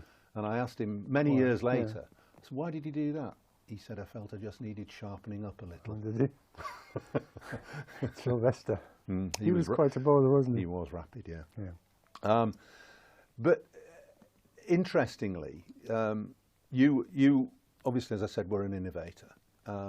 Fancy fields your father didn't like. I think he said fancy fields or field placings. What do you make of the field placings and the modern game? Well, you can't say in general, but the way the game has evolved. Well, I think it's evolved quite a bit in the last year and a bit, especially with Ben Stokes joined by Brendan McCullum. And Brendan McCullum, I think, shifted the game on in the mid-1910s, 1913, 15 and beyond, when he captained New Zealand. And I think he did, you mentioned just before we started the one-day match, 50 over matches, but in the World Cup in 2015. Yes, but I think in Test cricket too, and in two ways. One is that he having been, I think, depressed actually or low, and losing the point of what cricket was about, and feeling the New Zealand team had done the same thing. He tried to get people back to playing as they had, with the same mentality, similar mentality to what they had played in as a child when they started playing cricket just for love of the game. Remember the age, remember the innocence with which you played the game. And then you can, he said, then you can look for what you hope to do and might do and not be too preoccupied with how things will go wrong. And I think he helped the English team to transform into an attitude that they shared through the whole, they are sharing still through the whole team, the whole squad, of being able to take a few more risks, to go for things in a natural way, be a bit more relaxed about it and so on. Is that something that you did yourself when you were captain? Well, I think I did with some people. I think I did with Ian Botham and his batting when he came back, because he'd got, he was very unlucky, He might have had a Stokes if he'd had a different set of teams to play against. Because of his 11 matches as captain, I think it was, 8 or 9 were against the West Indies, who were easily the best team in the world at the time. And then Australia, the other two.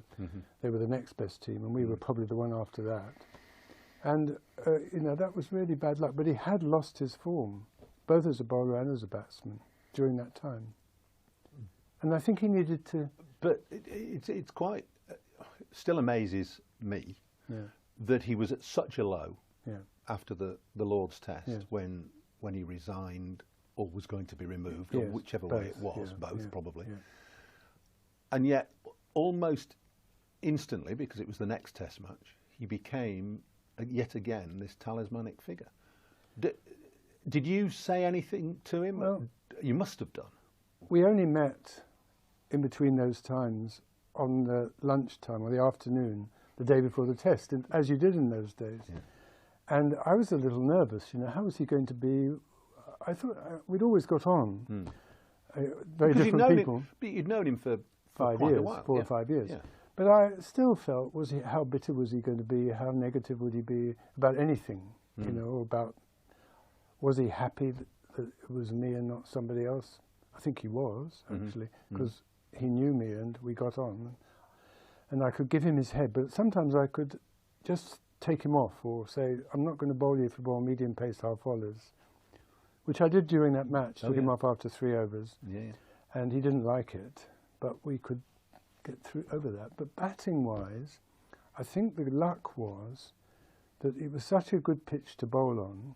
We let them get 400 in the first innings. We were, when he came into bat, probably 100 for 5 or something like that, or maybe 80, I don't know, I can't remember. And he played a big shot against Dennis Lilly, and it was a good length, just short of a length ball, and Lilly's usual line just outside off stump, going away, and it reared up. He was trying to hit it off the back foot. It reared up, just missed his gloves and his chin, and went through to Rodney Marshall like that. And he looked up to me. I was sitting in the balcony, which was quite close to the pitch in those days, square on, long leg really, but square on.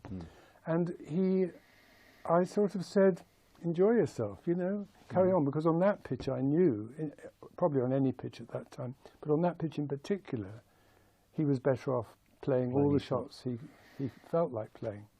And yet I do seem to remember that when he got his 100, there was a camera shot of you, which I've seen subsequently, of you saying, keep going.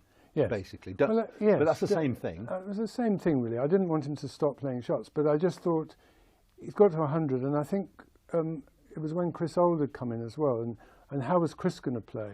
He got at 29. He played 27, 29. They put on probably 60 odd, which is also crucial, like your 52 in the first. That was the latest. That was at Old Trafford. I'm sorry, Old Trafford. But anyway, it was so. I did, and I think that's on the BBC programme of highlights of the Test match, that gesture from me. And I was given credit by Richie Benner saying that I was saying carry on, hitting to Chris Old. But I think I was also saying to Chris Old, keep that left foot, his back foot, somewhere in line with the stumps. Well, he was... Yes, he was quite good at giving himself a little room. Giving himself a little room.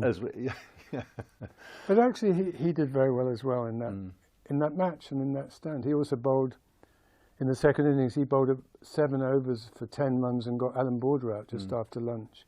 And then Ray Bright slogged him for a couple of 4s from straight to square leg. But he'd done a good job too. So, where did you... How long did it take you to learn your approach to captaincy? Because you also say in the book that captaincy was very important to you in your future career. It wasn't the fact that philosophy or psychoanalysis helped your captaincy. It was much the other way around, really. At least as much, I agree with you. Well, I think it's that, there are 2 main branches of captaincy. One is tactics and strategy and putting the right people on the right sort of fields and deciding when to declare and all that sort of thing. But the other is something more intangible, which is to do with how do you get the best out of the team, both individually and as a whole.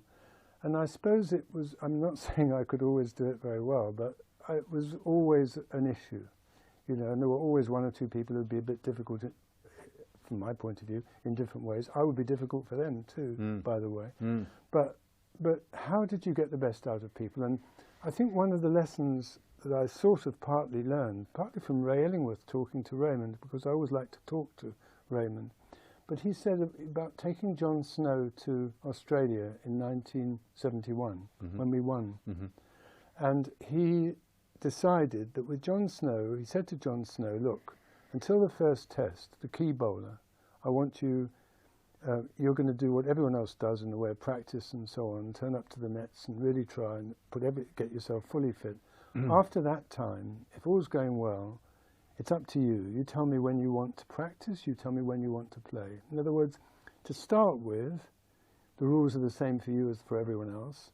But once we get into the test cricket, and I want you to be fit for test matches, that's what I want, you do it your way. And I admired that. And I think the rest of the team could buy into that he was being treated differently from others.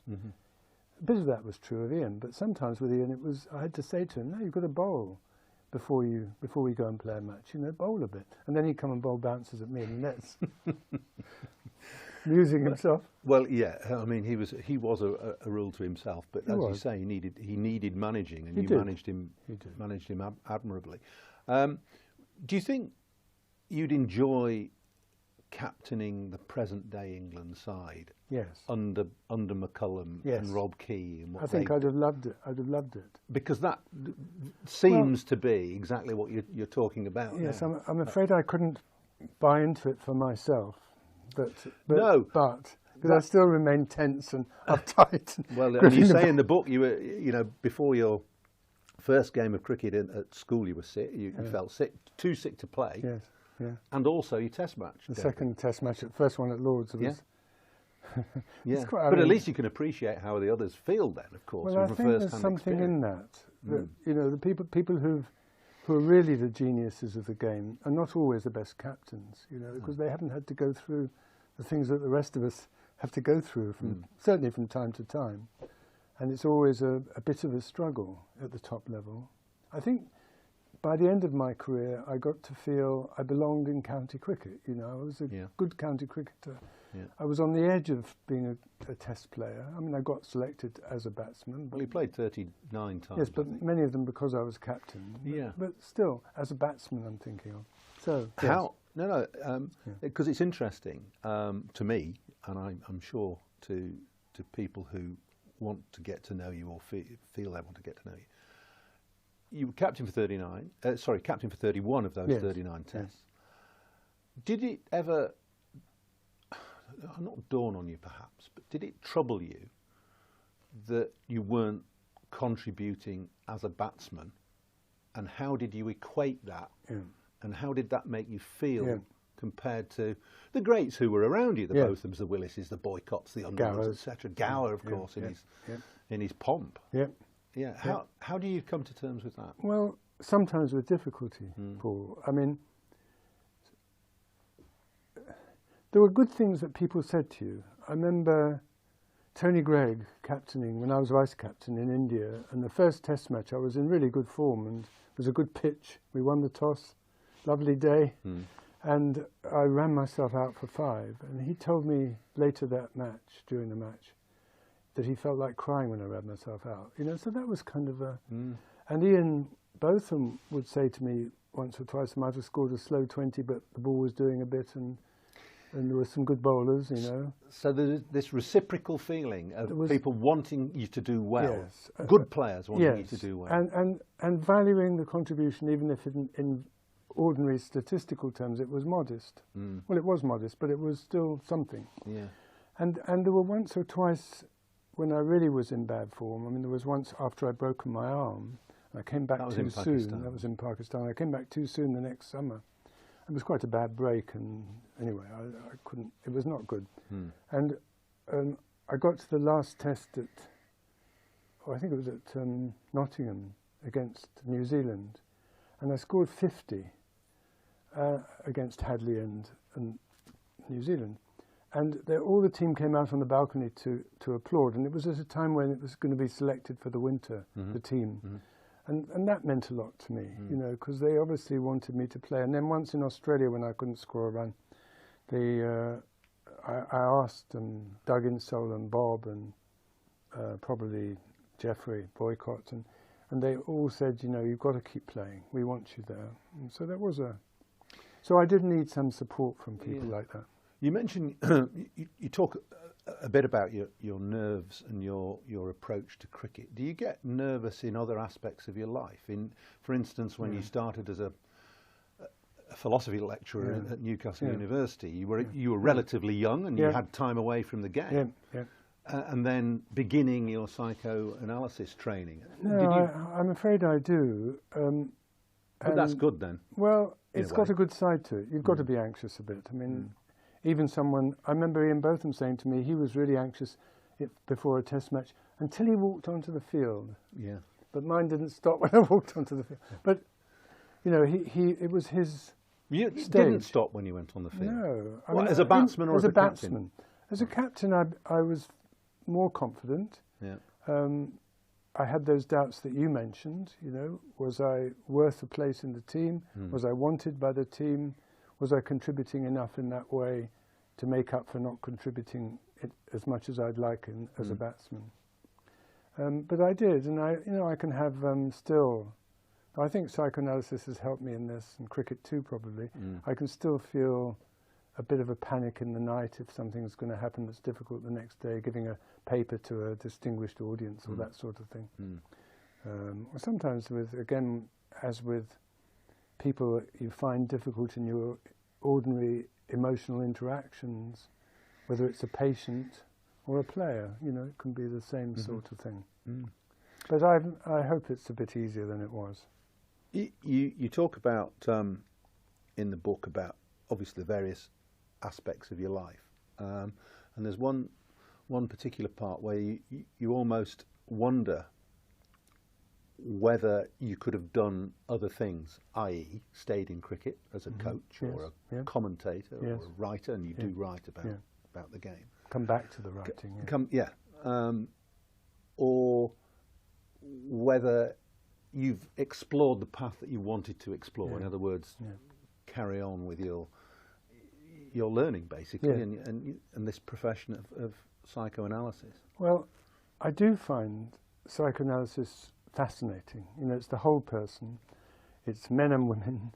Well, of course, cricket is for women as well, but we didn't quite have it in our day, did we? And we didn't play alongside them, of course. No. So, and it's the whole person, and it's from childhood on, and that's the point of the matter. Whereas in cricket, it was really, how do you get the best out of people and help them in relation to their cricket? Sometimes that may be helping them in other ways. I remember Steve Waugh saying to me once, I think I put it in the book too, saying that he hoped as captain of Australia to help people to become not only better cricketers but better people. And I think that was a very interesting comment. That I thought so in a way that's it covers the whole range of the unconscious and conscious self, the mind, the emotions, the behaviour, the inclinations, the dreams. I think it's suited me very well, actually.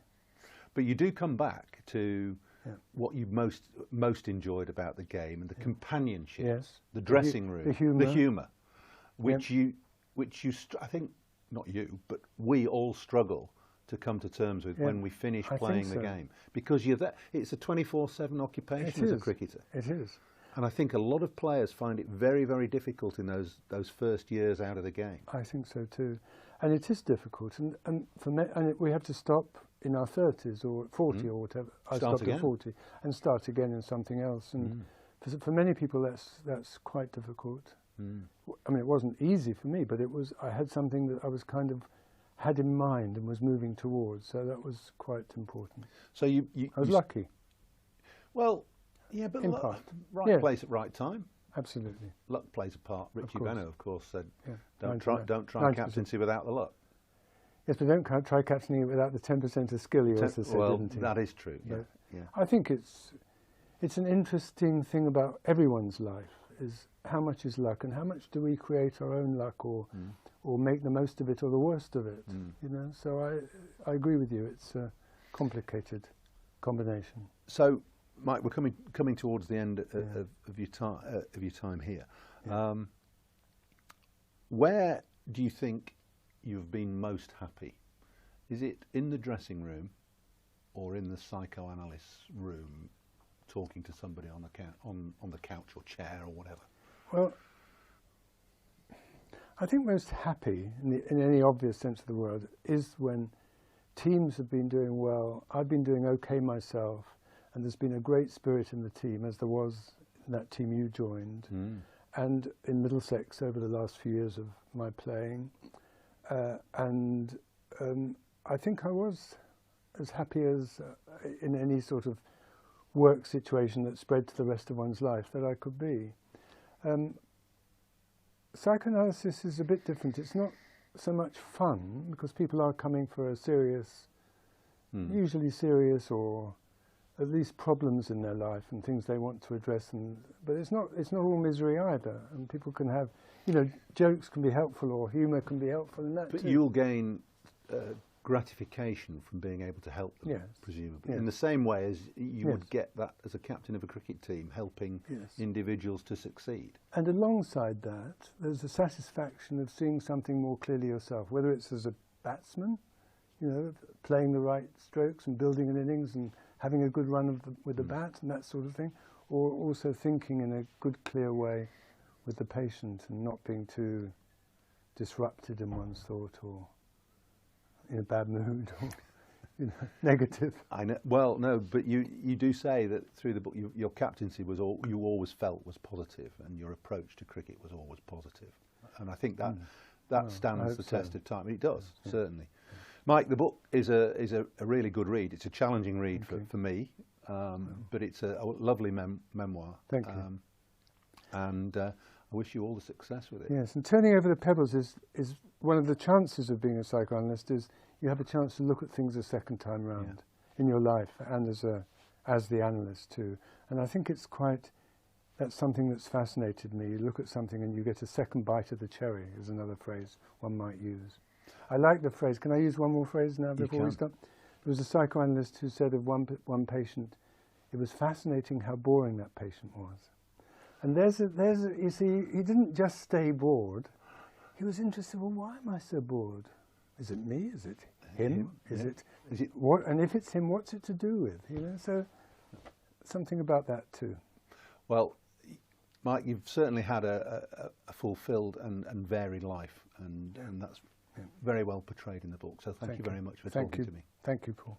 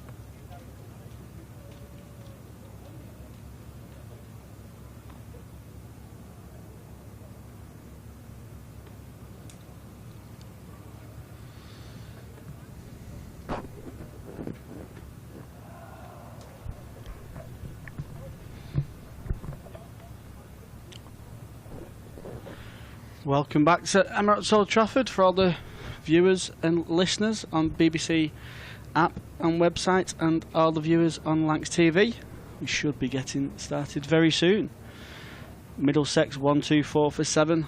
Lancashire will hope to wrap these last few wickets up pretty quickly. Still pretty dark here. Be interested to see how long the umpires stick with it before the light meters and all that come out. Floodlights are on. Thankfully the rain has stopped. We look pretty good to go. The groundsmen are just waiting to push the cover off as soon as the players and umpires walk out. Well, we're overtraining here a little. I think there's about 6 minutes to the start of play. 4:30's kick-off time. Floodlights beaming down. They won't be pushing that cover off, Callum. I'll tell you, it's a heavy piece of kit. That it's the hover cover, and it's not revving, which is slightly worrying. But the Lancashire fielders are out there, going through their stretches and warm-ups and looseners and whatever else.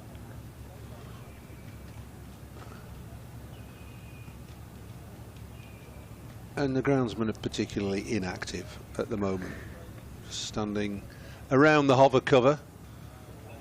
One of them standing forlornly with a bucket of sawdust, about 20 yards behind the stumps. Middlesex batters just about getting ready. Sam Robson, 50 not out. Been there since the start of play. 11:15 we started, 15 minutes late this morning. And Middlesex will resume on 124 for 7. Tom Hartley going through his paces, just loosening up. Not sure that he'll get a bowl straight away. Still very overcast. I suppose the only way he will get a bowl is if the light's not good enough. But I can't believe they'd start in light that was so poor that the seam bowlers couldn't bowl. They wouldn't go on if that was the case. I was going to say, can they go on with that ruling in place? I wouldn't have thought so. I wouldn't have thought so. But you know, who knows these days? Playing conditions seem to change every 5 minutes. That's the sound of the other cover being switched on.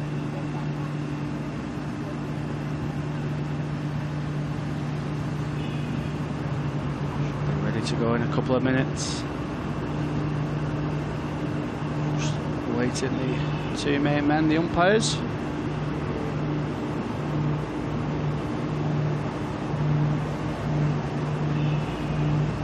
Just one thing, there used to be, I don't know whether it was a playing condition or just an unwritten rule, that when you could see 4 shadows, i.e. the shadows from the floodlights of the individuals, then the umpire, that was the key to come off, and you can see shadows quite distinctly on the outfield now as the ground staff make their way off. We'll see. Messrs Milnes and Malander make their way onto the ground.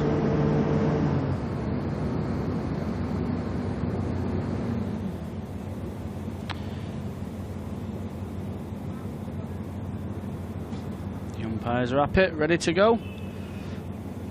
The Lancashire lads soon follow. 1-2-4 for 7 Middlesex. Robson 50 off 152, played excellently all day. Really calm, really patient for his runs. Really dug in for Middlesex this morning, this afternoon, and they'll be hoping he can bat out the day.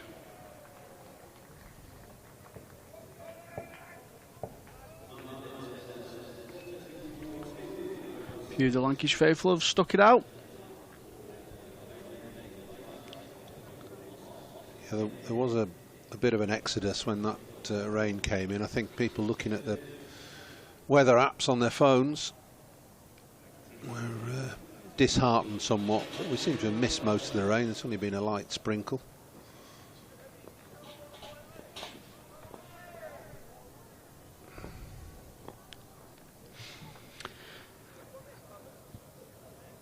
Tom Bailey's going to carry on. 4 balls into his 13th over.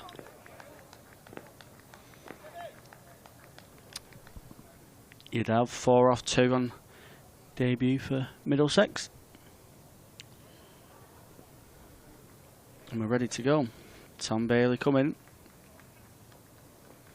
Balls outside the off stump. You'd have thinks about playing. Just lifts away at the last minute. Goes through to Phil Salt for no run. Got 5 slips in there now. 4 slips in the gully. Point. Mid off, mid on, and just in front of square.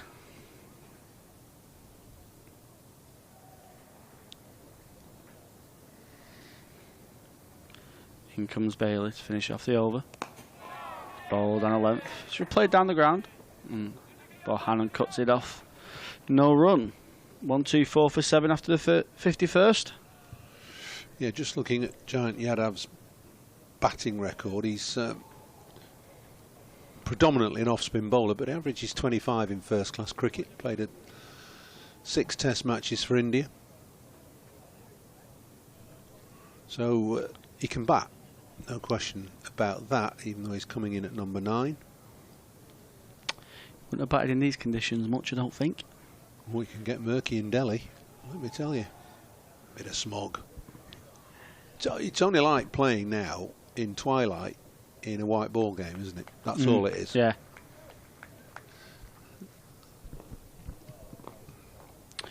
Will Williams from James Anderson end. Bowls. Just played off the back foot into the offside for no run.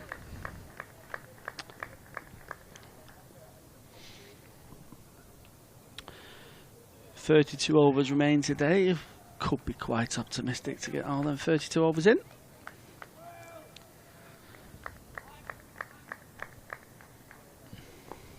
Williams with 2 slips, 1 gully. Point, cover, mid off, mid on.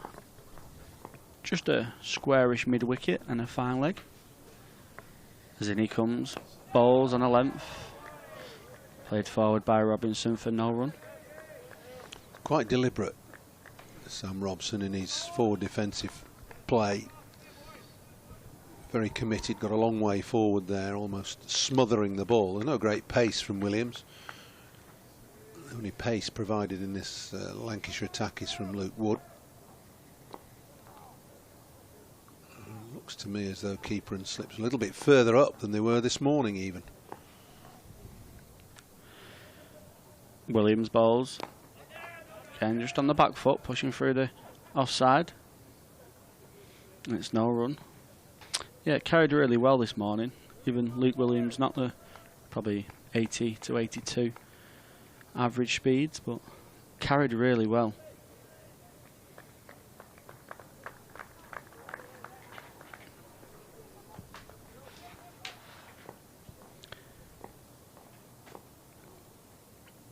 Bell and Jennings and Tom Hartley in the cordon. As in comes Williams. Bowls again, it's in that consistent line and length that he does. Prodded forward by Robinson for no run. Robson, sorry. He looks to have plenty of time. Sam Robson now. Batted really well today, hasn't he? He's been really simple with his game plan. Not played at anything that outside of it.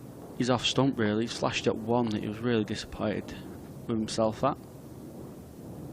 So in comes Williams. Balls, pushes down the ground.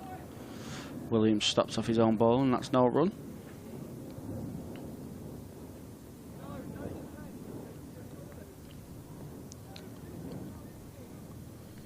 Don't be fooled, viewers on Lancashire TV. It looks pretty bright. Even a touch of blue sky up there in the top right hand corner. It ain't. That's just light grey. And it's pretty dark out in the middle. Then comes Williams. Just drifts onto his pads and Robson plays that out into the leg side. It's good fielding by Balderson to stop the runs. I like the way Lancashire are moving between overs here. There's a sprightliness about them, some enthusiasm, which is good, and you'd expect that, but Can be difficult on rain-interrupted days, just to keep that momentum going. They've got great incentive, though, Lancashire, having 7 wickets already. They want to try and wrap this innings up as quick as they can. Yeah, they'll be happy to just turn up in the morning, wouldn't they, and know that the batters are straight in. The bowlers won't have to warm up. In comes Bailey, bowls, and push down the ground by Adav for no run.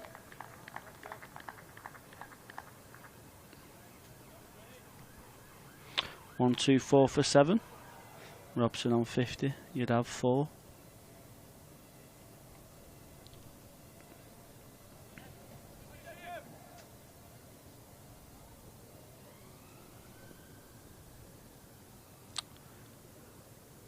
Bailey bowls. Again, it's in that line of length. You'd have prods forward for no run.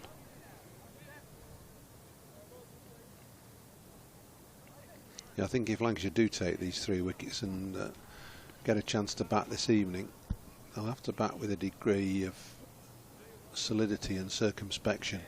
It's not an opportunity to go out there and crash the ball around. Need to take a leaf out of Robson's book rather than the rest of the Middlesex batters. Then comes Bailey. A bit more back of length you'd have. Plays it through backward point where Vilas, is it? Vilas does the fielding. No run. Just down in the press box in the break for rain and talking to Paul Edwards, who's virtually the resident down here, works for Cricinfo and various publications up and down the country, and he'd done a bit of maths homework about the Middlesex batting. In comes Bailey.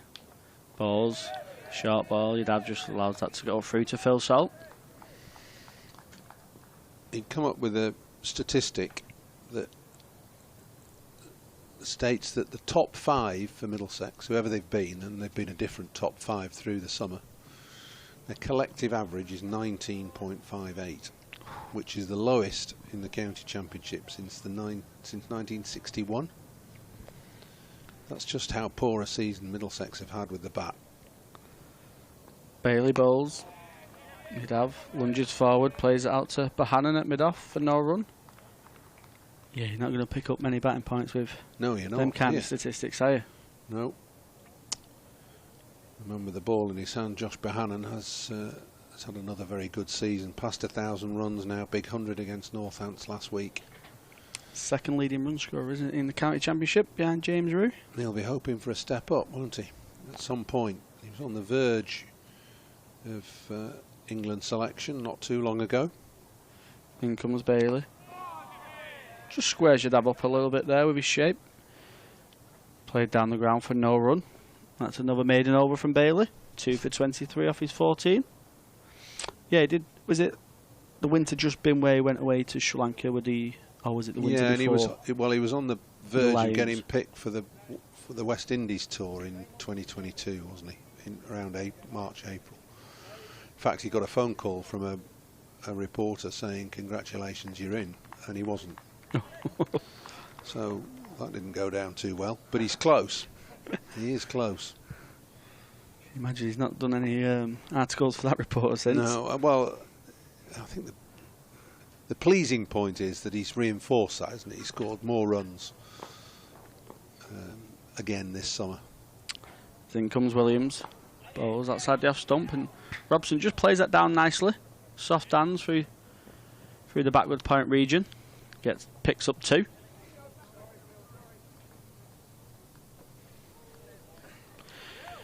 Yeah, Bohannon's been excellent, hasn't he? He's been excellent for Lancashire for a couple of years now. He's such a busy cricketer at number 3 for Lancashire, but such a solid technique, such a lovely player to watch, and someone who I would think would suit the way that England play at the moment.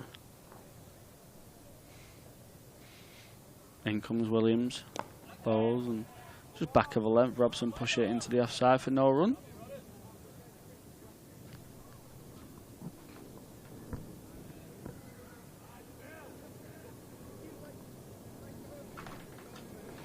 1-2, 6 for 7. Robson on 52. Yadav 4.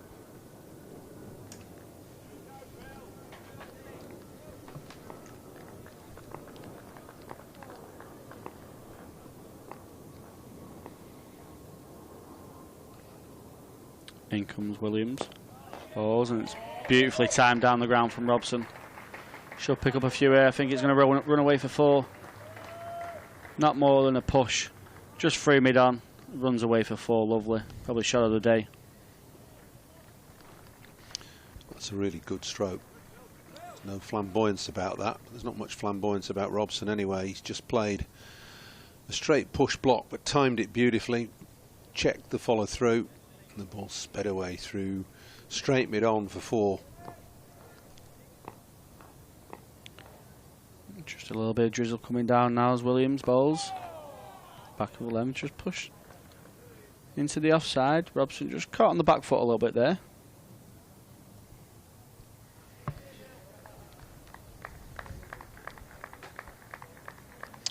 Depends which weather app you're looking at, I think.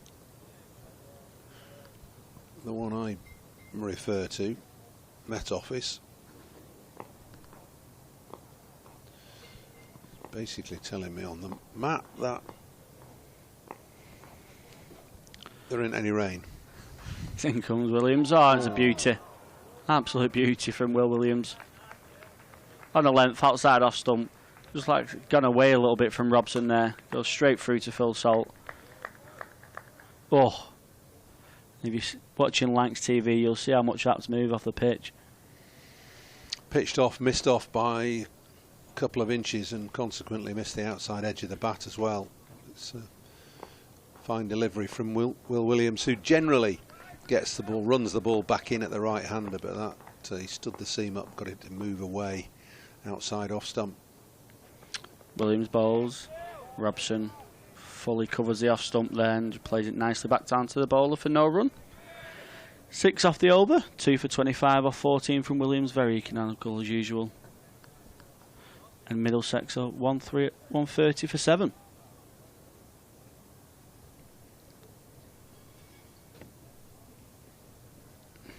Bailey to carry on, as we would expect, with the floodlights on. Not the easiest time to bat. I think the Lancashire openers would be happy if they wrapped it up just before the sort of close of play.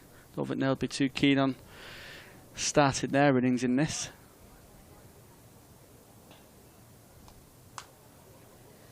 Then comes Bailey. Bowls and playing to Vilas at point for no run.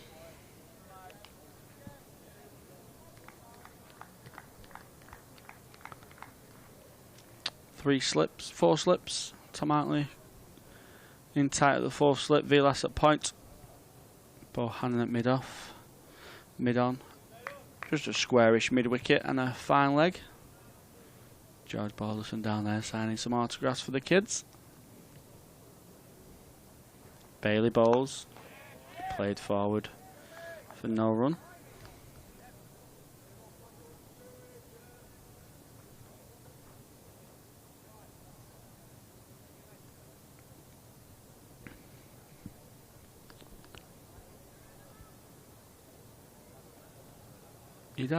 Looks pretty solid here, lunging forward on that front foot, playing nicely.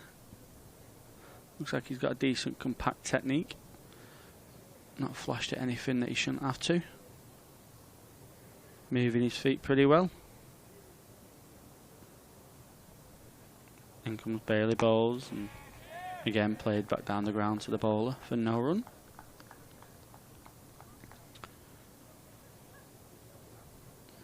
Tom Bailey working out on that ball, seeing if he can find a little bit of lateral movement. It's not been too much. Been probably more off the wicket than anything today.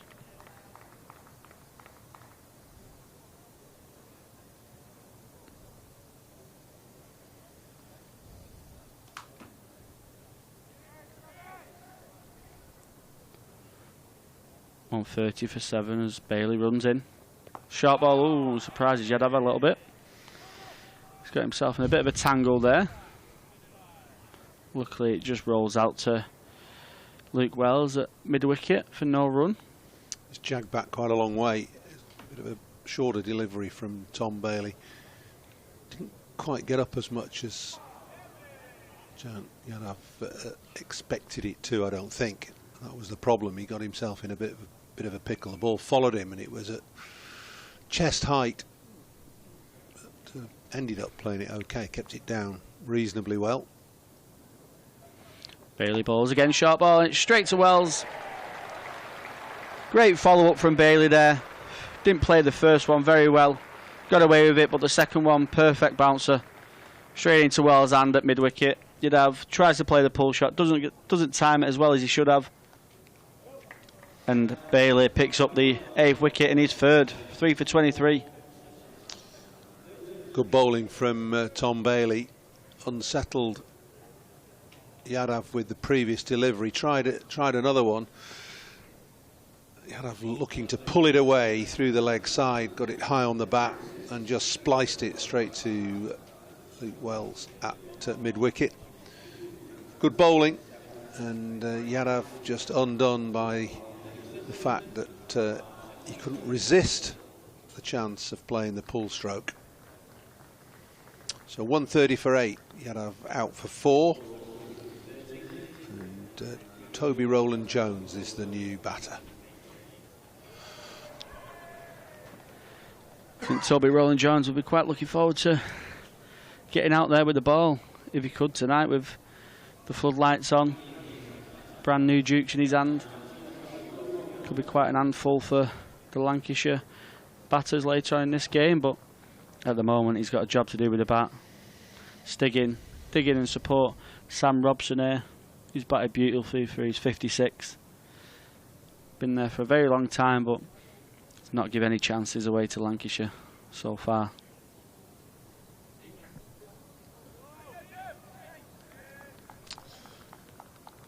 Toby Rowland-Jones captaining the side today. No Eskenazi in the side. He can hold a end up, can Rowland-Jones, not the worst of batters. So in comes Bailey, bowls, and it's followed up again with a short ball straight away. Jones ducks under it pretty well. Gone through to Salt for no run, and that's the end of Bailey's over. 130 for 8 after 55. Look at Bailey's wickets if you're on Lancs TV, or the wickets that have fallen.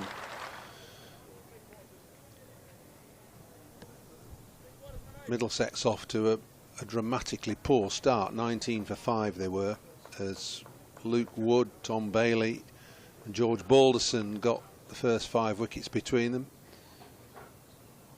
And when Will Williams continuing, getting rid of Higgins, De Carey's playing a poor stroke, and then Yadav the last one, who just got that high on the bat in that over from Tom Bailey. Williams bowls back of length, and Robson just pushes it out into the offside. Deep point, deep square and deep fine leg for Robson. I think Lancashire and Keaton Jennings are just happy for him to get a one and open up the other end and bowl at Rowland-Jones, I think.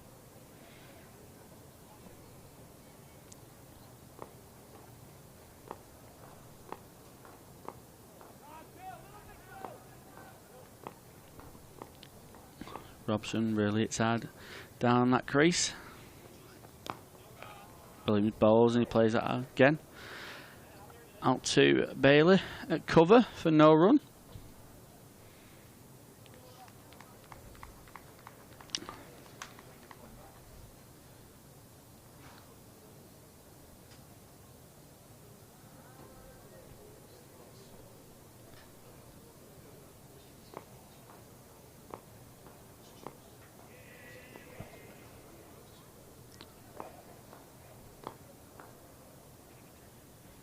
In comes Williams, bowls, and it's left outside the off stump through to Phil Salt. Just the 2 slips, Bell and Jennings. And then mid on, mid off and cover are the inner ring.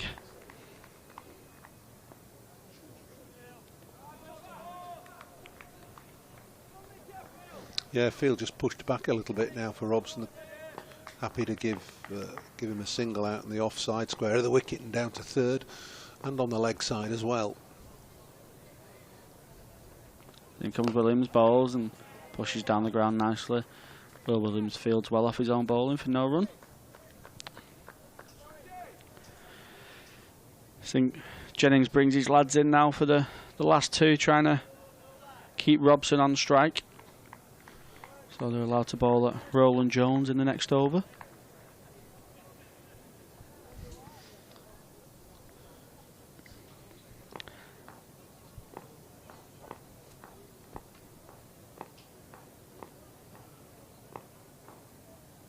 In comes Williams, bustles in, bowls back of a length, ducks under that one, through to Phil Salt for no run.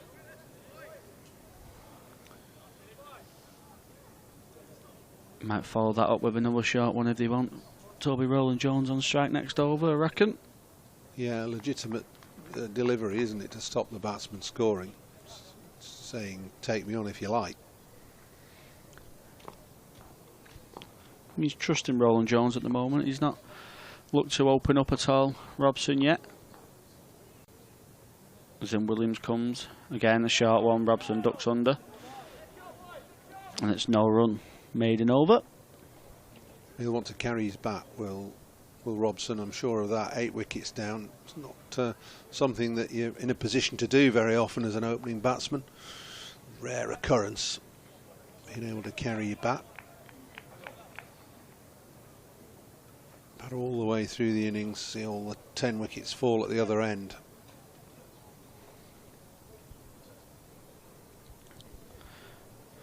I wonder how Roland Jones will play this. It might just benefit them to be a little bit attacking here, Middlesex. Play a few shots. In comes Bailey. Bowls back of a length, just hits Jones there on the fire guard. No run. Just try and get as many runs as they can, as quickly as they can, knowing that if it doesn't get any darker, they'll have an opportunity of getting a strike or two against Lancashire's upper order. Yeah, it's kind of, we've seen it in the Ashes a little bit with Stokes taking that early declaration, didn't we? He wanted to bowl at Australia a bit at the night time to see if they could get a few wickets. As in comes Bailey, bowls, and Roland Jones pushes that down back towards him for no run. Yeah, they wanted to bowl in the best of the conditions, and like you say, if Middlesex just throw their hand at these, whether they get an extra 30, 40 runs or whether they're bowling, they'll be bowling in the best conditions they're probably going to be getting.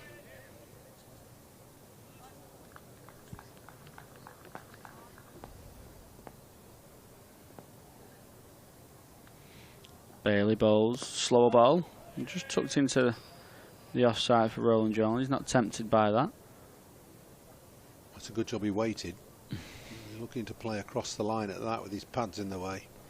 If he'd played a bit early on that, there'd have been a huge appeal for LBW. It was palpably slower delivery from Tom Bailey.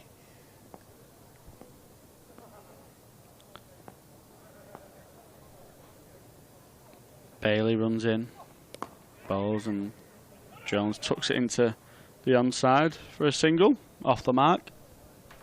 Takes the score to 1-3-1 for 8.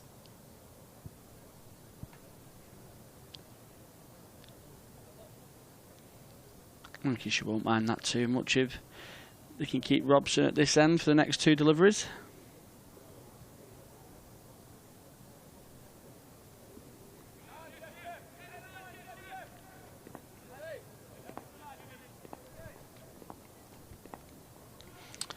In comes Bailey.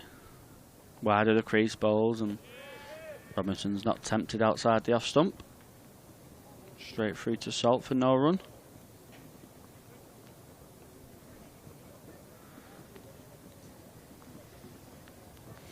And they're heading off. The umpires have called the groundsman on. A little bit of rain started again, and that very much could be the day with the light and the rain. Middlesex going off at 1-3-1 for 8. Robson 56 not out off 171 balls, played absolutely superb for Middlesex. He's been the lone hand today. Took his time, been very patient. And Roland Jones has joined him currently 1 off 5 balls.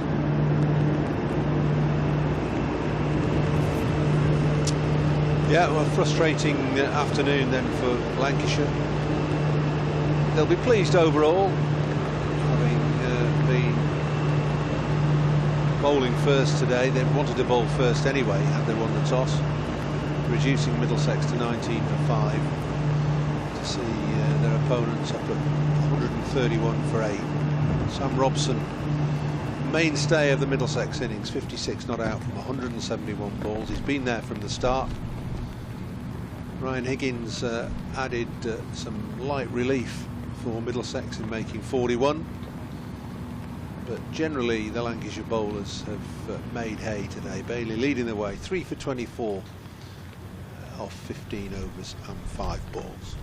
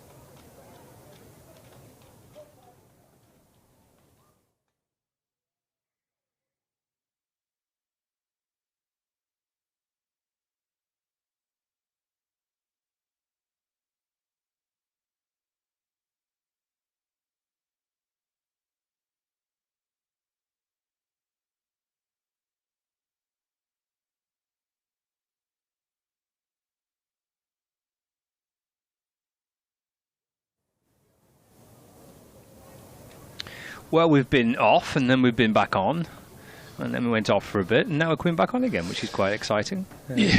Players just emerging from the dressing rooms down below us. It still looks a bit gloomy, to say the least. But it's dry, and play is about to resume. Scott Reed and Dave Townsend with you in the commentary box right now. Yes, exciting is one word for it. I doubt the Middlesex not-out batsman there, Sam Robson, has been in all day, and his captain Toby Rowland-Jones particularly excited as they're making their way out to the middle there. I think they would have quite liked to have just had a shower, change, go back to the hotel, have a think about today's play, and come out tomorrow and try and scramble that score up somewhere towards 170, 180, where they'll, if they get that, they'll think they've got a toe-hole in the game. But at the moment, at 131 for 8, could quite easily see this game, this innings, over tonight. Next 10 minutes or so, just Tom Helm to come. It's barely to complete the over, actually, 1 ball left of it. And hopping back is Sam Robson. He's been pretty resolute in defence all day. And defends to mid-on. And that does complete the over, 131 for 8. Just trying to think how many times Sam Robson's actually taken guard today. So would have had to have, obviously, at the start of play this morning, we had an uninterrupted morning session after starting 15 minutes late. He would probably have taken a separate guard for the spinners when they came on just before lunch. Take his guard again after lunch when he came out. Then we had another break, and that's probably at least the 5th time today he's taken guard. At that, is that the pavilion end or the? Its full title is the James Anderson end. The old pavilion. The old, well, it is. Is this a new pavilion? Well, it's kind of the players' pavilion, I guess, isn't it? You know. It's players changing rooms.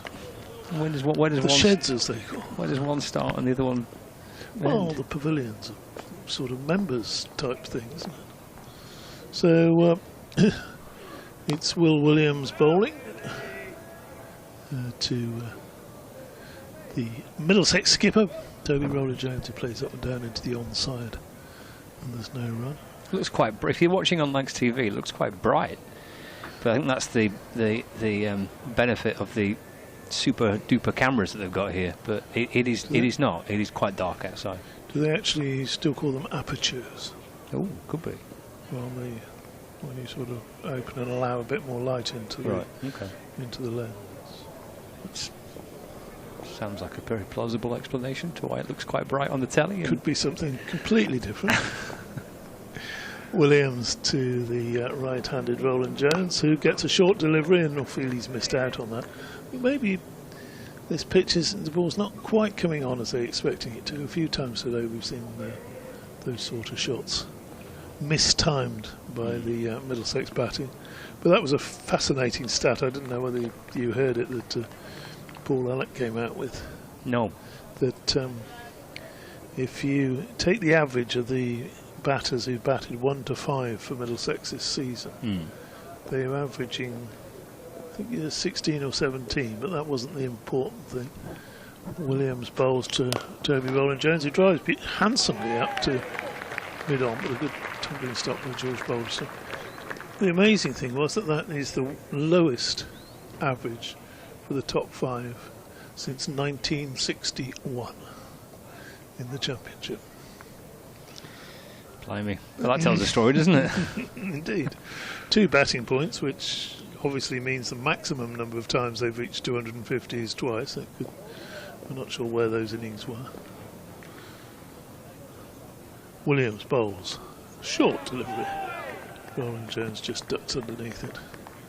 No run. There was a lengthy old conversation this morning between Tim Murtagh and Rowland-Jones up on the balcony, I think, before the toss. Just maybe having a look at the conditions. I think at the start of the day we all thought it was going to be another hot day. It had that feel about it, didn't it? But the rain has rolled up from the south. As Marty Emerson will tell you, all the bad weather comes from the south.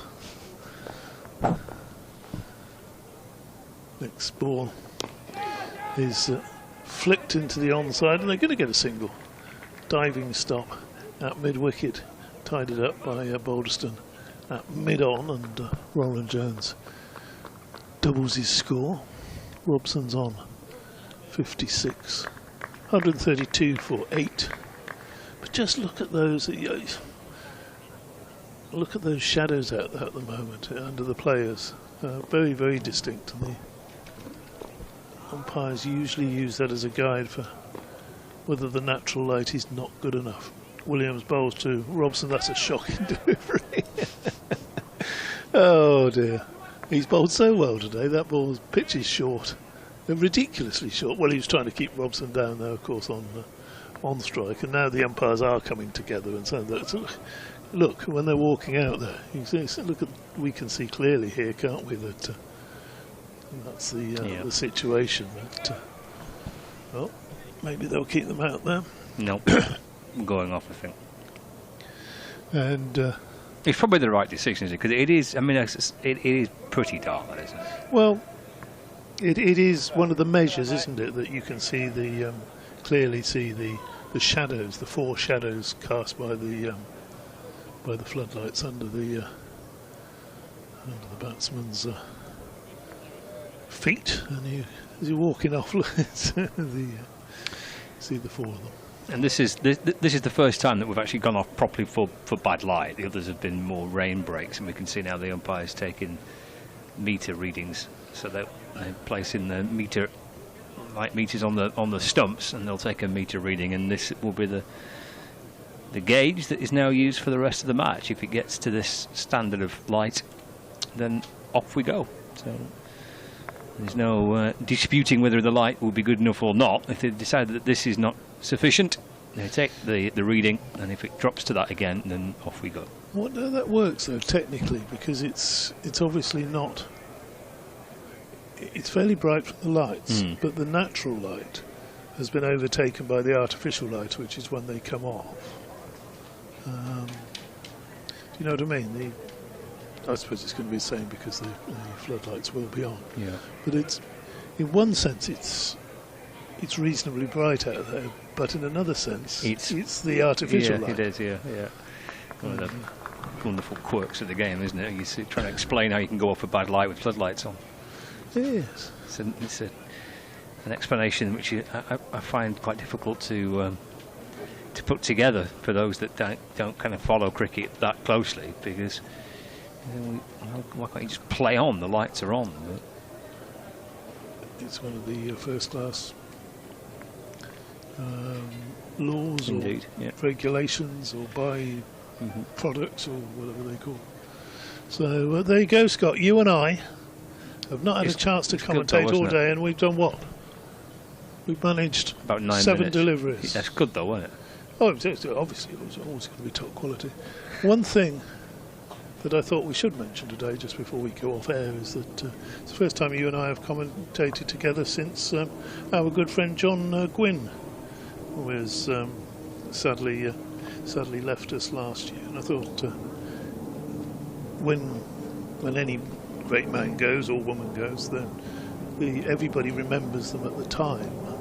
And I think it's just quite nice to, a year on, say this is my first time back at Old Trafford, and you almost expect the little fella to come shuffling round the corner with one of his jokes. And we do miss him, and anyone who knows John, he's certainly not forgotten. He was a fine man, so just wanted to pay him that little tribute before I went. Very nice indeed. So the players have retreated back to the dressing room. The 2 umpires have stayed out there, so maybe they're of the opinion that maybe it'll improve a little bit. Did they not do science at school? Doesn't look like it's going to massively improve anytime soon, but they're hanging out there for a little while longer while they. It shows willing, doesn't it? It does. Yeah. I think Toby, Roland Jones, and Sam Robson would be quite keen to spend a bit of time in the dressing room. I think so. Now, have we got a situation where they have to be back playing by 5:30? Yeah, again, that's a good point. It's a question I can't answer. So, at the moment, until that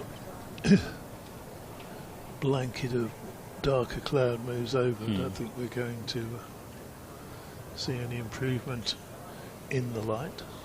I don't think we are. No, I think that's unlikely. Go on. I was going to say we could just sort of sum up what's happened today, basically. Go for it. From a Middlesex point of view, because Kevin Hand is with us tomorrow, the usual regular voice of Middlesex. You are deputising for Kevin. Yes. So, from the Middlesex point of view, DT, how are you summing up this first day? It hasn't been a good day for Middlesex. It was a difficult one. It's probably one of those tosses that you wanted to lose. I don't know what Lancashire would have done, but at least they would have, if they had decided to bowl, then Middlesex could say we were put in, and we lost those 5 early wickets for just 19 runs. Impressed with Ryan Higgins. He got the innings going, got a bit of energy into the innings. 41 to him. Sam Robson, who hasn't been in the best of form, has grinded away, or whatever the word is. And he's still there. Robson, the immovable Robson, 56 not out to him, 2 to his skipper. And the skipper will be thinking, should we have bowled? Would that have been better? But the idea was, as Tim Murtagh said this morning, that they wanted to bat and put runs on the board. And they have put runs on the board, but not very many of them. So definitely Lancashire's day, isn't it, at 132 for 8. The umpires are now coming in. So once they come in, then they have to go out without their hats on the second time, don't they? So that's also in the ECB regulations, is that? Well, it seems to be a tradition that signals that they're not going back out to restart play. I'm going to wander off and speaking to the groundsman. Groundsman's just shaking his head there, saying, Manchester, isn't it? You've got that one in, and after just 12 minutes of being on air with me, haven't you? No, it's been all over today, isn't it? Yeah. That's a bit, yeah. Week of decent weather, then a thunderstorm. That's the English summer. So, yes, and you've got to be impressed with Lancashire.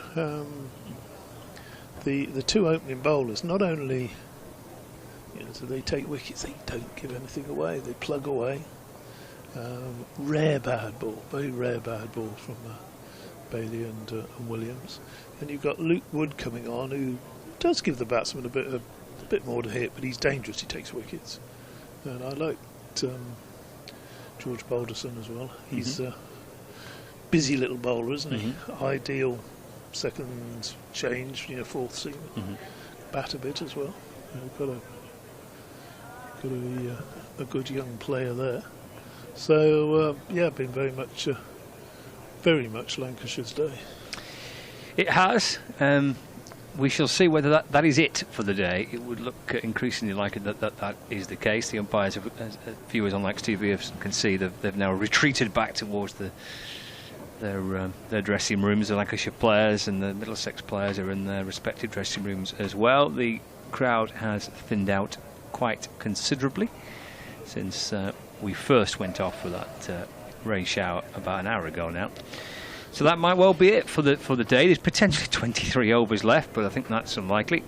A few hardy souls over there in the underneath the hotel, still waiting, hoping for a bit of play.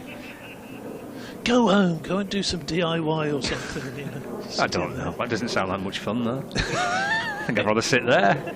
Go and put that shelf up in the back room that your missus has been nagging you about all summer, and you're just trying to put it off until the end of the season. No, I think I'd rather just sit there. Or go and have a pint. That sounds like a better idea, yeah. Right, we'll leave you for now. You can see on the bottom of the screen there for Lancs TV viewers, 132 for 8, with Robson on 56 and Roland Jones on 2. If there is any more play, then we will be back with you for whatever's remaining of the day. If not, we will be Back with you tomorrow morning from just before 10:30. The sound of the hover cover firing into life perhaps is a suggestion that maybe there is a little bit of rain that might not be too far away. So it's increasingly likely that we might not get much more today. But if we do have any further play, we'll be back with you here on the BBC Sport website and the app and on Lancs TV.